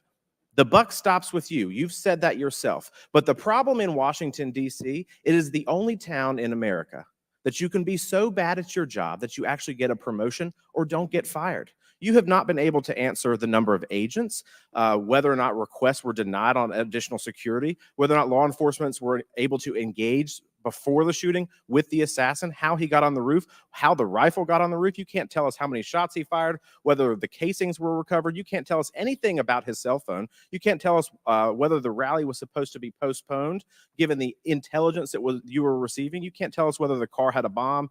You can't even tell us his motive. And the American people are incredibly distrustful because it has taken 9 days to even get a scintilla of evidence out of you.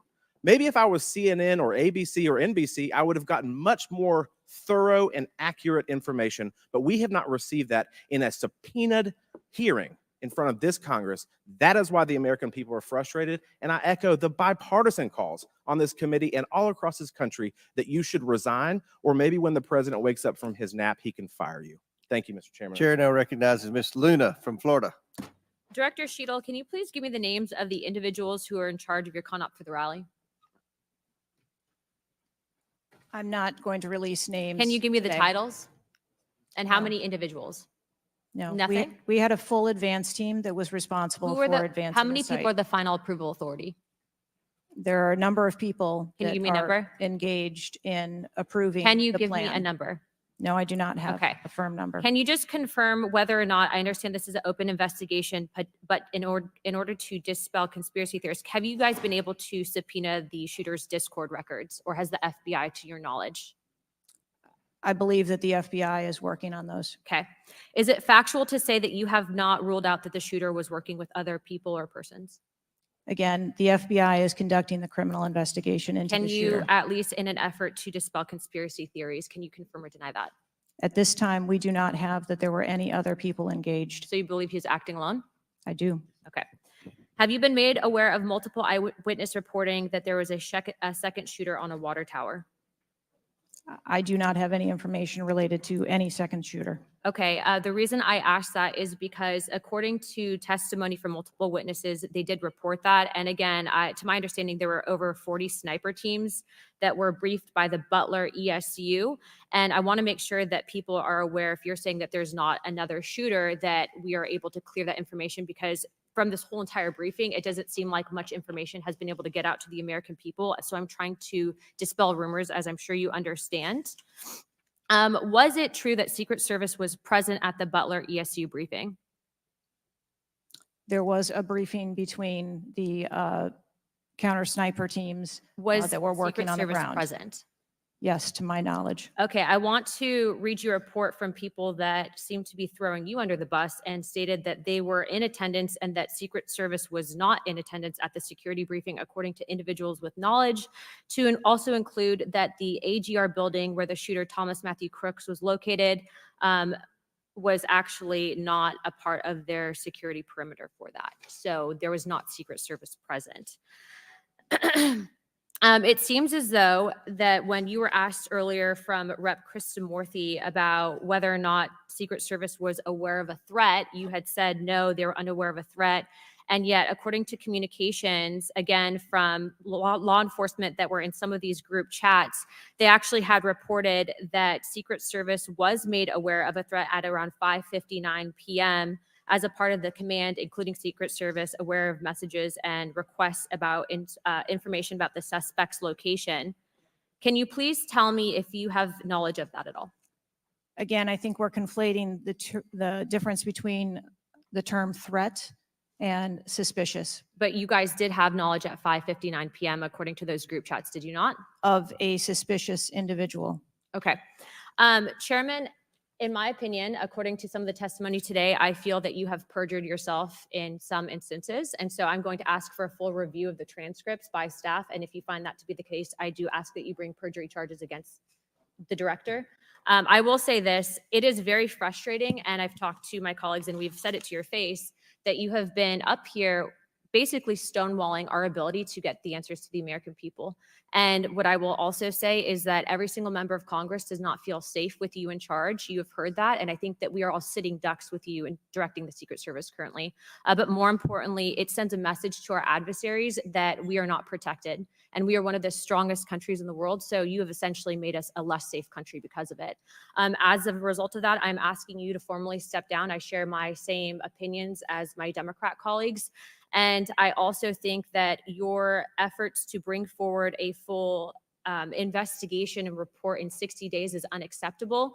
And as a result of that, I'm going to do everything in my legislative toolkit to ensure that that happens sooner rather than later. And I'm sure that you know that we brought a vote on inherent contempt against Garland for essentially blocking a congressional investigation. And I don't think that you should be any different. So I will say that I am just completely disgusted by your performance today. And I understand that you're probably in a position where you're being told not to testify, which is why we had to subpoena you. I think that goes back to Garland.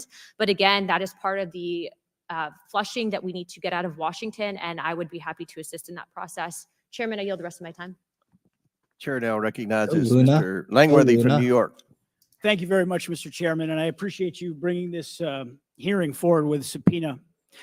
Director, yesterday I made the decision to get in my car and drive to Butler, Pennsylvania in preparation for this moment and asking you questions about the events of the assassination attempt on President Trump's life.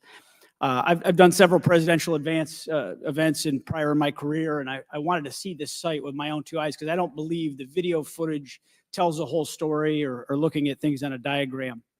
And I was absolutely appalled when I went to the site, when I saw the fact that I could have stood on the roof of that building, the AGR building, and hit that podium with a 9-iron, and I'm a lousy golfer.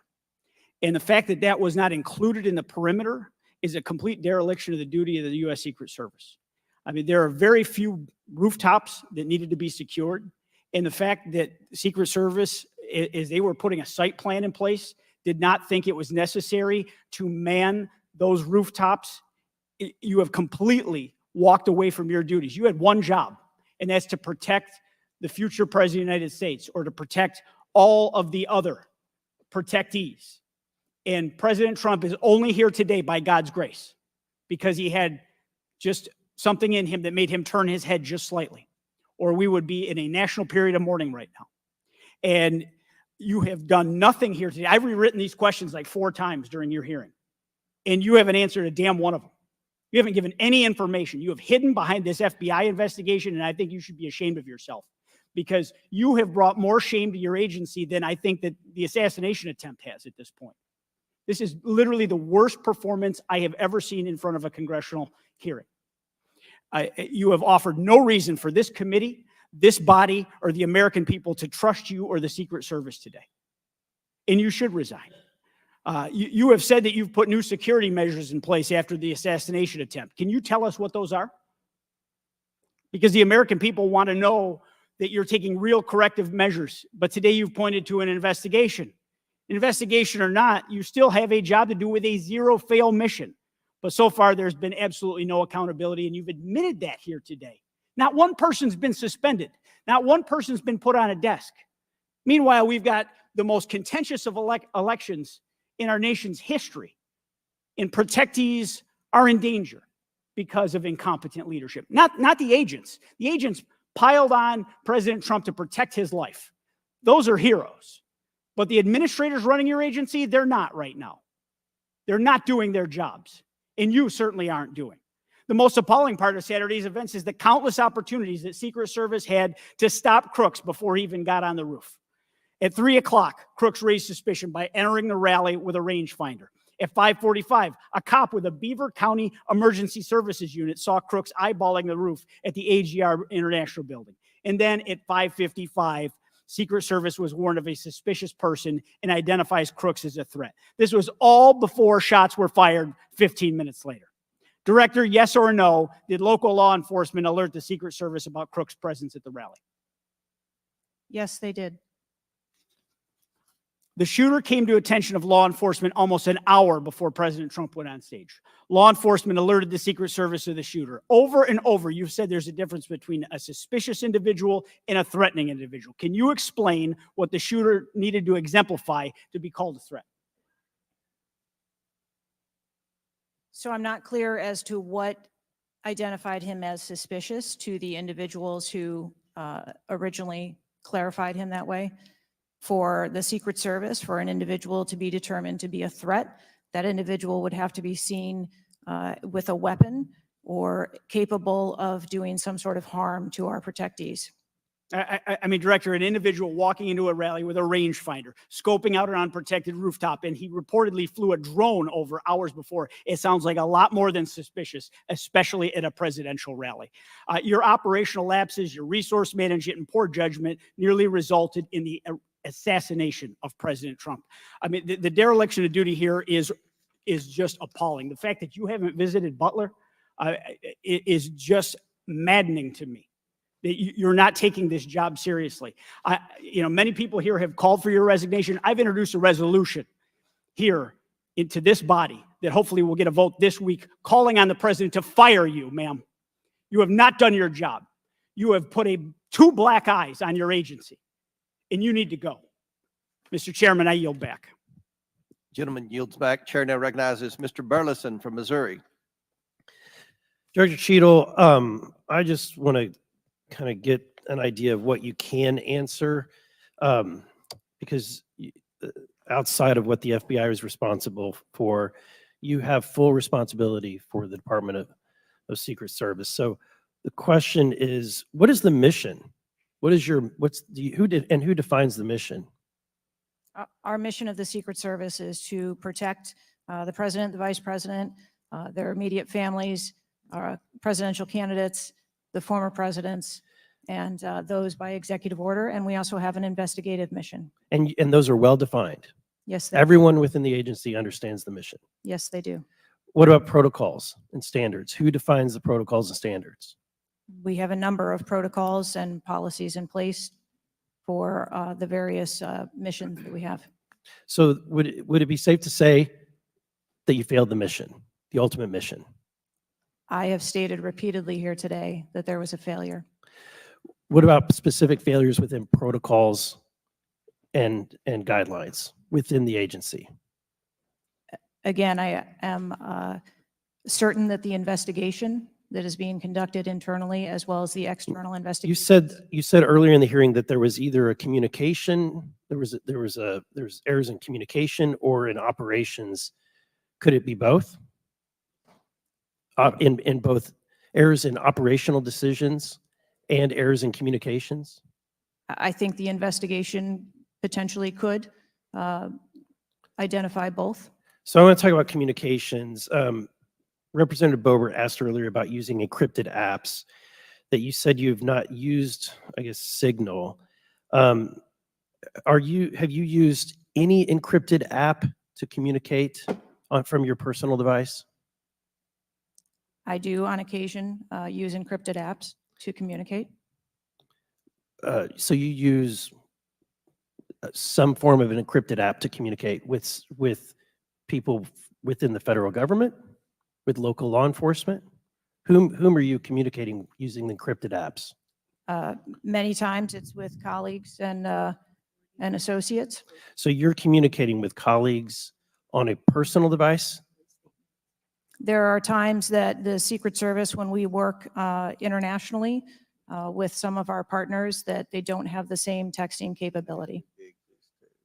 And you're not able to do that with your government issued device?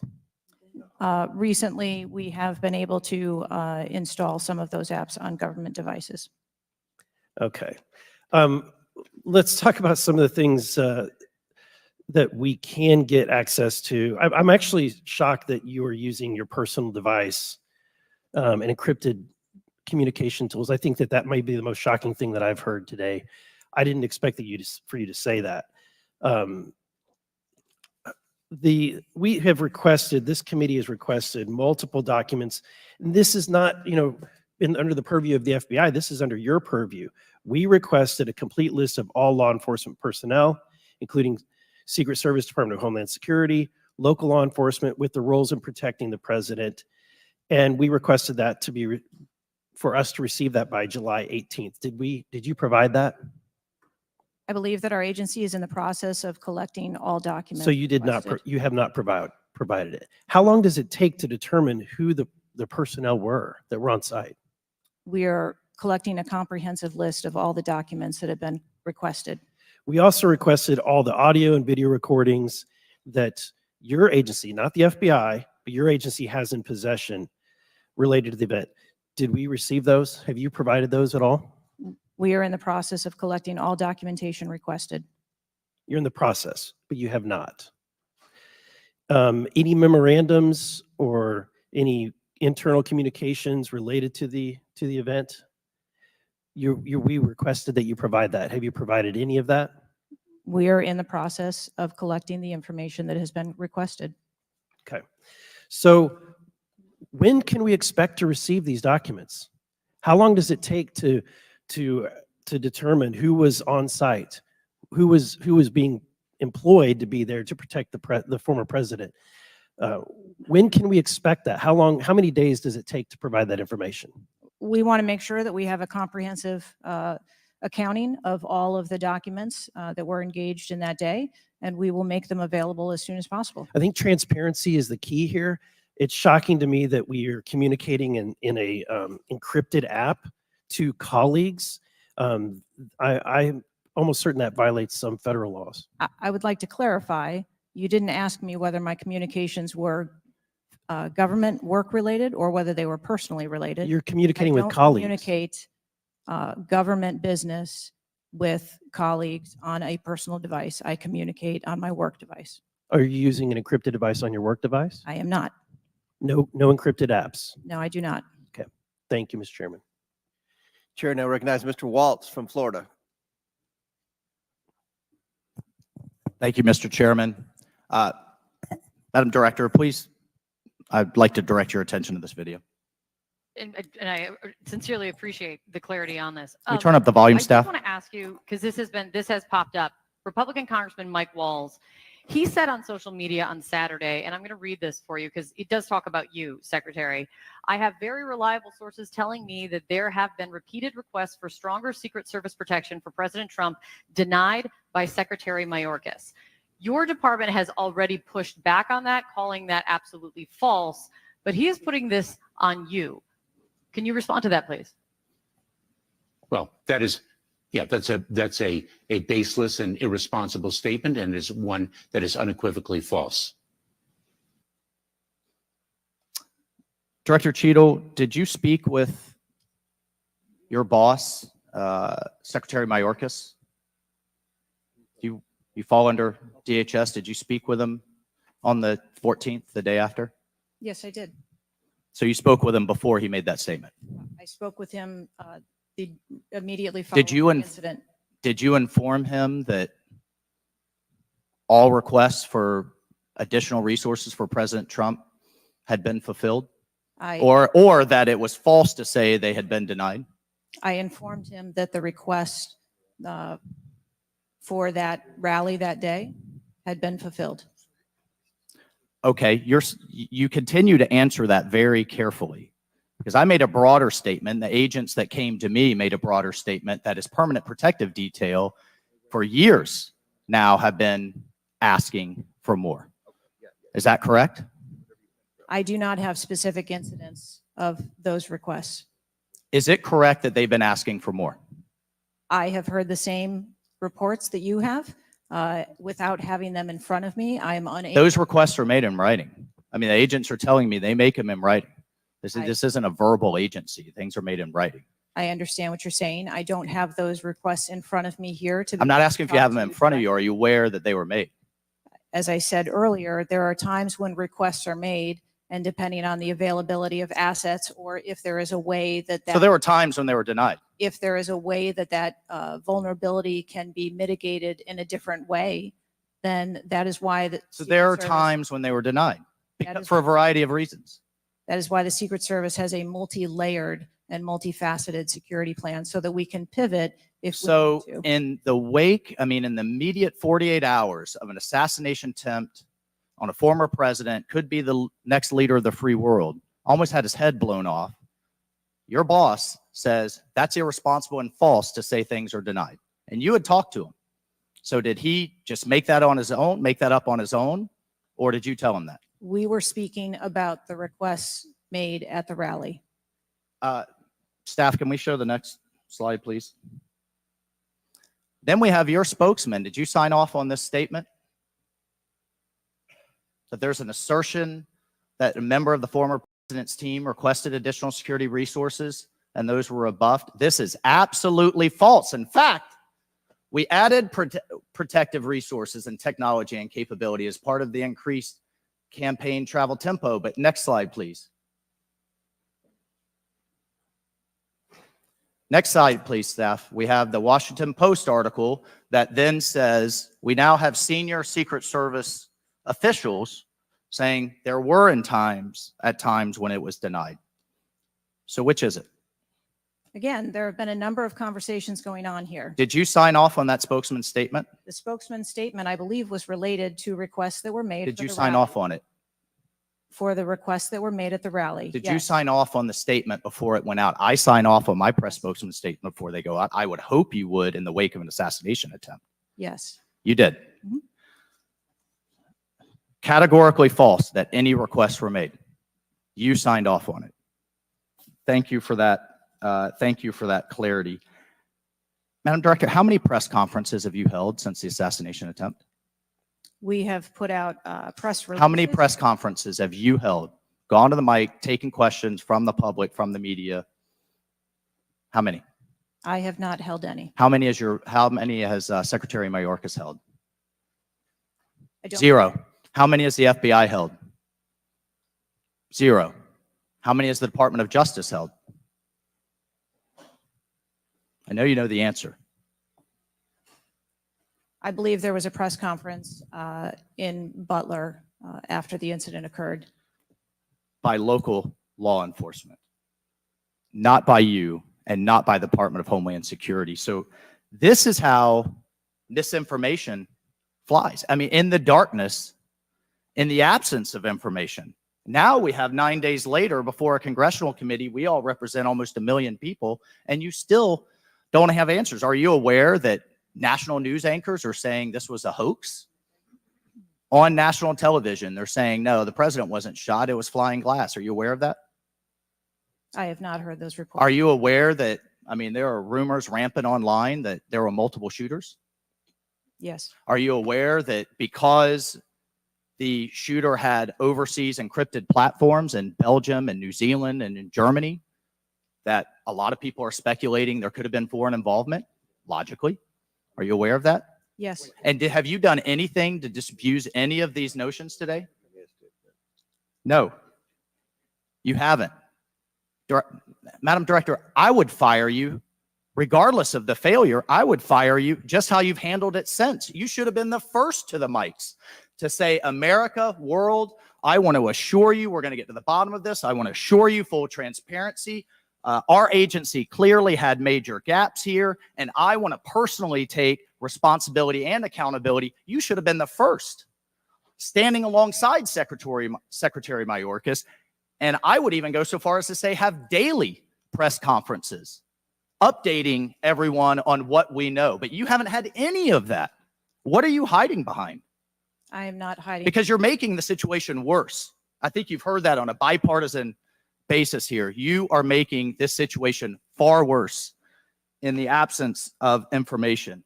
Let's move on.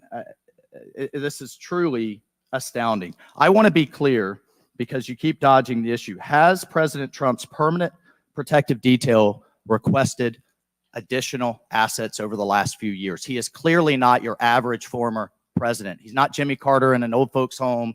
He's not President Bush painting out in his barn. He has multiple residences, a lot of rallies.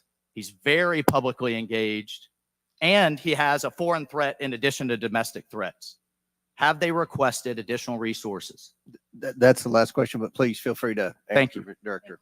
We have continued, as I stated earlier, to increase over the past year, the assets that are at the former president's residence and supplied to his detail. Mr. Chairman, if I could just ask for one more indulgence. It is clear you have not been to Butler, Pennsylvania. Leaders lead and should be on the ground. You have not been there. Instead, you went to the RNC, but you weren't originally even going to go there. Where were you originally scheduled to go besides the RNC, a national special security event? I was always scheduled to go to Mr. RNC. Chairman, I would like to enter into the record that the director was scheduled to go to Aspen, hobnobbing around with, I don't know what liberal elites go to Aspen. That was where you were originally Without scheduled to objection, go to order. speak at a forum. I was scheduled to go to the RNC. I was going to leave the RNC for 24 hours and return back to the RNC. I hope, as your predecessor, Julie Pearson, with a security incident on the White House and under the Obama administration and Reagan's Secret Service detail lead, I would hope you would have the dignity for the sake of the agents in the service to resign. Gentleman's time's expired. Thank you. I'd like to enter a few things into the record. First of all, the remaining articles that Mr. Biggs was wanting to enter into the record without objection, so ordered. Next, I have a written statement from Representative Mike Kelly of Pennsylvania. His district includes Butler, and he has a written statement that we'd like to enter into the record without objection, so ordered.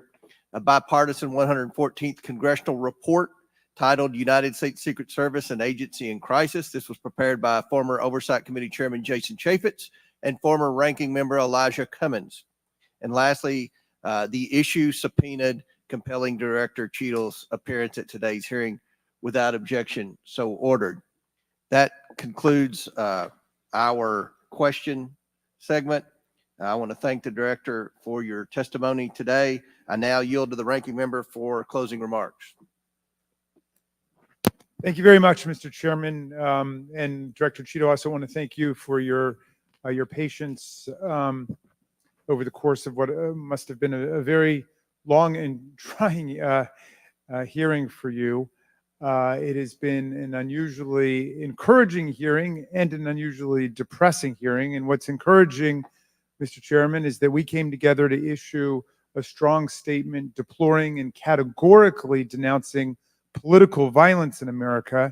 And I also didn't see any daylight between the members of the two parties today at the hearing in terms of our bafflement and outrage about the shocking operational failures that led to disaster and near catastrophe on July 13th, 2024. What is depressing is the extraordinary communications gap between the director of the Secret Service and Congress. And I don't want to add to the director's terrible, horrible, no good, very bad day.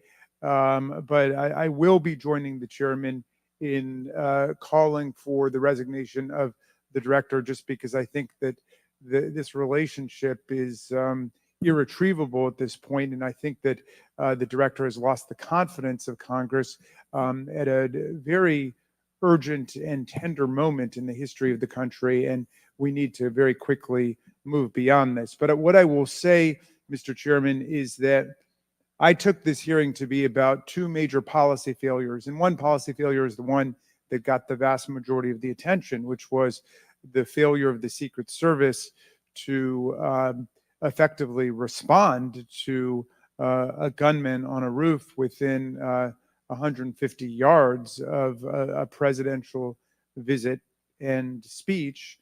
But the other failure is on the part of Congress, because the mass shooting that took place in Butler, Pennsylvania, is replicated all over the country every day. And in fact, as I said, Mr. Chairman, it happened that evening in Alabama, in Birmingham, Alabama, where there was a mass shooting where more people even were killed and wounded than were killed and wounded in Butler, Pennsylvania. So it's true, the president, the former president, and a handful of people who get the Secret Service protection are the only people in America we thought were safe from an AR-15 attack. It's clear that they're not safe either, and we've got to get to the bottom of that. But we also have to get to the bottom of the larger problem, which is that the whole country is living like this in fear and in terror of assault weapon attacks in movie theaters, churches, synagogues, mosques, supermarkets, Walmarts, any place where an audience or a public gathers. And the worst was in Las Vegas, where a gunman got up on a roof and then just mowed down 60 people below him and wounded hundreds and hundreds of other people. So we've got to deal with that problem. Yes, we've got to move as swiftly as we can to deal with the problems of the Secret Service, but the broader problem is still there. And I just wish to the heavens that our colleagues that could get together on the question of presidential security against an AR-15 attack could get together on the question of public security against an AR-15 attack, because all of us are vulnerable. He's trying to all of brand our it. families Branding, are branding, in danger by branding. this, and the rest of the world doesn't live this way. And we have to look to see how uniquely strange it is that we allow 20-year-olds to access AR-15s, weapons of mass destruction, and show up in You mean like the public 20-year-olds places in to the endanger Army, other people. And I hope, Marines? Mr. Chairman, we can work together on that with the They're same adults. spirit of bipartisan adults. commitment to the public safety that was exemplified here today. And I yield back to you. Ranking Member yields This whole back. thing about 20-year-olds is I'll deliver hilarious. my closing remarks. Director Cheadle, I subpoenaed you I was a pretty to damn appear capable today to get 20-year-old. answers for the American people about the failures that led to the assassination attempt of President Donald J. Trump. Unfortunately, you refused to answer today. And this committee is not known for its model of bipartisanship, but I think today we came together unanimously in our disappointment for your lack of answers. You've stated that the FBI will investigate and give a report, and you estimate 60 days. We've been waiting for months and months for lots of different bits of information from the FBI. We have no confidence in the FBI. The majority of this committee has no confidence in the FBI. I sincerely hoped that the hearing today would give not just Congress confidence in the Secret Service, but the American people would have confidence in the Secret Service. We don't have confidence, not just in Congress, but I don't believe the American people tonight when they go to bed are going to have confidence that the Secret Service is the best it can be at protecting President Biden, at protecting the First Lady, at protecting President Trump, at protecting their families. That's what the primary role for the Secret Service should be. And some people have said and speculated, well, there needs to be more money and more employees. As I stated early on, 3.1 billion, I believe next year it's going to be $3.2 billion budget, over 8,000 employees. If the Secret Service is spread too thin and doing things like inspecting counterfeit, which is what the Secret Service was created to do, was to inspect counterfeit money and things like that with the Treasury. If it's spread too thin, then we need to come together in Congress, and I think we can do that in a bipartisan way to narrow the focus of the Secret Service, to protect the leaders of our country, to protect our elections by protecting our candidates. And I don't believe we have any confidence that you can do that as the leader of the FBI. I sincerely hope that we would adjourn this committee hearing and have confidence, not just in the Secret Service, but in you as director of the Secret Service. But we do not. Taking responsibility requires a lot of things. It means providing transparency. It means answering simple questions. It means providing a specific timeline of July 13th to this committee and the American people. I mean, it's been 9 days. There were people that were demanding that we have a hearing the next day or 2 days following the shooting. And I said, no, we need to give the Secret Service ample time to be able to answer those questions. 9 days. 9 days. And I don't think we answered very many questions that the American people have. I don't think there was I've never said this before, and I've presided over a lot of hearings. I don't think there was one question asked by anyone that the average American hasn't already asked at a diner or at church or at a ball game. The American people have questions. They deserve answers. Congress deserves answers. You were subpoenaed today to provide answers. And ma'am, you did not do that.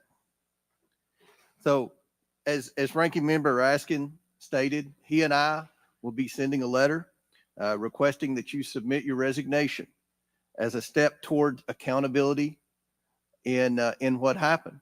And one of the biggest frustrations that many of us have, especially on this side of the aisle, is that there's never accountability in this administration. And when you look at the debacles prior to July 13th, I mean, it would be hard to beat the withdrawal in Afghanistan, the debacle there, and no one was held accountable. To this day, no one has been held accountable for that. But here we have clearly video showing people notifying the police, and the police are blaming the Secret Service. The Secret Service are blaming the police. Homeland Security is blaming everybody. But at the end of the day, after this hearing and after our request for information, we don't have any answers for the American people. And we don't have that confidence that you can lead the Secret Service to restore the confidence. And again, I commend the ranking member for joining with me in the letter asking your resignation. Just resign, lady. And we certainly hope that you will take that to heart. There's no. With that and without fixing this. objection, all members have 5 legislative days within which to submit materials and additional written questions for the witness, which will be forwarded to the witness. If there's no further business, without objection, the committee stands adjourned. All right, there you have it. Not a whole lot. Well, kind of like, we were all showed up wondering if we were going to find out anything today, hoping today would be different. And no, more of the same dodging, throwing it over the wall, using elusive verbiage, and of course the Democrats pivoting to their gun control agenda, going completely off point, trying to blame a certain particular type of weapon, and weirdly making a big deal out of being a 20-year-old. Like, we have to get this out of our heads that 20-year-olds are incompetent and can't get shit done. They can drive. They've had plenty of time to learn skills, right? They're motivated. They got energy. They got strength. They got youth. They got time in a lot of cases, have time on their hands. They have their 20-year-old be Gen Z. They have full understanding of the internet, how it works. Probably more so than any other generation of the modern internet. How to elude detection, how to access even things someone like me who's a professional and has been for a long time in the information technology space. They come up with new stuff all the time. These kids are involved in, and this isn't commonplace and for adults to use. This idea that a 20-year-old is incompetent, can't get shit done is just weird. By the way, this kid was a computer kind of a up-and-coming computer guru. I will go over some of that on Tuesday night with a special edition of Winning 2024. This updates on the all the new information we've gathered. We'll go through every line of thought, detail. We'll analyze evidence and wannabe evidence, and we'll debunk things. We're just going to go over that topic in great detail. So I'm saving much of it for that, aside from today. Tonight, 8 p.m. Eastern on Unrig the Game, Chapter 6 and 7 of Woke Inc. by Vivek Ramaswamy. The kickoff show topics will be what's up next for Vivek, and then other, now that the vice president's been announced, where he might fall, what he might do. And also more about the stepping down of Biden and potential events around that, like who could be the VP or who could be a replacement. Is it going to be a peaceful convention? We'll just talk about it. But it's Unrig the Game. It's Vivek's book, so we're going to be looking at, really want to take a look at what he's going to be doing next. And I tell you what, he had slowed down a bit, and he I think that we won't be disappointed in what he does next at all. So I think it'll be great. And by the way, I want to, before everybody takes off, I know it's over. Oh man, I just lost 6 people. I wanted to say thank you to all the people that that came here today to join our awesome crowd that don't come by a lot. Like, I want to say thank you to Cynthia, to Wookie, to Gutters, to a lot of all these people that came in today to hang out with us. V for stopping by, and just some of the people that aren't here on a normal basis to come hang out with our in-house crowd. Zach, that's always here. As you can see, we have an awesome, great crowd here. If you ever want a chill place to hang out with some really cool people, this is the spot.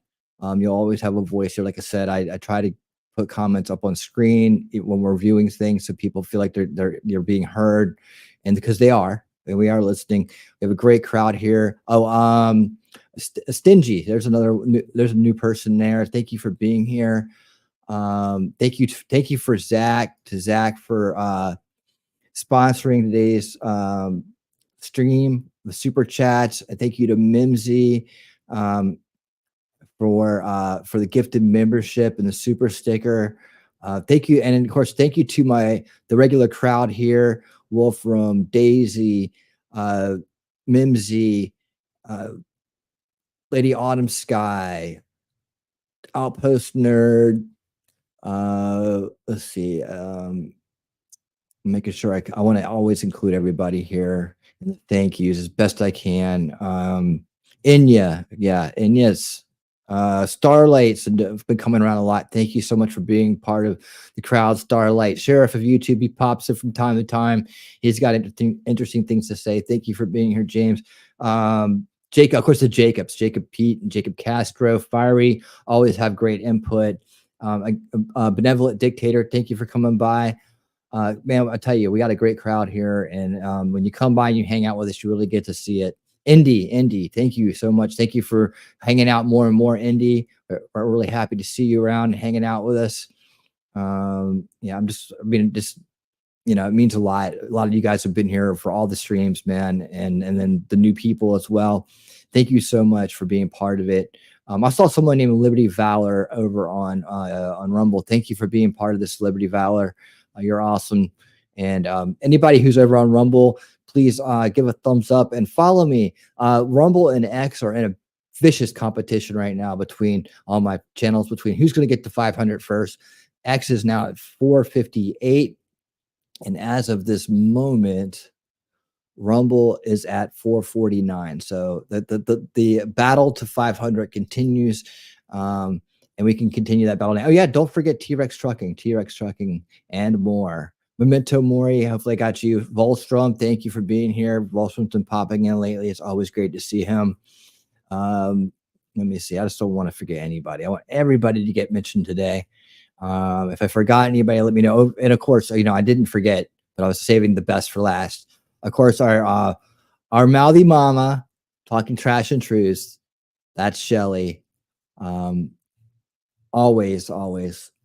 Thank you so much for everything you do and all the time you commit and everything that you do, man. I can't tell you how much I appreciate it and how much it means. Oh, hey, there you go. Now, Wolfram just did a great thing here with this $5 super chat. He's because when something's live, I don't want to play the clips, but we're gonna play one for everybody today, and Wolfram took care of that for everybody, so I didn't forget. So here you go.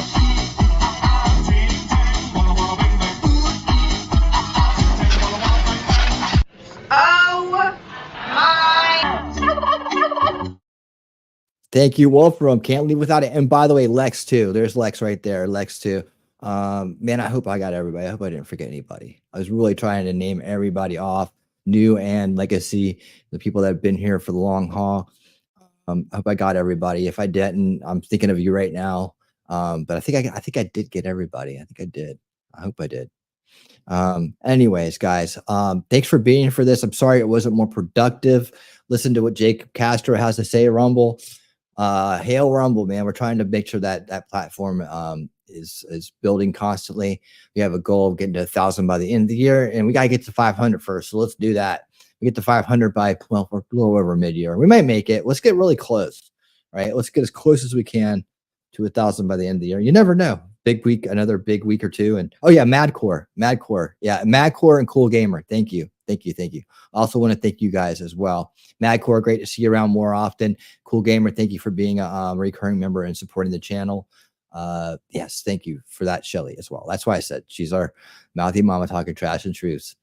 She's one of the major anchors of this channel, you know. So thank you so much for everybody. Thank you to Wolfram for super chats. Thanks to everybody who super chatted today and helped support the channel. I will be back in just a little while. I will be back at 8 p.m. Eastern for Unrig the Game, as I said. And yeah, quite an exciting day. I'll recap this with some more thoughts when we get there. When we get to the show tonight, I'll talk more about this. I don't know how much more I can say, but I'll recap it a little bit. And I did take a few notes about things in there that I'll talk about later tonight. But for now, we've had a long morning. Let's all get some. If you need a nap, take a nap. I'm thinking about doing that and maybe taking a nice soak or something in the hot tub. Or what I mean by hot tub, I mean a hot tub, not like an actual hot tub, because I don't have an actual hot tub. Not yet. One day I will. But yeah, that's it. I'm going to go ahead and get out of here. Let you guys get back to your day. Thank you so much for being here. And until we talk again later today, all of y'all, everybody everywhere, keep on winning.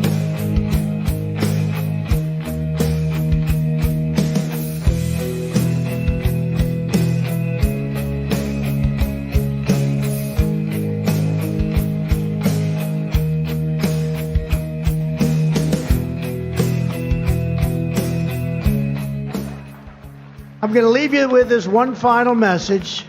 We're going to win the election. We're going to win it big. We're going to win it bigger than ever before. We're going to do things that nobody believed. It's going to be more important even than 2016. We are going to make America great again. Thank you. Thank you very much, everybody.